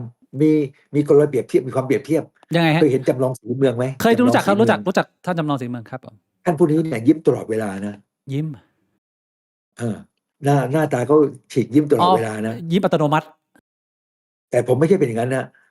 ที่เราคุยกันอยู่เนี่ยบางช่วงยิ้มบางช่วงไม่ยิ้มใช่ไหม ครับ แต่นั่นยิ้มตลอดเวลาไอ้อย่างนี้น่ากลัวมากเลยนะ อ้าวน่ากลัวยังไงฮะ แตกต่างกันนะคน ยังไง ที่หน้ายิ้มตลอดเวลาเนี่ย จริงๆแล้วไม่รู้ยิ้มจริงหรือเปล่า จริงๆไม่รู้ยิ้มจริงหรือเปล่านะเราต้องสังเกตดูนะอย่างที่เราคุยกันอยู่ตั้งเกือบ2 ชั่วโมงเศษๆเนี่ย ครับผม บางช่วงผมก็อาจจะไม่ยิ้มบ้างก็มองนู่นมองนี่บ้างอะไรต่างๆ ครับ นะ ผม แล้วนอกจากดูรอยยิ้มเนี่ยต้องดูที่ดวงตาด้วยนะว่าดวงตาเขา ยิ้มด้วยหรือเปล่า ใช่สบตาเราดูดีหรือเปล่าอะไรหรือว่าพูดจาลอยล่องไปที่อื่นอะไรยังไงเนี่ยนะครับ นะต้องดูสิ่งเหล่านี้ด้วย ครับ ประกอบกันถึงจะรู้ว่าอันไหนเป็นของแท้ ถ้าอย่างนั้นผมรบกวนด็อกเตอร์ให้คะแนนรอยยิ้มที่เพื่อนผมไปฝึกมาหน่อยเขาไปฝึกรอยยิ้มแบบด็อกเตอร์มา คนเนี้ยไอ้บวงเนี่ยไอ้บวง รอยยิ้มไง ไอ้บวงเนี่ยเขาไปฝึกมาครับเดี๋ยวด็อกเตอร์ให้ว่าอันนี้จริงใจถือว่าเป็นของแท้ไหมยิ้มอย่างนี้ ได้ไหม ไม่รู้ ฮะ เหมือนกันต้องบางทีมันต้องดูนานๆนะ อย่างนี้ไม่ได้ แต่ ฮะ ว่าก็พอได้แล้วแต่ว่ามันก็ต้องดูกันไปเรื่อยๆดูกันไปนาน งั้นผมขอออริจินอลเอาแบบว่ายิ้มแบบคนดีไม่มีย้อยกะลาของด็อกเตอร์ต้องประมาณไหนฮะเอาแบบจริง ๆ ของจริงอะ ไม่ก็อย่างที่เห็นอยู่ทุกวันนี้เราก็ทำตามปกติ อ่า แต่ทางธรรมชาติอาจารย์ น่าจะประมาณนี้ด็อกเตอร์ผมอาจจะรบกวนเลยเวลามาสักนิดหนึ่งแล้วถ้าเกิดว่าด็อกเตอร์จะไปพักผ่อนอะไรยังไงได้เลยนะครับ ได้เลยแล้วปกตินี่รายการนี้กี่ชั่วโมงนะ รายการผมไลฟ์4 ชั่วโมงยาว คนตามดูครับผม ประมาณ อ๋อ 4 ชั่วโมงครับคุย ใช่ กัน ครับ เพลิน ดี ครับผม ดี อ่า อย่างนั้นก็เรื่อยๆคุยกันต่อไปนะแต่ผมก็คงไม่มีอะไรมากก็เป็น ครับ แค่ว่ามีโอกาสได้มาคุยก็แสดงว่าเนี่ยพวกเรา2 คนที่เป็นคนที่จะใจกว้างขวางนะยินดีที่จะมาคุยในมุมมองที่แตกต่างกันบ้างเนี่ยครับอุตสาห์แล้วอุตสาห์ที่จะพยายามจะแสวงจุดร่วมสมมติจุดต่างบ้างตรงที่ว่าบางเรื่องอาจจะอยากจะถามอาจจะเกรงใจบ้าง ครับ นะก็เลยอาจจะถามไม่ได้รุนแรงอะไรก็ยินดีเสมอเนี่ยแสดงว่าต่อไปเนี่ยน่าจะมีอนาคตอันดีงามนะไม่ใช่เป็นพวกที่เหมือนกับกบในกะลาอะไรไม่เนี่ยนะครับอย่างเงี้ยมีโอกาสที่จะเจริญก้าวหน้างอกงามโดยตัวเราเอง ครับ เราต้องเป็นดาวฤกษ์ที่เรามีแสงสว่างในตัวเอง ไม่ใช่เป็นดาวนพเคราะห์ที่ไปเที่ยวเกาะคนอื่นแสงสว่าง ครับ อย่างนั้นนี่ไม่เจริญนะถ้าเราเป็นดาวฤกษ์เรามีความรอบรู้ของเราเนี่ยแล้วเราใช้ความรู้ความสามารถในการทำมาหากินนะเราก็จะเจริญรุ่งเรืองมากกว่าที่เราจะไปเฮไหนเฮนั่นตามเข้าไปอะไรเงี้ยนะคนหนุ่มสาวเนี่ยมันต้องมีความคิดที่ปฏิวัติ ความคิดที่ปฏิวัติคือความคิดที่มันคิดแต่ของใหม่ๆ ไม่ใช่ว่าเราไล่ตามเข้าไปเนี่ยนะเรามีความคิดที่ revolution ครับ นักปฏิวัตินะครับและที่สำคัญอย่างหนึ่งก็คือว่าจุดอ่อนของคนรุ่นใหม่เนี่ยก็คือหนึ่งเนี่ยเป็นพวกself centeredness คิดถึ ค ง รับ ตัวเองเป็นใหญ่ ครับ นะเราตัวเองเป็นศูนย์กลางของจักรวาลอันนี้ก็จบแล้ว อันที่สองเนี่ยเป็นพวก hedonist hedonism คือพวกที่เสพสุขชอบความสุขสนานไปชั่วแล่นชั่ววูบอะไรเงี้ยนะครับเน้นความสุขไปชั่ววูบชั่ววาบเนี่ยพวกนี้มันก็จะเจริญยาก อืม นะแล้วก็อีกอย่างหนึ่งเนี่ยพวกนี้เนี่ยยังชอบพวกที่ได้มีของประดับเครื่องประดับอะไรต่างๆเรียกว่าเป็นอย่างที่ว่าเนี่ยเป็นส่วนหนึ่งของพวกดาวนพเคราะห์ต้องอะไรต่างๆมาตกแต่งเพื่อให้ตัวเองดูดีมีรถมีเรือยอชต์ มีไอ้นู่นไอ้นี่เพื่อให้จำว่าตัวเองเป็นคนที่มีตังค์จริง ๆ ซึ่งจริงแล้วอาจจะไม่ใช่ก็ได้ มี ครับ ตัวอย่างพิสูจน์มาเห็นเยอะแยะแล้ว อืม ดังนั้นอย่าไปเดินตามรอยพวกนี้นะครับไม่มีบั้นปลายที่ดีงามแน่นอน ครับ ก็เลยขอบคุณมากๆเลยที่มานั่งคุยกันนะ ขอบคุณ โดยเดียว ครั กับ คุณพรุ่งนี้ตอนตีห้าเนี่ยพรุ่งนี้ตอนตี 4 ครึ่งเนี่ยผมต้องตื่นแล้วก็ตี 5เนี่ยเดินทางไปสนามบินเพื่อที่จะขึ้นเครื่องบินไปพม่า ครับ ครับ ก็เดี๋ยวไม่รบกวนเวลา ไม่ ด เจอกัน รมากให้ดรได้พักผ่อนแล้วก็ขอบคุณดรมากที่เป็นเกียรติมาทำความรู้จักกับบิ๊กบวกนะฮะเราก็เป็นแค่น้องเด็กผู้ชาย2 คนนั่งคุยสัพเพเหระไปเรื่อยก็ถ้าเกิดว่าผมถามคำถามอะไรแรงไปหรือพูดอะไรผิดไป ขออภัยนะครับดร ไม่เคยเลย ไม่มี ยังไงก็ขอให้โชคดีแล้วเจอกันใหม่นะ มีโอกาส แล้วคุยนต่อนะ ถ้ามีโอกาสในเมืองไทยผมอาจจะแวะไปทานก๋วยเตี๋ยวแล้วเจอดรตัวจริงบ้างนะครับ ออฟฟิศผมนี่มีทั้งร้านภัตตาคารอาหารจีนนะสกายไลน์มาตั้งอยู่ที่ออฟฟิศผมนะมีร้านอาหารเกาหลี อยู่ตรงไหนครับ มี อยู่ตรงไหน ร้าน ครับ อาหาร อยู่ตรงไหนฮะ อยู่ที่ถนนดนทรีย์ใกล้ๆสำนักงานเขตยานนาวานะ เฮ้ย โอ้ย มีร้าน ใก เกาห ล้ ลี ๆกันเลยบ้านผมอยู่ยานนาวาล เด็กยานนาวา ด ครับ ผม เด็กเจริญกรุง ใกล้ ครับ ๆสำนักงานเขต อ่ะ สำนักงานเขต โอเคครับ ยานนาวามีร้านต่างๆเหล่านี้ไปแล้วก็เจอกันใหม่โชคดีมีใจรวยๆเฮงๆ ขอบคุณครับ โช ด ดี ร ผม สวัสดีครับเดินทางปลอดภัยครับ สวัสดีครับ โอ้ my god เป็นไงพี่บิ๊ก ก็สนุกสนานนะผมว่าอย่างหนึ่งที่เราอาจจะไม่ได้สัมผัสก็คือมุม nice ความสบายๆแล้วก็มีมุกสอดแทรกตลอดเพราะว่าส่วนใหญ่เราไปเห็นด็อกเตอร์หน้าฉากหน้างานก็จะเป็นสายชกแบบว่าชกรัวพี่บวงเรามาเห็นมุมนี้อีกบ้างมันก็ดี อาจจะหลายๆมุมมองอาจจะไม่ตรงกันก็เป็นเรื่องปกติ ผมก็ไม่ได้มีปัญหาอะไรพี่บวงอ่ะ อืม แฮปปี้ไหมได้เจอกับ ผมก็คิดแบบเดียวกับพี่บิ๊กนะ อืม แต่ว่าบางทีด็อกเตอร์เขาอาจจะแบบว่า เอ่อ มีมุมมองวิธีการตอบคำถามที่มันอาจจะแตกต่างออกไปจากคนปกตินิดนึง ยังไง คือบางคำถามเขาอาจจะแบบว่า ผมไม่รู้ว่าเขาตอบไม่ตรงคำถาม หรือว่าในมุมของเขาเนี่ยเขาคิดว่ามันตอบตรงแล้ว แต่ว่าอธิบายในหลายมุมจน ลืม เรา คำถาม ฟัง ไป ไม่เข้าใจหรือเปล่ามันมีความเป็นไปได้ไหม ผมว่ามันก็เป็นได้ทั้งสองอย่างพี่บอกว่าเจตนาไม่ตอบหรือตอบไปแล้วมันเลยไปมันก็ลืมคำถามมันก็เป็นไปได้ทั้งสองอย่างผมก็ไม่รู้อ่ะพี่บอกก็โอเคอะโดยส่วนใหญ่ก็ถือว่าได้รับความรู้มุมมองอะไรต่างๆนานาก็ไปพิจารณากันเองนะฮะว่าเราจะเอาไปใช้อะไรยังไงนะ แต่เอาจริงๆอะไอ้เรื่องโลกร้อนเนี่ยคือฟังด็อกเตอร์พูดไปมาแล้วก็ ฉุกคิดไหม มานั่งนึก ทำให้เราฉุกคิดเหร จ อ ริงๆมันก็มีความเป็นไปได้มันทำให้เราฉุกคิดว่าจริง ๆ แล้วเนี่ย ไอ้ข้อมูลที่เราดูกันมาคือผมไม่ได้จะบอกว่าข้อมูลนักวิทยาศาสตร์มันผิดนะ แต่ว่าข้อมูลที่เราดูกันมามันเหมือนว่ามันจะเป็นข้อมูลแค่แบบว่าช่วง 20-30 ปีที่ผ่านมา อืม ซึ่งในความเป็นจริงเนี่ย มันอาจจะใช้ข้อมูลแค่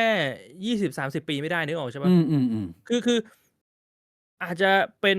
ข้อเท็จจริงว่าใน 20-30 ปีที่ผ่านมาเนี่ย มันอุณหภูมิสูงขึ้นทุกปี อ่า แต่ถ้าแบบมองย้อนกลับไป100 ปี มองย้อนกลับไป200 ปี คือมันอาจจะไม่ได้แบบว่าสูงขึ้นตลอดเวลา มันอาจจะเป็นไซเคิลไง อ่า นึกออกใช่ไหม คือกูเคย ผม กูเคยดู ผมก็ไม่เคยไปดู กูเคยดูตัวเลขตัวหนึ่งของ นั นักธรณีวิทยามั้งเขาเป็นคนที่สไตล์แบบว่ามองเหมือนด็อกเตอร์คือไม่ได้มองว่าไอ้เรื่องพวกนี้มันเกิดขึ้นจริง อาจจะเป็นแค่propagandaหรือความเชื่ออะไรเงี้ยเขาเอา Data ตรงนี้มา แต่อาจจะไม่ได้ย้อนหลัง70 ล้านปีเหมือนด็อกเตอร์นะแต่ว่าเขาเอา 10,000 ปีมั้งถ้าผมจำไม่ผิดเอา Data อุณหภูมิเฉลี่ยทั่วโลกไปให้ดูโดยที่เขาวัดจากการอะไรเจาะน้ำแข็งแล้วก็ดูผลึกน้ำแข็งอะไรเงี้ย แล้วก็พบว่าใน10,000 ปีที่ผ่านมาเนี่ยใช่มันมีการฟลักจูเอทมันมีการเหวี่ยงของอุณหภูมิโลกที่แบบบางทีเราจะเห็นฉีกเลยหนาวจัดหรือว่าร้อนจัดมันก็มีบ้าง มันก็เลยผู้คนมันก็เลยถกเถียงไงเหมือนที่เราเคยคุยกันตอนแรกกับพี่บวงว่า มันมีพอชั่นมากน้อยแค่ไหนน้ำมือมนุษย์เนี่ยที่ไปส่งผลกระทบต่อการเปลี่ยนแปลง คือหมายความว่าใน data ของนักวิทยาศาสตร์เนี่ยใช่เมื่อก่อนก็เคยมีร้อน แต่ว่าถ้าเกิดว่ามึงมาดูเฉพาะ industrial revolution เนี่ยช่วงที่มันมีอุตสาหกรรมเนี่ยมึงก็เห็นหลักฐานชัดเจนว่ามันมีการขยับขึ้นเรื่อยๆทุกปี แต่ว่าคำถามเดิม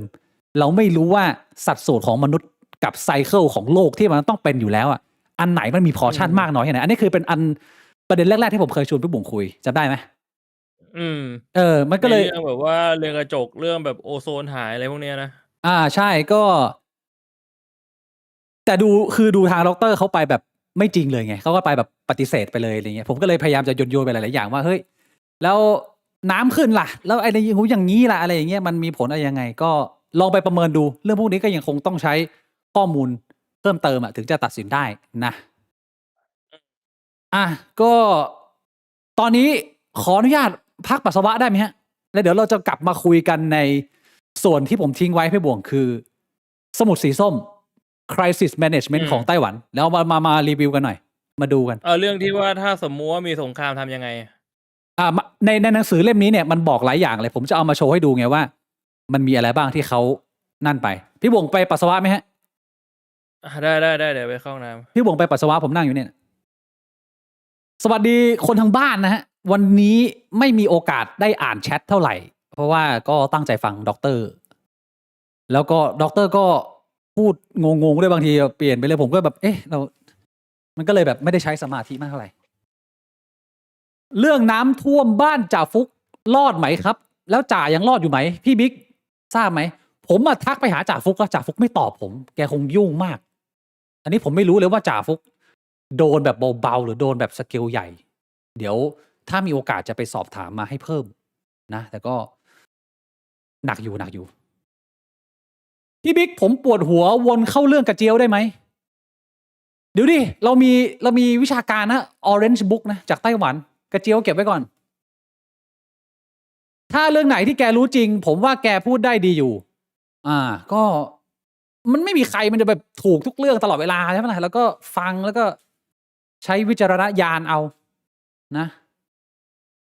ทีมเจ็ตสกีกู้ภัยเขต8ถูกชาวบ้านในพื้นที่ทำร้ายและถูกยิง2 นัด What the fuck จนเรือท้องแบนได้รับความเสียหายประกาศถอนกำลังออกจากพื้นที่เขต8แล้ว What the hell bro ยิงโดนคนปะเนี่ยหรือว่าโดนเรือเขาบอกว่าโดนคนปะวะถูกชาวบ้านยิงโดนชาวบ้านทำร้ายแล้วถูกไล่ยิง2 นัดไอ้เชี่ยหนักสัตว์เดี๋ยวผมไปฉี่ก่อน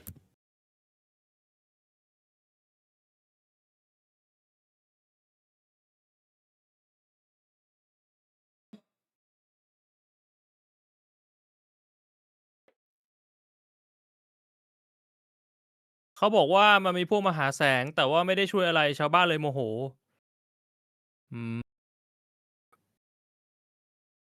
แต่ว่าถ้ายิงโดนเรือคือจะบอกว่าเรือลำนั้นก็คือแค่มหาแสงเหรอแค่มาแบบว่าลงมาในพื้นที่แล้วก็ถ่ายรูปลงโซเชียลแต่ว่าจริงๆไม่ได้ช่วยอะไรเลยแบบนี้เหรอ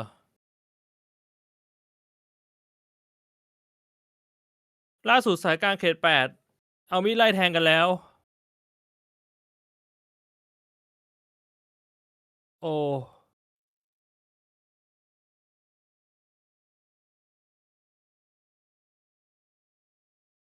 ยิงเพราะว่าเรือแล่นมาแล้วคลื่นทำกระจกบ้านแตกพี่บ่งจะอะไรประเด็นน้ำท่วมไหมหรือว่าเราจะหาอะไรเพลินๆดูมันมีอะไรจะพูดอีกไหมเรื่องน้ำท่วมไม่รู้จะพูดเรื่องอะไรแล้วอะคือมันหดหู่จัดเลยอะมันคนที่แบบว่าได้รับผลกระทบแล้วก็ต้องมาซวยเพราะว่าคนที่แบบไปทำร้ายคนที่จะเข้ามาช่วยหรือคนที่จะเข้าไปหาแสงไม่ได้ช่วยจริงๆกลายเป็นเข้าไปรบกวนคนอื่นอีกมันเนื้อโอ้โหมันตอนนี้มันไม่เหมือนแบบโซนแดงเชี่ยคือแบบโอเพน PVP กูพูดเลยพี่บ่วงฟูรูท PVP 2 วันเนี้ยร่างกายกูบอบช้ำมากกูไม่ได้นอนมา2 วันเต็มแบบว่าทำไมซีโร่เลยนะเว้ยกูไม่รู้เป็นเพราะอะไรแต่ว่าร่างกายกูแม่งเครียดมากเว้ย2 วันเนี้ยหลังจากกูมาไต้หวันนะกูกินข้าวไม่ลงแล้วกูนอนไม่หลับเลยกูไม่รู้ว่าแม่งเป็นความเครียดจากอะไรหรือแบบอาจจะเป็นกูป่วยเองหรือเปล่าไม่รู้อะแต่แม่งเครียดมากไอ้เหี้ยเมื่อกี้มีตอนหนึ่งด็อกเตอร์พูดอยู่ดีหัวกูแม่งวิ้งเลยคือกูยังไม่ได้นอนมา2 วันแล้วพี่บ่วงแล้วก็นั่งคิดไอ้เหี้ยเรื่องข่าวคือกูรับข่าวเยอะอาจจะเสพข่าวเยอะเกินไปด้วยแล้วก็มีน้องๆคุยมาทางบ้านอะไรเงี้ยคิดแล้วแบบพอหยุดพิมพ์แล้วเป็นนอนบนเตียงนะไอ้เหี้ยกระโตแม่งสั่นเลยแม่งเครียดมากว่ะหนักข่าวแม่งหนักจริงเหี้ยเล่นโดยเฉพาะที่หลายๆเคสที่เราเห็นคือแบบ คุณพ่อคุณแม่เสียชีวิตอยู่ในตู้เย็น หรือว่าแบบลูกแม่งลากศพพ่อออกมาเดินหาคนช่วยอะไอ้เชี่ยกูเห็นข่าวอะไรแบบนี้นะ คือปากแม่งสั่นเลย อืม ผมก็พยายามจะใช้วันสองวันนี้ในการ recover เพราะรู้สึกว่า ตอนนี้นี่ ภาพกูที่เห็นนี่แม่งเบลอๆแล้ว แต่กูก็พยายามจะฝืนไงก็เศร้าอ่ะ โอ้ถ้าอย่างนั้นก็คือกูว่ามันก็ไม่ควรจะคุยกันเรื่องข่าวต่อเท่าไหร่นะ แต่เรา คือถ้าเป็นอย่างเงี้ยเราก็ต้องรู้ตัวว่า โอเคเราเสพข่าวมากเกินแล้วมันมีผลกระทบกับชีวิตกับแบบว่าร่างกายกับจิตใจเรามันก็ต้องเลิกเสพ พี่บวงเครียด ไป ปะ สักพักอะ พี่บวงเครียดข่าวอะ ไม่นะ กูเป็นคนเฉยๆอะ โอเค เรามาดู เออ มาดูแนวทางการป้องกันมั้งเดี๋ยวให้มันเป็นแบบข้อมูลผิดเว้ยโทษครับ อันนี้หนังสือเล่มนี้เนี่ย แจกทุกคนทุกบ้านได้ แล้วก็มีให้โหลด PDF ทั้งเวอร์ชั่นภาษาอังกฤษและภาษาจีน เดี๋ยวถ้าใครอยากได้ตัวนี้เนี่ยท้ายเล่มมันจะมี QR code สามารถสแกนดาวน์โหลดฟรีได้เลย แต่ว่าเรามาแบบสแกนคร่าวๆแล้วกันว่าในปี 2025 เนี่ย รัฐบาลไต้หวันเขาจัดข้อมูลเนื้อหาอะไรที่เตรียมพร้อมให้กับประชาชนรับมือกับสถานการณ์ต่างๆ รวมไปถึงสเกลแบบถ้าแผ่นดินจีนบุก ทหารจีนแม่งวิ่งถือปืนแล้ว ถ้ามึงเจอทหารจีนมึงต้องทำยังไงอะไรประมาณเนี้ยนี่นะค่อยๆไล่ดูไป This is the Taiwan we love ขอบคุณคุณเจอร์มี่นะฮะเป็นกำลังใจให้พี่ทั้งสองครับขอบคุณมากครับแล้วก็เป็นกำลังใจให้ทุกท่านด้วยนะผมว่ามันคงไม่ได้มีแค่ผมคนเดียวหรอกที่เหมือนมันเครียดอยู่ข้างในอ่ะมันคงมีหลายคนจำนวนมากเพราะผมก็ได้มีโอกาสนั่งพูดคุยแลกเปลี่ยนนะก็ขอบคุณทุกโดเนทแล้วก็ทุกซัพพอร์ตด้วยนะฮะวันนี้เนี่ยช่วงที่คุยกับด็อกเตอร์อาจจะไม่ได้ตอบนะครับเพราะว่าอาจจะแบบว่านั่งคุยกันอยู่นะพี่บิ๊กกดซูม PDF หน่อยได้ไหมครับได้อันนี้ไล่ไปทีหน้าอันนี้บทแรกนะพี่บวง Advanced Preparation คืออะไรฮะการเตรียมตัวขั้นแบบแอดวานซ์เหรอไม่ใช่ขั้นพื้นฐานนะเนี่ยเขาก็บอกว่าถ้าเกิดเหตุการณ์อะไรที่มันอาจจะแบบเป็น crisis นะสิ่งที่เขาแนะนำให้ทำ household supply ก็คือเสบียงเตรียมกระเป๋าไอ้นี่น่าสนใจเตรียมกระเป๋าเนี่ยคนอาจจะงงว่าคือกระเป๋าอะไรไอ้การเตรียมกระเป๋าเนี่ยเป็นหลักสูตรที่อยู่ในโรงเรียนทุกโรงเรียนตั้งแต่ประถมทุกคนจะรู้ว่ากระเป๋ายังชีพเนี่ยคืออะไรแล้วต้องมีอะไรบ้างแล้วกูถามคนรอบตัวกูถามแฟนกูว่าที่บ้านน่ะมีเตรียมกระเป๋าไหมทุกคนหยิบกระเป๋าให้กูดูสัตว์แม่งมีเตรียมกระเป๋าไว้ข้างในมีไฟฉายข้างในมีผ้าพันแผลมีอะไรอย่างเงี้ยเขาก็จะมีว่ากระเป๋ายังชีพมันต้องมีอะไรบ้างก็เนี่ยก็คือกระเป๋าอันนี้นะก็คือแบบว่าแบบมีเป็นกระเป๋าไว้เลยเตรียมไว้แล้วแพ็คไว้แล้ววางอยู่ในตู้เสื้อผ้าใช่ถึงเวลาก็หยิบสบายใช่แล้วก็ทำความเข้าใจกับไซเรนที่เป็นแอร์เรดนะแล้วก็ทำความเข้าใจกับไซเรนของสึนามิด้วยแล้วก็อันนี้แบบว่าเสียงเตือนหลายแบบ if you receive emergency alert ถ้าเกิดว่าเป็น emergency alert เนี่ยถ้าคุณได้รับเนี่ยคุณต้องตอบสนองยังไงนะแล้วก็ cyber security tip เป็นกรณีของป้องกันการแฮกข้อมูลหรือว่าโดนอะไรอย่างนี้เหรออันนี้ไม่แน่ใจว่าเดี๋ยวเราดูไปเรื่อยแล้วกันนะบทแรก household supply นะเขาก็จะบอกว่าอย่างน้อยเนี่ยเราแนะนำเลยว่าการตุนเสบียงเนี่ยขั้นต่ำต้องเพียงพอสำหรับ1 สัปดาห์พี่บัวก็มีรายละเอียดมากมายคือต้องมีแบบว่าเสบียงในบ้าน1 สัปดาห์ตลอดเวลาใช่เนี่ยตะกี้เขามีไดอะแกรมใช่ไหม use restock stock up ใช่คือมันสามารถใช้ไปกับชีวิตมึงได้ด้วยหมายความว่าชีวิตมึงปกติมึงต้องสต็อกของแล้วก็ใช้ของสต็อกแล้วก็ซื้อของสต็อกใหม่ประมาณนี้แล้วก็จะบอกเลยว่าอาหารที่ควรเตรียมมีอะไรบ้างข้าวของเครื่องใช้ที่ควรจะใช้เนี่ยมีอะไรบ้างถุงพลาสติกอะไรเงี้ยนะแล้วก็hygiene item ก็พวกอุปกรณ์ทำความสะอาดหรือว่าพยาบาลสำหรับเด็กสำหรับผู้ใหญ่อันนี้ก็ทั่วๆไปอันนี้ go back go back นี่ก็ prepare เตรียมกระเป๋าสำหรับฉุกเฉินก็จะบอกเลยว่ามันควรจะมีอะไรบ้างกำหนดมาเลยมึงสามารถเดินไปที่ร้านค้าบางร้านนะพี่บวงร้านค้าบางร้านแม่งขาย go back เนี่ยครบเลยมึงซื้อมาแบบแต่กูไม่รู้ราคาเท่าไหร่นะก็ได้ก็ใน go back มีอะไรฮะน้ำดื่ม อาหารพร้อมกินนะฮะแล้วก็ยูกยารักษาเสื้อผ้านุ่งห่มทั่วไปอะไรอย่างนี้อันนี้ก็ไม่ได้ค่อยนั่นมากเตรียมสำหรับเด็กสำหรับผู้ใหญ่ก็มีเขียนบอกหมดอันนี้คือถ้าในกรณีที่ได้ยินเสียง air raid ซึ่ง air raid เนี่ยอยู่ไต้หวันจะได้ยินบ่อยพี่บวงเพราะว่ามันซ้อม โอ้ รบกันบ่อย จะมีรหัสเลยว่าแบบ อันนี้คือแอร์เลด ใช่ถ้าเกิดว่ามึงเคยดูหนังมันจะเป็นเสียงแบบ โอ้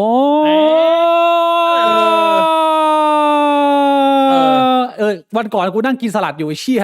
แล้วอยู่ดีมีเสียงแอร์เลดพอมีเสียงแอร์เลดปุ๊บมึงมองออกไปนอกร้านทุกร้านก็จะปิดประตูเหล็กคือเขาจะขังมึงเอาไว้ในร้านเลยแล้วเขาจะบอกว่าอันนี้ซ้อมนะต้องอยู่ในร้านครึ่งชั่วโมงนะมันก็จะเป็นเสียงแบบนี้ซึ่งเราก็ต้องทำความเข้าใจว่าเสียงแบบไหนอะไรมาคือพายุมาหรือสีเจิ้นผิงมาอะไรอย่างงี้ก็คนละเรื่องอันนี้ก็คือ1555อันนี้คือของแอร์เลดใช่นี่ก็เขาจะมีบอกรายละเอียดเพิ่มเติมทั่วไป Air Defense Alert ก็จะมีดังในมือถืออย่างที่ผมเคยโชว์แล้วนะฮะแต่ถ้าเกิดว่าเป็นสึนามิก็จะเป็นอีกเสียงหนึ่งก็จะบอกให้ทุกคนรู้เป็นข้อมูลที่ควรจะรู้อันนี้ Cyber Security Tips คือมาตรการที่เราจะต้องทำหรือไม่ต้องทำในการที่จะป้องกันการถูกแฮ็กเหรออะไรวะต้องทำอะไรวะอัปเดต use password strong โอเคก็พาสเวิร์ดดีๆอย่าไปใช้ Wi-Fi ก็เป็นข้อมูลทั่วไปนะแต่สำหรับคนบางคนมันอาจจะจำเป็นมากเขาอาจจะไม่รู้นะอาจจะแบบว่าคนแก่ไงเทคโนโลยีไม่ค่อยเป็นอะไรอย่างงี้อันนี้ how to improve disaster preparedness ก็คือการเตรียมตัวที่ดีเหรอเราต้องเตรียมตัวยังไงเตรียมตัวเกี่ยวกับสถานการณ์ฉุกเฉินว่าแบบทำยังไงให้แบบรับมือได้ดีขึ้นอะไรเงี้ยก็ไม่ได้ค่อยมีอะไรมากอันนี้มาคอร์สเลยส่วนที่2 in case of crisis ถ้าเกิด crisis strike อันนี้มันเปลี่ยนเรื่องยังวะโอ้ยนี่หนาเลยแล้วก็จะมีเนี่ยข้อมูลทั่วไปว่าต้องช่วยตัวเองช่วยซึ่งกันและกันนะวิธีการปฐมพยาบาลเบื้องต้นพี่บวงก็มีบอกมีสอนทำ CPR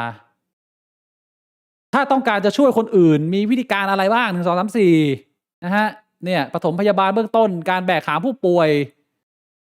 แล้วเขาก็บอกว่าอะไรคือความเสี่ยงที่คนไต้หวันจะต้องพบเจอนะมีอะไรบ้างอันแรกก็คือภัยพิบัติธรรมชาตินี่แน่นอนอยู่แล้วไม่ต้องสืบมีทุกรูปแบบทั้งไฟทั้งลมทั้งน้ำแต่ว่าไอ้ที่มันเป็นประเด็นดราม่าคืออันนี้พี่บุ๋ม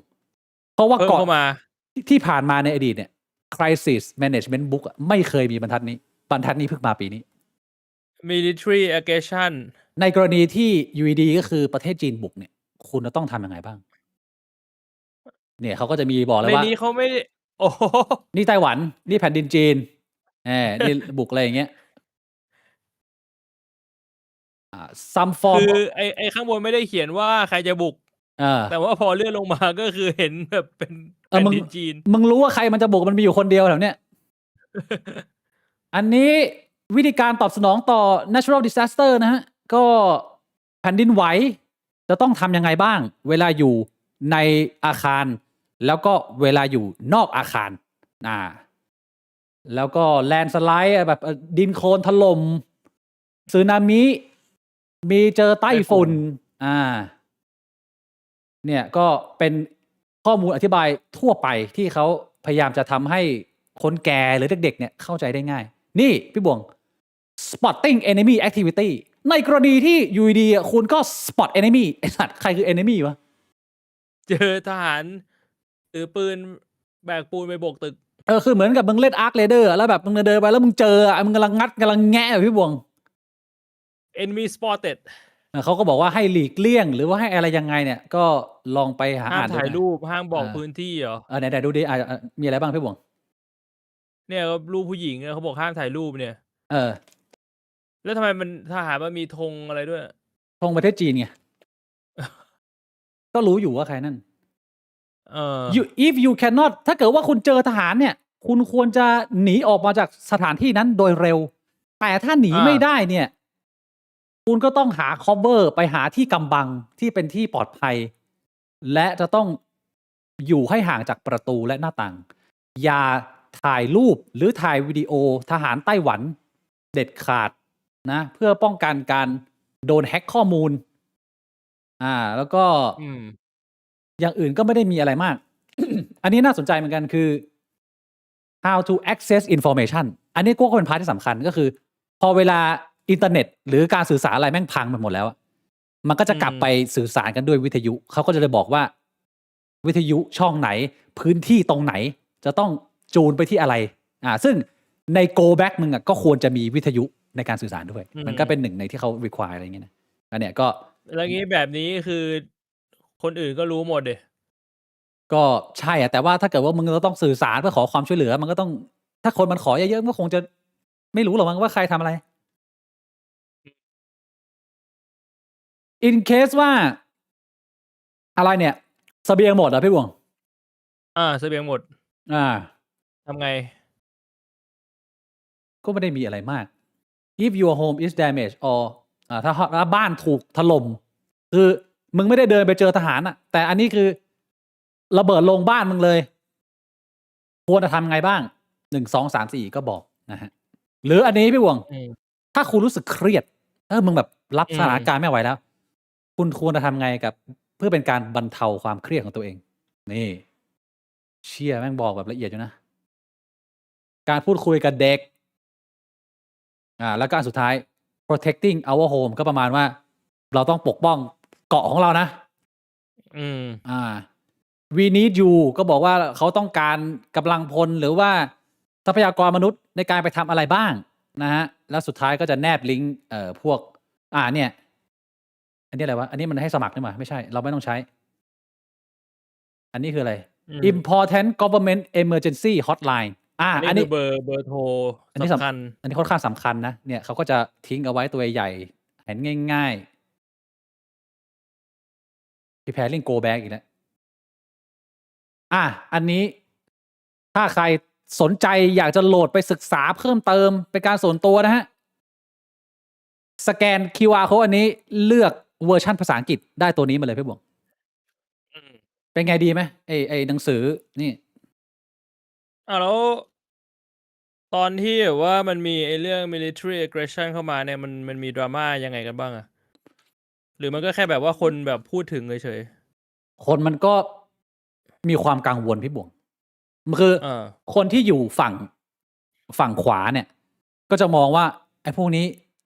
เขียนpropagandaมาต้องการจะแบบใส่ร้ายเมืองจีนเสียว่าเขาจะบุกแล้วอะไรเงี้ยมันยังไม่มีอะไรเลยอีกฝั่งนึงก็บอกว่ามันเตรียมการมันก็ดีแล้วมันก็จะประมาณนี้ทะเลาะกันไปทะเลาะกันมาว่ามันจะมาแล้วเหรอความซีเรียสมาขนาดไหนเนี่ยถ้าเกิดว่ารัฐบาลเนี่ยถึงขั้นใส่ข้อมูลเนื้อหามาขนาดนี้แล้วเนี่ยอย่างที่สีเจิ้นผิงบอกว่าภายใน2027เนี่ยจะมาเอาเกาะแล้วเนี่ยมันจะซีเรียสมากไหมมันก็จะคุยกันประเด็นประมาณนี้พี่บวงอันนี้น่าสนใจนะพอพี่บอกว่ามันมีฝั่งขวาคือถ้าเราสมมุติว่าจีนบุกจริงๆฝ่ายขวานี่ก็คือจะยอมสีโรราบเหรอ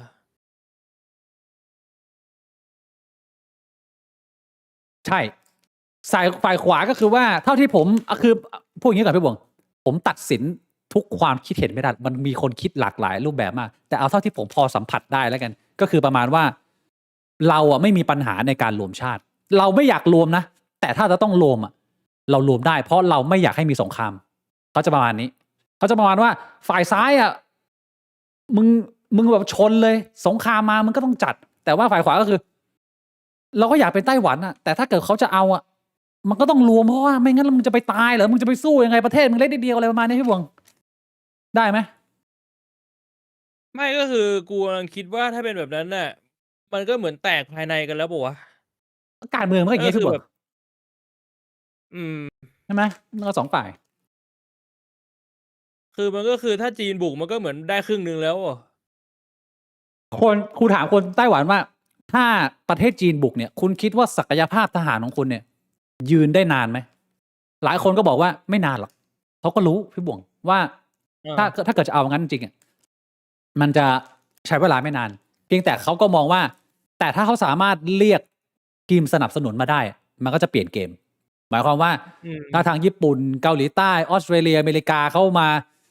เหมือนรู้แล้วซึ่งถ้ามึงมองในมุมทางทหารน่ะกูว่าเขาก็มีข่าวกรองเหมือนกับที่ก่อนที่รัสเซียจะบุกเข้าไปในยูเครนนะพี่บวงตอนนั้นน่ะ กลาโหมสหรัฐก็ออกมาชี้แจงว่า เราคิดว่ามันจะบุกแล้วนะแล้วประชาชนก็แบบเฮ้ยมันจะบุกได้ยังไงอะไรเงี้ยแล้วผ่านไปไม่กี่วันมันก็ปึ้งเข้าไปเลยคือเขาก็รู้อยู่แล้วแหละว่ามันจะเอาอะไรเงี้ยก็เป็นเรื่องที่เสียวๆพี่บวงแล้วในตอนนี้เนี่ยก็อัปเดตมาจากคราวที่แล้วพี่บวงเห็นข่าวนายกญี่ปุ่นไหมจากที่เขาพูดว่าถ้าไต้หวันโดนเนี่ยญี่ปุ่นต้องลุยแล้วสีเจิ้นผิงหรือว่าทางรัฐบาลจีนก็บอกว่าเฮ้ยคุณพูดงี้นี่ยุ่งย่ามงานในประเทศเรานะก็มีใช้มาตรการในการบอกให้นักท่องเที่ยวไม่ต้องไปญี่ปุ่นมีการให้เงินทดแทนแล้วก็เหมือนกับไกลๆบังคับว่าจะลดการนำเข้าสินค้าจากญี่ปุ่นมหาศาลซึ่งก็โดนผลกระทบอย่างทันทีเลยนะแต่สิ่งที่เกิดขึ้นก็คือนายกญี่ปุ่นก็ออกมายืนยันว่าดิฉันไม่เปลี่ยนคำพูดฉันไม่ขอถอนมึงจะลดก็ลดไปดับเบิลดาวมันก็แบบตึงๆแล้วพอไอเหตุการณ์นี้เนี่ยญี่ปุ่นไม่สามารถส่งออกซูชิไปที่ประเทศจีนได้สินค้าหลายๆตัวอะไรเงี้ยไล่ชิงเต๋อประธานาธิบดีไต้หวันออกมาเลยพี่บวกเห็นภาพไหมไล่ชิงเต๋อออกมากินซูชิก็เรียกว่าตึงๆเสียวๆสถานการณ์ไต้หวันญี่ปุ่นตอนนี้นะตึงๆเสียวๆทีนี้แล้วญี่ปุ่นกับจีนนี่คือค้าขายเป็นไงเขาค้าขายกันเยอะอยู่แล้วนะแต่ว่าแต่คือปกติแล้วจีนก็น่าจะเป็นคนซื้อเยอะใช่ก็ญี่ปุ่นก็เลยไม่แคร์ก็ช่างแม่งนั่นน่ะสิก็เลยไม่รู้ว่าทางประชาชนเขาจะมองไงนะพี่บวงนะพี่บวงเซ็งไหมถ้าเกิดว่านายกคนใหม่มาพูดแล้วแบบส่งผลกระทบต่อเศรษฐกิจทั้งที่ไม่จำเป็นพี่บวงจะมองเรื่องนี้ยังไงเนี่ยยากเหมือนกันนะมันก็หลายอย่างคือพอมันเป็นจีนกับญี่ปุ่นเนี่ยมันก็อาจจะแบบว่าคิดแนวนายกแบบกระทบเศรษฐกิจก็ช่างแม่งกูไม่ชอบมันมีแบบว่าปัญหากันมาก่อนเรื้อรังกันมาก่อนใช่แล้วอัปเดตข่าวของทางยูเครนรัสเซียพี่บวงเห็นข่าวไหมพอทราบไหมก็เห็นที่ว่าสหรัฐจะเข้ามาเป็นโบรกเกอร์ในการเจรจาแล้วก็บอกว่า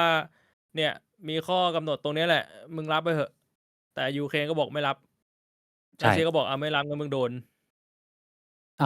พี่บอกว่ายูเครนตัดสินใจเป็นยังไง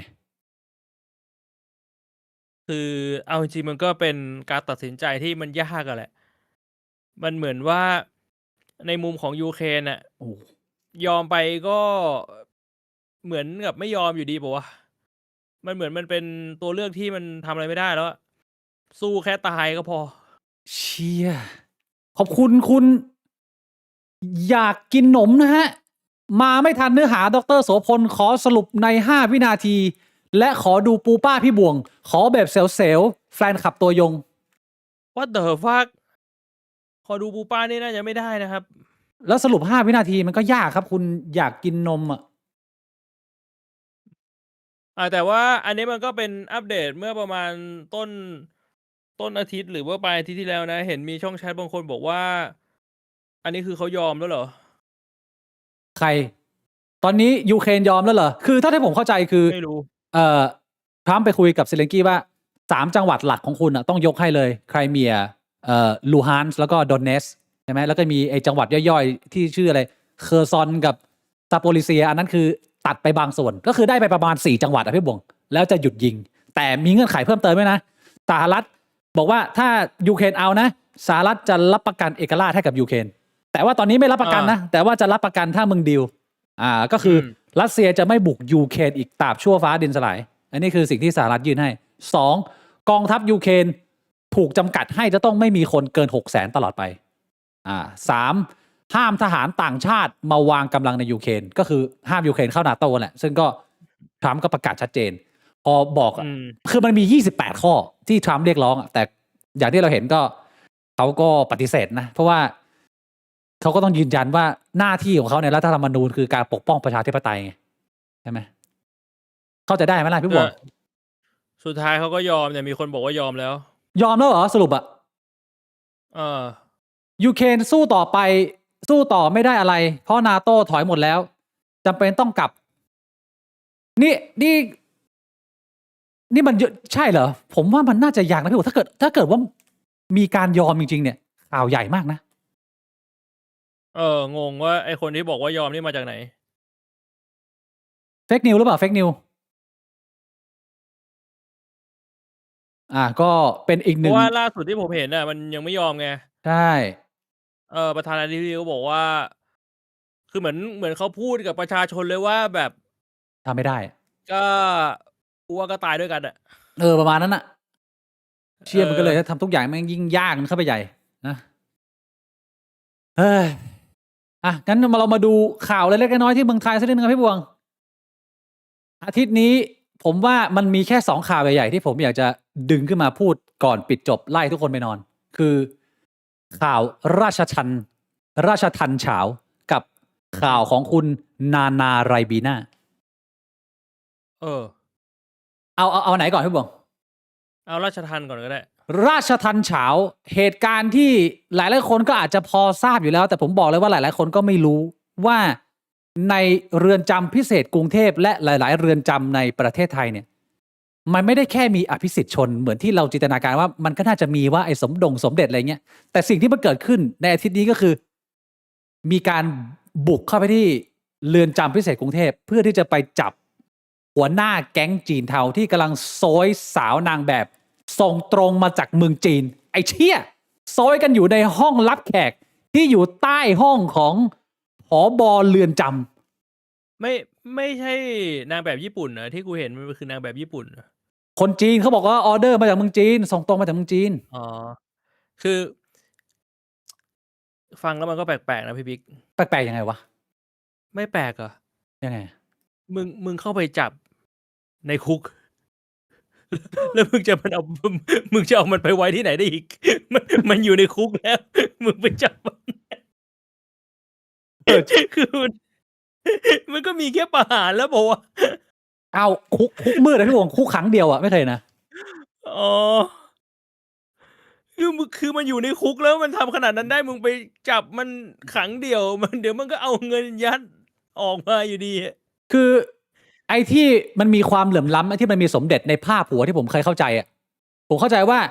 มึงอาจจะพอได้ของเพิ่มได้ผ้าเพิ่มได้ขนมเพิ่มหรืออาจจะเต็มที่ก็มี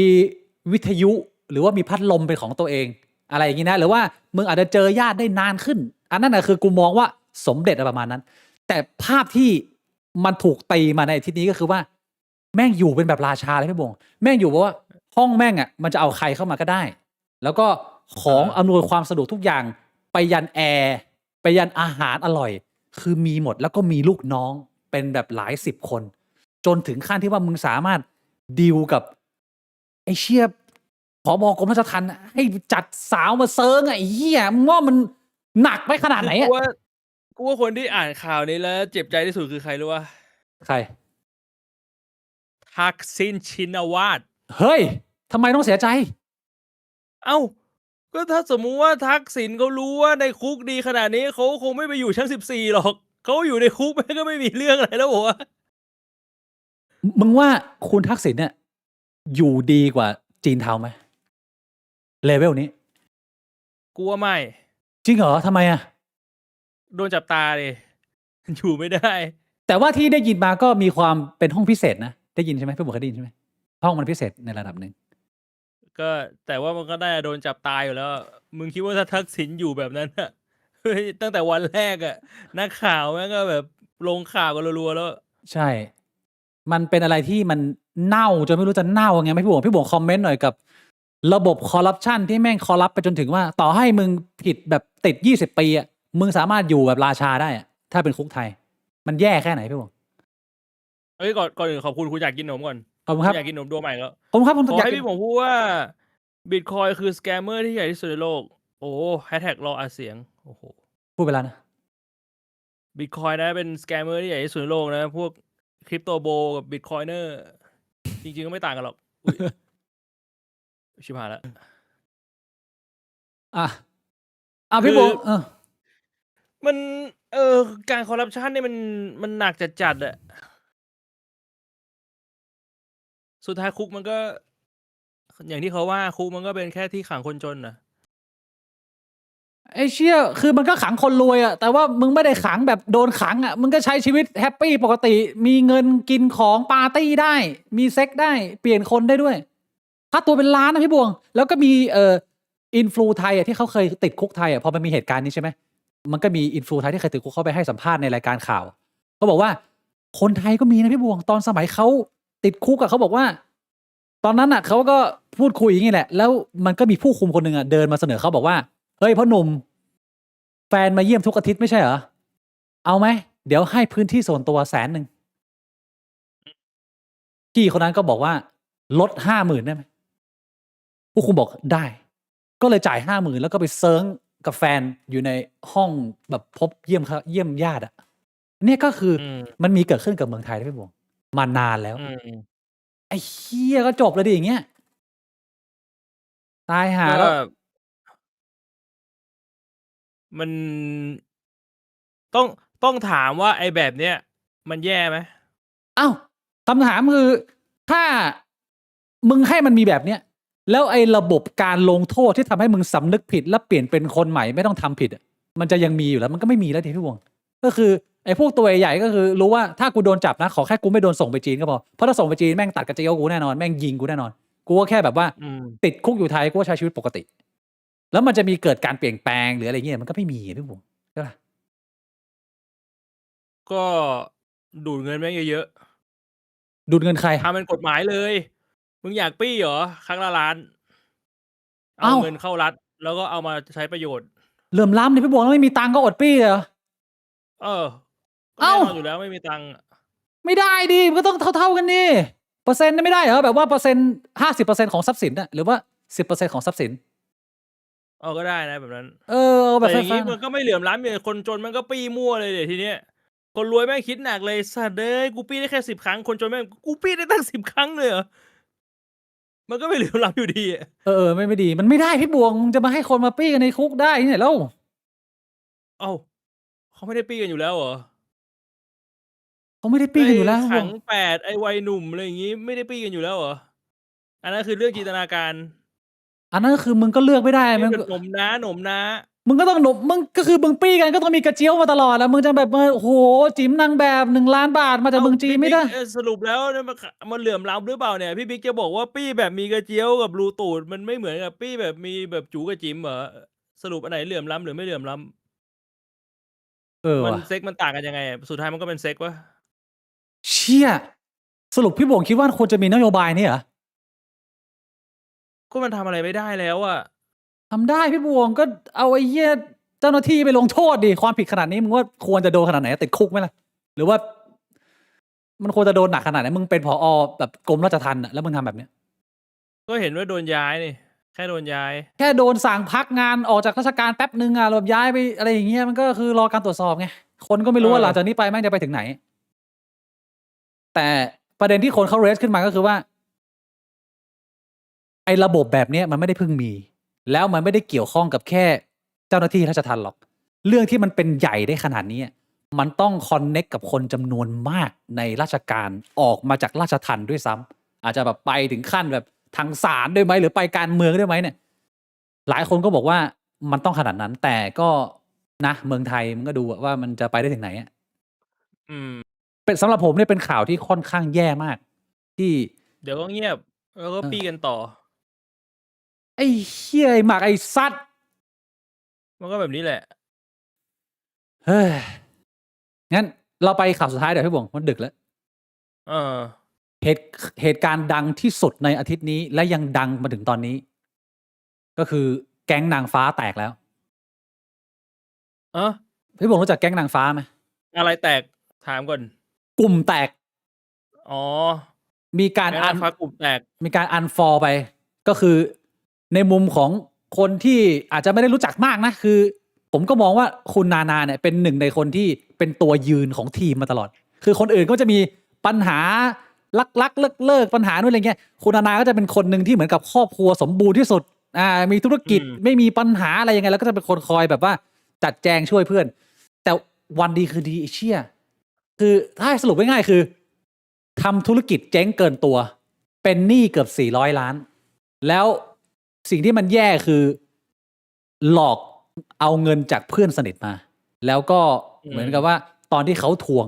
ก็ไม่ตอบสนองอะไรประมาณนี้ที่กูเข้าใจนะ จนเพื่อนมีความโกรธแค้นแล้วก็เรื่องมันก็มาถึงหูนักข่าว เรียกว่าไม่หนีไม่จ่าย ก็ยังอยู่ตรงนี้ ใช่ แต่ตอนนี้ก็คือเรื่องแดงแล้วก็เลยมีการไลฟ์ร้องไห้ ก็ประมาณว่าความผิดเนี่ยเกิดที่ฉันคนเดียว แฟนฉันไม่รู้เรื่องเลย แล้วก็นาตอนนี้แบบรู้สึกขยะแขยงตัวเองมาก พี่บงได้ดูไหม ไม่ได้ดู อ้าว โอ้ แล้วเนี่ย ขอบคุณอยากกินหนมด้วยครับสำหรับอีกโดหนึ่ง กราบขอบคุณครับ อยากฟังพี่บ่งพูดว่ากูอยากโดนคริปโตโบมาถล่มข้าพเจ้านายชัยธวัฒน์พิเชษฐ์สิริพรเป็นแฟนคลับตัวยงดรโสพลพรโชคชัยแฮชแท็กรอตัดต่อ what อะไรวะเนี่ย ขอบคุณนะฮะ เอาครับ พี่บงเหตุการณ์แบบนี้ของคุณนาเนี่ย ประเด็นที่เขาเรสขึ้นมาก็คือว่าพี่เวมีออกมาโพสต์สั้นๆมั้งที่บอกว่าเหตุการณ์แบบนี้เนี่ยมันจะพิสูจน์เพื่อนแท้พี่บงมิตรแท้ แล้วหลายคนเขาก็ตั้งคำถามว่า อย่างนี้ได้เหรอคือมึง ก็พิสูจน์ไปแล้วไม่ใช่เหรอ พิ มั สูจ น น์ พิสูจน์ตั้งแต่คุณเอาเงินเขามาแล้วคุณไม่จ่ายเขาอะก็คือคุณไม่ใช่มิตรแท้ไงไปพิสูจน์แล้วตั้งแต่แรก อ้าวสรุปคือตัวเองนะไม่ใช่คนอื่นเหรอ เอ้ามันไม่ได้พิสูจน์ไปแล้วเหรอ ไม่มีเงินจ่ายอ่ะ มันก็มิตรแล้วปะ แต่เขาบอกว่าเพื่อนสนิทอะถ้ามึงเป็นเพื่อนสนิทมึงต้องช่วยเพื่อนอะมึงต้องซัพพอร์ตเพื่อน เพื่อนแท้ ตอนนี้มีเงินอยู่ในบัญชีเท่าไหร่ ประมาณ25 บาท ขอได้ไหม โอ้โห เดื พี่ อ บ ด ว ร้อน เอาไป25ผมจะเหลืออะไรพี่บวง เอ้าไม่ใช่มิตรแท้เหรอเนี่ย เออ อยู่กันรู้จักกันมาตั้งแต่ม.3 แล้วพี่บิ๊ก25 บาท ให้กันไม่ได้เลย แล้วมิตรแท้มันต้องทำกันยังไงพี่บวงในกรณีแบบเนี้ยมันถึงจะเป็นมิตรแท้ มันไม่ใช่มิตรแท้ตั้งแต่มึงเอาเงินเข้ามาแล้วไม่จ่ายแล้วอ่ะ มันขาดแล้วนะ มันขายไปตั้งแต่ตอนนั้นแล้ว แต่ว่าสิ่งที่กูสงสัยในกรณีนี้นะคือ ทางคุณนาเขาเปิดตัวเลขบริษัททั้ง7 อันที่เขาถืออยู่ แล้วเพื่อให้เห็นเลยว่าผลประกอบการเป็นยังไง สรุปก็คือว่า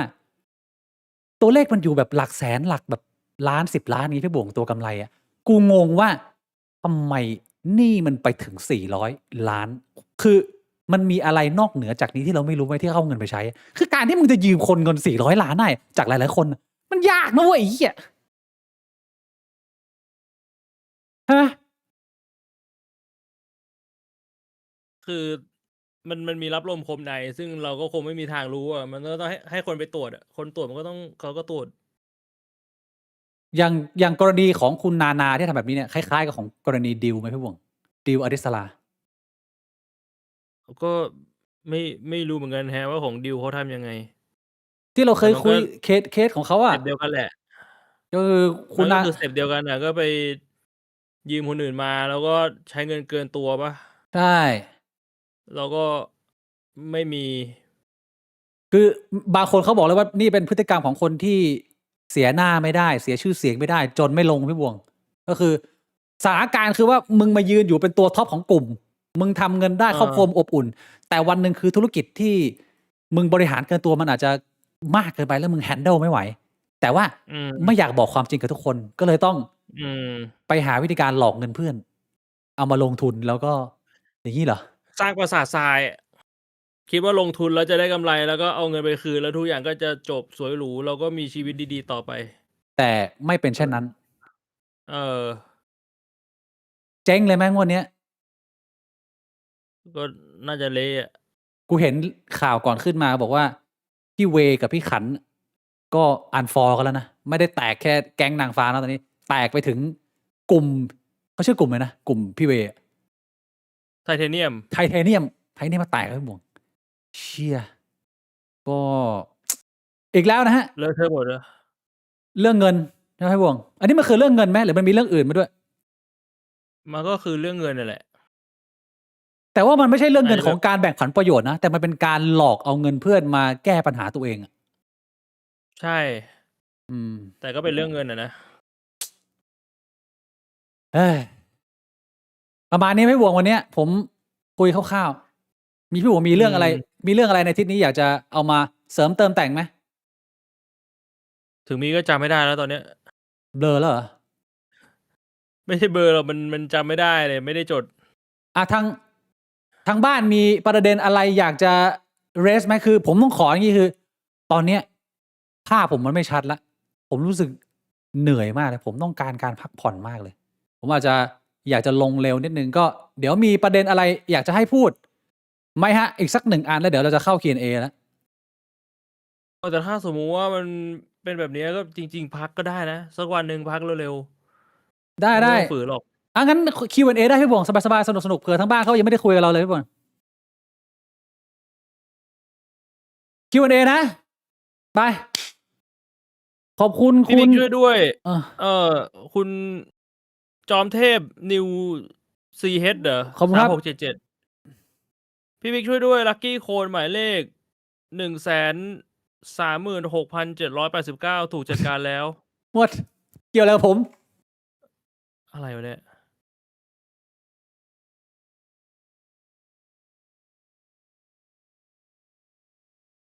ไม่รู้ คิ จะพูดอะไรเพราะว่าด็อกเตอร์พูดในใจผมไปหมดแล้ว ถ้างั้นผมขอถามพี่บิ๊กว่าสนใจ Active Matter ไหมครับ แนวเดียวกับ Arc Raider แต่ว่าเป็นการเป็นออกแนวน่ากลัวหน่อย เดี๋ยวไปกดดูครับ Active Matter ผมยังไม่เคยเห็นเลย แต่ว่าเอาที่แน่ๆคือ ถ้าผมฟื้นเมื่อไหร่เนี่ย คือตอนแรกผมตั้งใจว่าพรุ่งนี้ผมจะไลฟ์เล่นเกมพี่บวง ผมบอกกับหลายคนแล้วว่าโปรเจกต์เกมของผมต่อไปมันจะเป็นโปรเจกต์ใหญ่ก็คือ Expedition 33 แต่ว่า ขออนุญาตชี้แจงตรงนี้เลยว่าพรุ่งนี้ผมเล่นไม่ไหว ผมว่าผมอาจจะต้องนอนอีกสัก 2-3 วัน ผมถึงจะเล่นได้นะ ก็ พักผ่อนก่อน เมื่อไหร่ที่ผมฟื้นแล้วเนี่ย เดี๋ยวเจอกันนะฮะ Expedition 33 แล้วเกมที่คุณฟิโอเหรอคุณฟิโอแนะนำมาใช่ไหม Active Matter แต่มันยังไม่มา เดี๋ยวผมไปกดดู เป็นแบบช่วงอัลฟาอยู่มั้งหรือเบต้า Q&A ทำยังไงถึงไปเชิญด็อกเตอร์มาได้ครับ ก็แค่พิมพ์เข้าไปในเพจเลยครับ ผมพิมพ์เข้าไปในเพจบอกว่าผมมาจากช่องบิ๊กบวงครับ ผมอยากชวนด็อกเตอร์ไปพูดคุย พวกผมทำพอดแคสต์คุยกัน2 คน แล้วก็แปะลิงก์แปะอะไรไปอย่างเงี้ยครับ ก็ตกลงมาเลย ด็อกเตอร์เขาก็พิมพ์มาเขาบอกโอ้ยยินดีครับ ยินดีเลยแล้วบอกมีอะไรโทรมาได้เลยครับว่าให้เบอร์มาแค่นั้นเลยฮะ ขอบคุณคุณโอเปอร์สตริกนะฮะ ผมไปเห็นคลิปหนึ่งที่เป็นคู่รัก LGBT ที่เกิดการโต้เถียงกัน เพราะแฟนที่เป็นทอมบอกว่าจะไปทำนม สมมุติแฟนพี่ๆบอกว่าไม่อยากมีนม แล้วจะไปผ่าออก พวกพี่โอเคไหมครับ เชี่ย ไม่โอเค ทำไมอะพี่วง ไม่ว่าจะไปผ่าออกหรือว่าจะไปเสริม ถ้าทำแค่เพื่อการศัลยกรรมเพื่อรูปลักษณ์ผมก็ไม่โอเคทั้งคู่นะ แต่ถ้าทำเพราะว่ามันมีแบบว่า health complication แบบต้องผ่านม เพราะว่าเป็นมะเร็งเต้านมเงี้ยนั้นโอเคคนละประเด็นกัน แบบบอดี้เขาไม่ใช่ช้อยส์เขาหรอวะ นมเขาทำไมพี่บวงมีสิทธิ์อะ ผมไม่โอเคไม่ได้หมายความว่าผมบังคับ ถ้าเขาจะไปทำผมบอกว่าผมไม่โอเคนะ ถ้าคุณจะทำคุณทำเลย แต่ว่าเราเลิกกัน ชัดเจน ก็คุณก็ใช่ก็บอดี้เขามีสิทธิ์ผมไม่ได้บังคับไง แต่ผมแค่บอกว่าผมก็ต่างคนต่างไป ผมก็คำตอบคล้ายๆกันนะ ก็คือ กูก็มองว่าเป็นนมกูอะประมาณเนี้ย เชี่ยเอ้ยก็คนใช้ก็คือกูปะวะถ้ามันตัดไปแล้วมันก็ไม่มีใช้อ่ะมันไม่ได้เลยต้องเก็บไว้ให้เราใช้ พี่คิดยังไงครับสถานการณ์ในกลุ่ม Facebook อะไรวะในกลุ่มเหรอก็ไม่ยังไงนะมีอะไร ผมเฉยๆนะผมก็ปล่อยไหล ไม่มีอะไรก็ไปเรื่อยๆฮะไม่ได้มีอะไรที่ซีเรียสมากพูดคุยทักทายตักเตือนกันเล็กๆน้อยๆผมว่ามันก็ต้องอย่างนี้แหละ ผมมองว่ากลุ่มมันดูเป็นโซเชียลเอ็กซ์เพร์เมนต์ดีนะแล้วปล่อยให้แบบว่าคนมันเข้ามาทำอะไรก็ได้เนี่ยมันเราก็จะได้เห็นนิสัยคนแหละว่าคนแม่งเป็นยังไงพี่บวงครับพอดีผมได้แรงบันดาลใจในการทำ YouTube จากพี่ๆมาผมอยากจะขอแนวทางในการพัฒนาช่องหรือ mindset ที่ควรมีในการก้าวเข้ามาในวงการครีเอเตอร์หน่อยครับทำมาได้สัปดาห์หนึ่งแล้วเชี่ยทำช่องแบบไหนครับ ช่องพอดแคสต์ช่องแบบว่าสตรีมเกมยังไงเอ่ยผมขอเข้าไปดูผมขออนุญาตขอบคุณกันนะขอบคุณคุณบีอะไรเนี่ยทำไมกูไม่เห็นชื่อตลอดเลยวะคุณ บัวเดียงมันอ่านอะไรอ่ะมันอะไรอะสักชื่ออะเรื่องนานาก็คงให้ศาลตัดสิน ก็ผมว่ามีความใกล้เคียงที่จะเป็นกรณีคล้ายๆของคุณปูมันธนามั้งเรื่องของการช่อโกงอะไรเงี้ยขอบคุณคุณกิ เฮ้ ติ ย พงศ์ด้วยนะฮะดำนอง20ออสเตรเลียนดอลลาร์ขอบคุณพี่บิ๊กสำหรับการช่วยเหลือวันนี้ครับขอบคุณมากครับขอบคุณมากครับ เอ้ยตะกี้ที่บอกว่าเพิ่งทำมาได้อาทิตย์หนึ่งอ่ะ แล้วก็ขอคำแนะนำอ่ะ อืม คุณชายลูน่าเหรอ อืม ผมเข้าไปดูแล้วทำดีมากเลยนะ จริงเหรอพี่บัวเอาช่องมาดิช่องอะไรวะ ชื่อคุณชายลูน่าที่เป็นรูปแมวอ่ะ ไม่ชื่อช่องอะไร ถ้าถามผมนะ ชายลูน่า ชื่อช่องคุณชายลูน่าคุณชาย KHUNCHAI underscore ลูน่าถ้าถามผมนะ อ่ะ ผมไม่ทำภาษาไทย ผมทำ อ่ะ ภาษาอังกฤษ ทำไมอ่ะ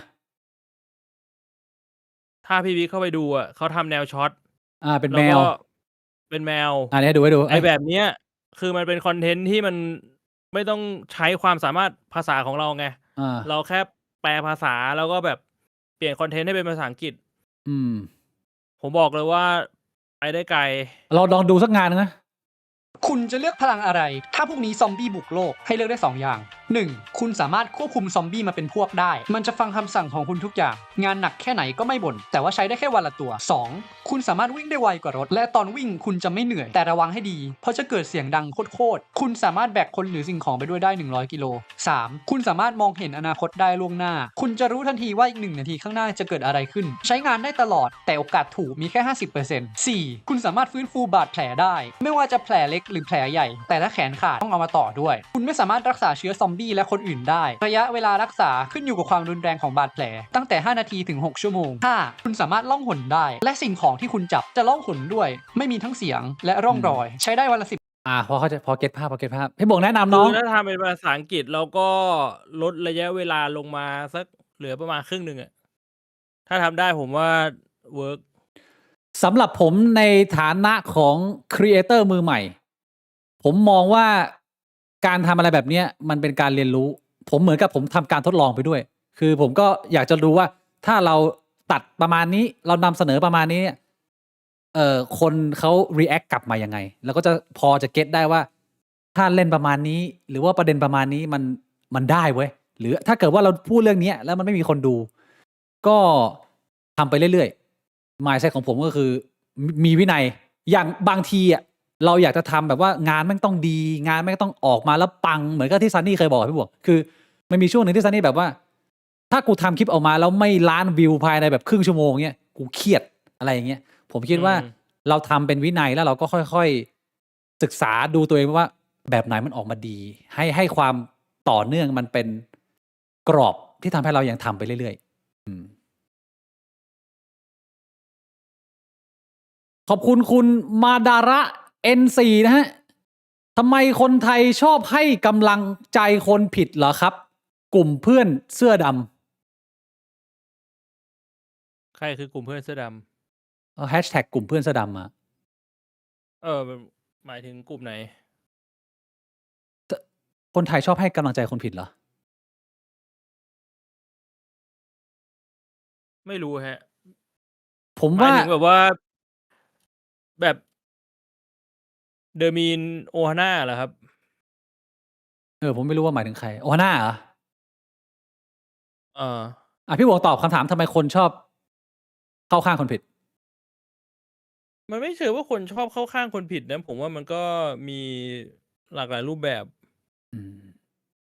ใช่ผมว่าทุกคนมันมีแฟนคลับหมดอะถ้าเกิดว่าคุณมีชื่อเสียงในระดับหนึ่งแล้วไม่ว่าคุณจะมีนิสัยอะไรยังไง ก็คนมันก็มองหลายมุมอะครับ ไม่ได้แค่คนไทยอะผมว่าในทุกๆสังคมอะไม่ว่าคุณ มันก็มีหมดนะ คุณเสนอมุมมองของคุณไม่ว่าจะเป็นการเมืองสังคมหรือวัฒนธรรมอะไรอย่างเงี้ยมันมีคนไม่ชอบอยู่แล้วอะต่อให้คุณเป็นคนผิดมันก็มีคนซัพพอร์ตคุณอยู่ดีอะถ้าเกิดว่าคุณมั่นใจและมีพอจะมีชั้นเชิงในการนำเสนอมันหาพรรคพวกได้อยู่แล้วไม่ได้เป็นแค่คนไทยนะผมว่าขอบคุณคุณบัวแองเจิลนะฮะ5 US ดอลลาร์พี่บิ๊กพักก่อนขอบคุณมากครับเนี่ยผมเตรียมยาไว้แล้วนะเดี๋ยวลงปุ๊บผมต้องตบยานอนหลับแล้วไปเลยเพราะว่าตอนนี้นี่คือ ตาเบลอไปหมดแล้ว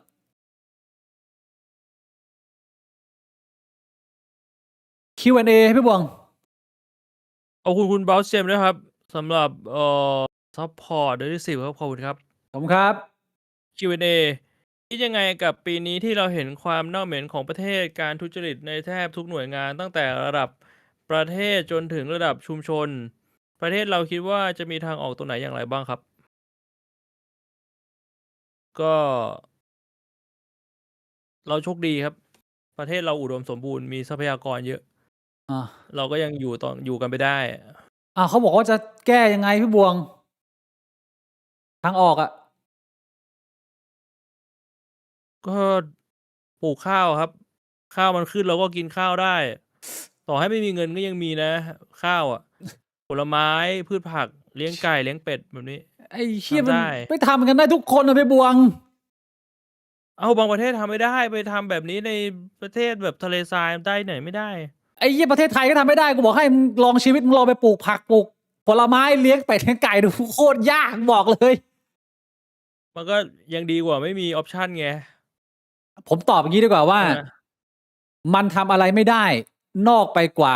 การผลักดันทางการเมือง แต่เมื่อคุณผลักดันทางการเมืองมันก็จะเกิดแรงต้าน เพราะฉะนั้นผมมองว่าท้ายที่สุดแล้วการเมืองมันคือการ convince หรือโน้มน้าวคนที่ไม่ได้มองเหมือนเราแต่อยู่ในสังคมเดียวกับเรา เราจะเดินหน้าทำงานทางความคิดยังไง ที่จะไม่ทำลายแนวร่วม หรือไม่ทำลายโอกาสของคนที่เขาจะเห็นด้วยกับเรา เพราะว่าการพูดคุยถกเถียงแลกเปลี่ยนกันในมุมของการเมืองเนี่ยบางทีมันต้องใช้ระยะเวลานานนะมันไม่ใช่ว่ามึงจะเอาใจอย่างมึงคิดว่ามึงถูกมึงจะบอกแบบนี้ ผมคิดว่ามันก็ต้องค่อยๆสื่อสารกันแล้วก็รักษาน้ำใจกันให้มากที่สุด แล้วผมคิดว่าสุดท้ายแล้ววันที่ปริมาตรหรือจิตสำนึกของผู้คนมันจะแบบพร้อมจริงๆอ่ะมันก็จะถึงสร้างความเปลี่ยนแปลงได้เป็นแบบเป็นเชิงระบบผมมองอย่างนี้ ได้ แรง ปะ ต้านมันมาเป็นกระสุนนะดิ ก็เราก็ต้องดูว่าถ้าเกิดว่ามันมาเป็นกระสุนน่ะเราจะต้านยังไงให้มันไม่โดนกระสุนน่ะคือมันต้องหาแบบทำงานทางความคิดไปเรื่อยๆอะผมคิดว่าการเมืองคือการโน้มน้าวจิตใจอีกฝั่งหนึ่งให้เห็นด้วยกับเราให้มากขึ้นแค่นั้นเองอืม อืม ขอบคุณคุณกลอเรียนะฮะสำหรับเมมเบอร์11 เดือนนะฮะ ขอบคุณครับ คือถ้าเกิดว่าเราปล่อยให้สังคมมันเป็นอย่างนี้ไปแล้วมันเกิดผลกระทบแบบเนี้ยคือนักการเมืองขายเสียงได้ซื้อเสียงได้ แล้วก็ไม่มีใครทำเหี้ยอะไรได้ มันก็จะเป็นลักษณะที่ว่าจนถึงจุดหนึ่งมึงจะได้ทีมบริหารรัฐบาลที่อาจจะทำงานไม่เป็นเลยแล้วสุดท้ายผลกระทบร้ายๆมันก็จะมาตกกับตัวประชาชนเอง ก็คือเมื่อไหร่ที่มึงเจ็บจนพอมึงก็จะได้แบบเติบโตเรียนรู้มึงก็ต้องไปทางนั้นให้บ่งใช่ปะล่ะ ไม่แต่ว่า ถ้าประชาชนมันโดนคอนดิชันมาแล้วว่า อันนี้มันไม่ใช่ความเจ็บปวด แต่มันเป็นชีวิตประจำวันอะมันก็ไม่เกิดการเรียนรู้ไง มันก็ต้องมีสังคมเราจะต้องมีคอนเนคชันกันมากขึ้น คนมันต้องพูดคุยแลกเปลี่ยนกันให้มาก มันก็จะได้ส่งต่อความคิดกันได้มากขึ้น นั่นก็เป็นอีกสาเหตุหนึ่งว่าทำไมทุกท่านที่กำลังชมอยู่ตรงนี้ คุณกำลังเห็นผมนั่งอยู่ตรงนี้และคุณกำลังเห็นพี่โบงนั่งอยู่ตรงนี้ ผมก็อยากให้ อืม สิ่งที่ผมคิดว่ามันน่าจะได้รับความสนใจ มันได้กระจายไปสู่คนได้มากขึ้น แล้วผมก็พยายามจะสื่อสารให้มันเป็นมิตรให้มากที่สุด อืม ขอบคุณคุณกันตินันเอสด้วยครับสำหรับเมมเบอร์เดือนที่9ครับผม ขอบคุณครับ ก่อนหน้านี้ไม่ว่างดูเลย เพิ่งจะพอมีเวลาว่างบ้างคิดถึงจัง โอ้ขอบคุณครับ ขอบคุณครับคุณกัตินัน ขอบคุณคุณอยากกินหนมด้วยครับสำหรับอีก729 โดครับ รอฟังพี่บวงพูดว่าขอโทษคริปโตโบที่พูดว่าบิตคอยเป็นสแกมเมอร์ที่ใหญ่ที่สุดในโลก รู้เท่าไม่ถึงการไม่เอาแล้วพอแล้วเลิกแล้ว กับการเลื้อน คุณมีสิทธิ์โกรธขอโทษจริงๆครับ ขอบคุณมากคุณอยากกินนม ที่โดมาโหดมากเลยเนี่ย4 ก้อนแล้วเนี่ย729เนี่ยโหดจัดๆเขามากครับ ได้ไปกี่คลิปแล้วเนี่ย ไอ้เชี่ยอีก 2-3 Q&A สวยๆ ให้กับบิ๊กบวงในอาทิตย์นี้ฮะ Q&A พี่ ถ้า พี่บวง พี่ก่อน พี่บวงอ่าน ถ้าพี่จบมาใหม่ พี่จะเลือกงานที่มีความมั่นคง หรือว่าจะลองทำในสิ่งที่ตัวเองอยากทำแต่อาจจะไม่มีรายได้ที่แน่นอน ก็ต้องตอบอย่างที่ 2 อะครับ เพราะว่าผมเลือกอย่างที่ 2 ชีวิตผมอะ จริงๆเรื่องนี้คุยกันไปหลายรอบแล้วนะ อย่างแรกคือประเมินศักยภาพของทางบ้านก่อน คุณมีศักยภาพมากน้อยแค่ไหน ถ้าเกิดว่าศักยภาพ อา คุณเยอะ ฟูกคุณหนาอย่างเงี้ย ถ้าคุณจะทำตามสิ่งที่ตัวเองอยากลองทำแต่อาจจะไม่มีรายได้ที่แน่นอน มันก็อาจเป็นแค่ช่วงแรกๆ คือมันก็ต้องดูว่า เฮ้ย เราทำสิ่งที่เราชอบนะ ช่วงแรกมันไม่มี แต่ช่วงหลังมันมีไหม อื ถ้าม ช่วงหลังมันมีมันก็โอเค แต่ว่าแบบสิ่งที่ผมชอบนะคือไม่มีตังค์เลย อ้าวเหี้ย งั้นทำมันไวอะมันก็ทำไม่ได้เว้ย มันก็ต้องไปทำมาหากินใช่เปล่าล่ะ แต่ถ้าเกิดว่า ใช่ ที่บ้านไม่มีแบ็ก แน่นอนว่าเลือกที่จะเริ่มมาใช้ชีวิต ฝึกฝน เก็บประสบการณ์ แล้วก็เก็บเงินให้มันมี เหมือนกับมีถัง E ให้เราใช้อะในยามจำเป็น ก็เป็นสิ่งที่สำคัญนะ อืม ถ้าได้เงินจากพอดคาสต์เยอะขึ้นเรื่อย ๆ มีอะไรในอนาคตไหมที่จะป้องกันไม่ให้แตกกันเพราะเรื่องเงิน? บิ๊กบวงแตกไหมเนี่ย? มันก็ค่อนข้างง่ายนะ ผมว่าถ้าได้เงินจากพอดคาสต์เยอะขึ้นเรื่อย ๆ พวกทำเป็นรูปแบบของบริษัท มันก็โปร่งใสด้วย แล้วก็ได้ลดหย่อนภาษีด้วย มันก็ยิงปืนนัดเดียวได้นก 2 ตัว ใช่ ถูกต้องเลย ก็คือทำเป็นบริษัท แล้วผมกับพี่บวงก็ไม่ต้องแตะให้ ใช่ไหม ให้อีกคนหนึ่งทำไปเลย มีฝ่ายบัญชี ใช่ จัดการไปเลย เราแค่ แล้ มาว คือ มาเช็คเฉย ๆ คือรูปแบบของการทำพอดคาสต์อะ มันดีอย่างหนึ่ง ก็คือมันไม่ได้มีเงินเข้าเงินออกเยอะ อืม มันไม่เหมือนคุณซื้อสินค้ามาขาย หรือคุณแบบว่าลงทุนทำนู่นทำนี่ แม่งแบบ คือบัญชีมันจะแบบแม่งเงินเข้าเงินออกมันจะซอยยิบเลย นึกออกเปล่า? อา พอดแคสต์คือแบบเงินเข้าเดือนหนึ่งก็มีค่าสปอนเซอร์กับรายได้จากยูทูบ ใช่ มันเข้าแค่เนี้ย แล้วเงินออกแม่งไม่มีอะ มัน ถ้า เช็ค มีแบบ มันเช็กง่าย เช็ เพ ก ราะ ง ฉะ ่าย นั้นน่ะ ผมว่าโอกาสที่มันจะแบบว่าโดนโกง อะไรอย่างงี้ มันแทบไม่มี อืม เออ ก็หวังว่าบิ๊กบวงจะไม่แตกกันนะครับ ผมจะอ่านคำถามสุดท้ายพี่บวง แล้วผมจะขออนุญาตไปนอนก่อนแล้ว ได้ คำถามคือ? ยังไม่มา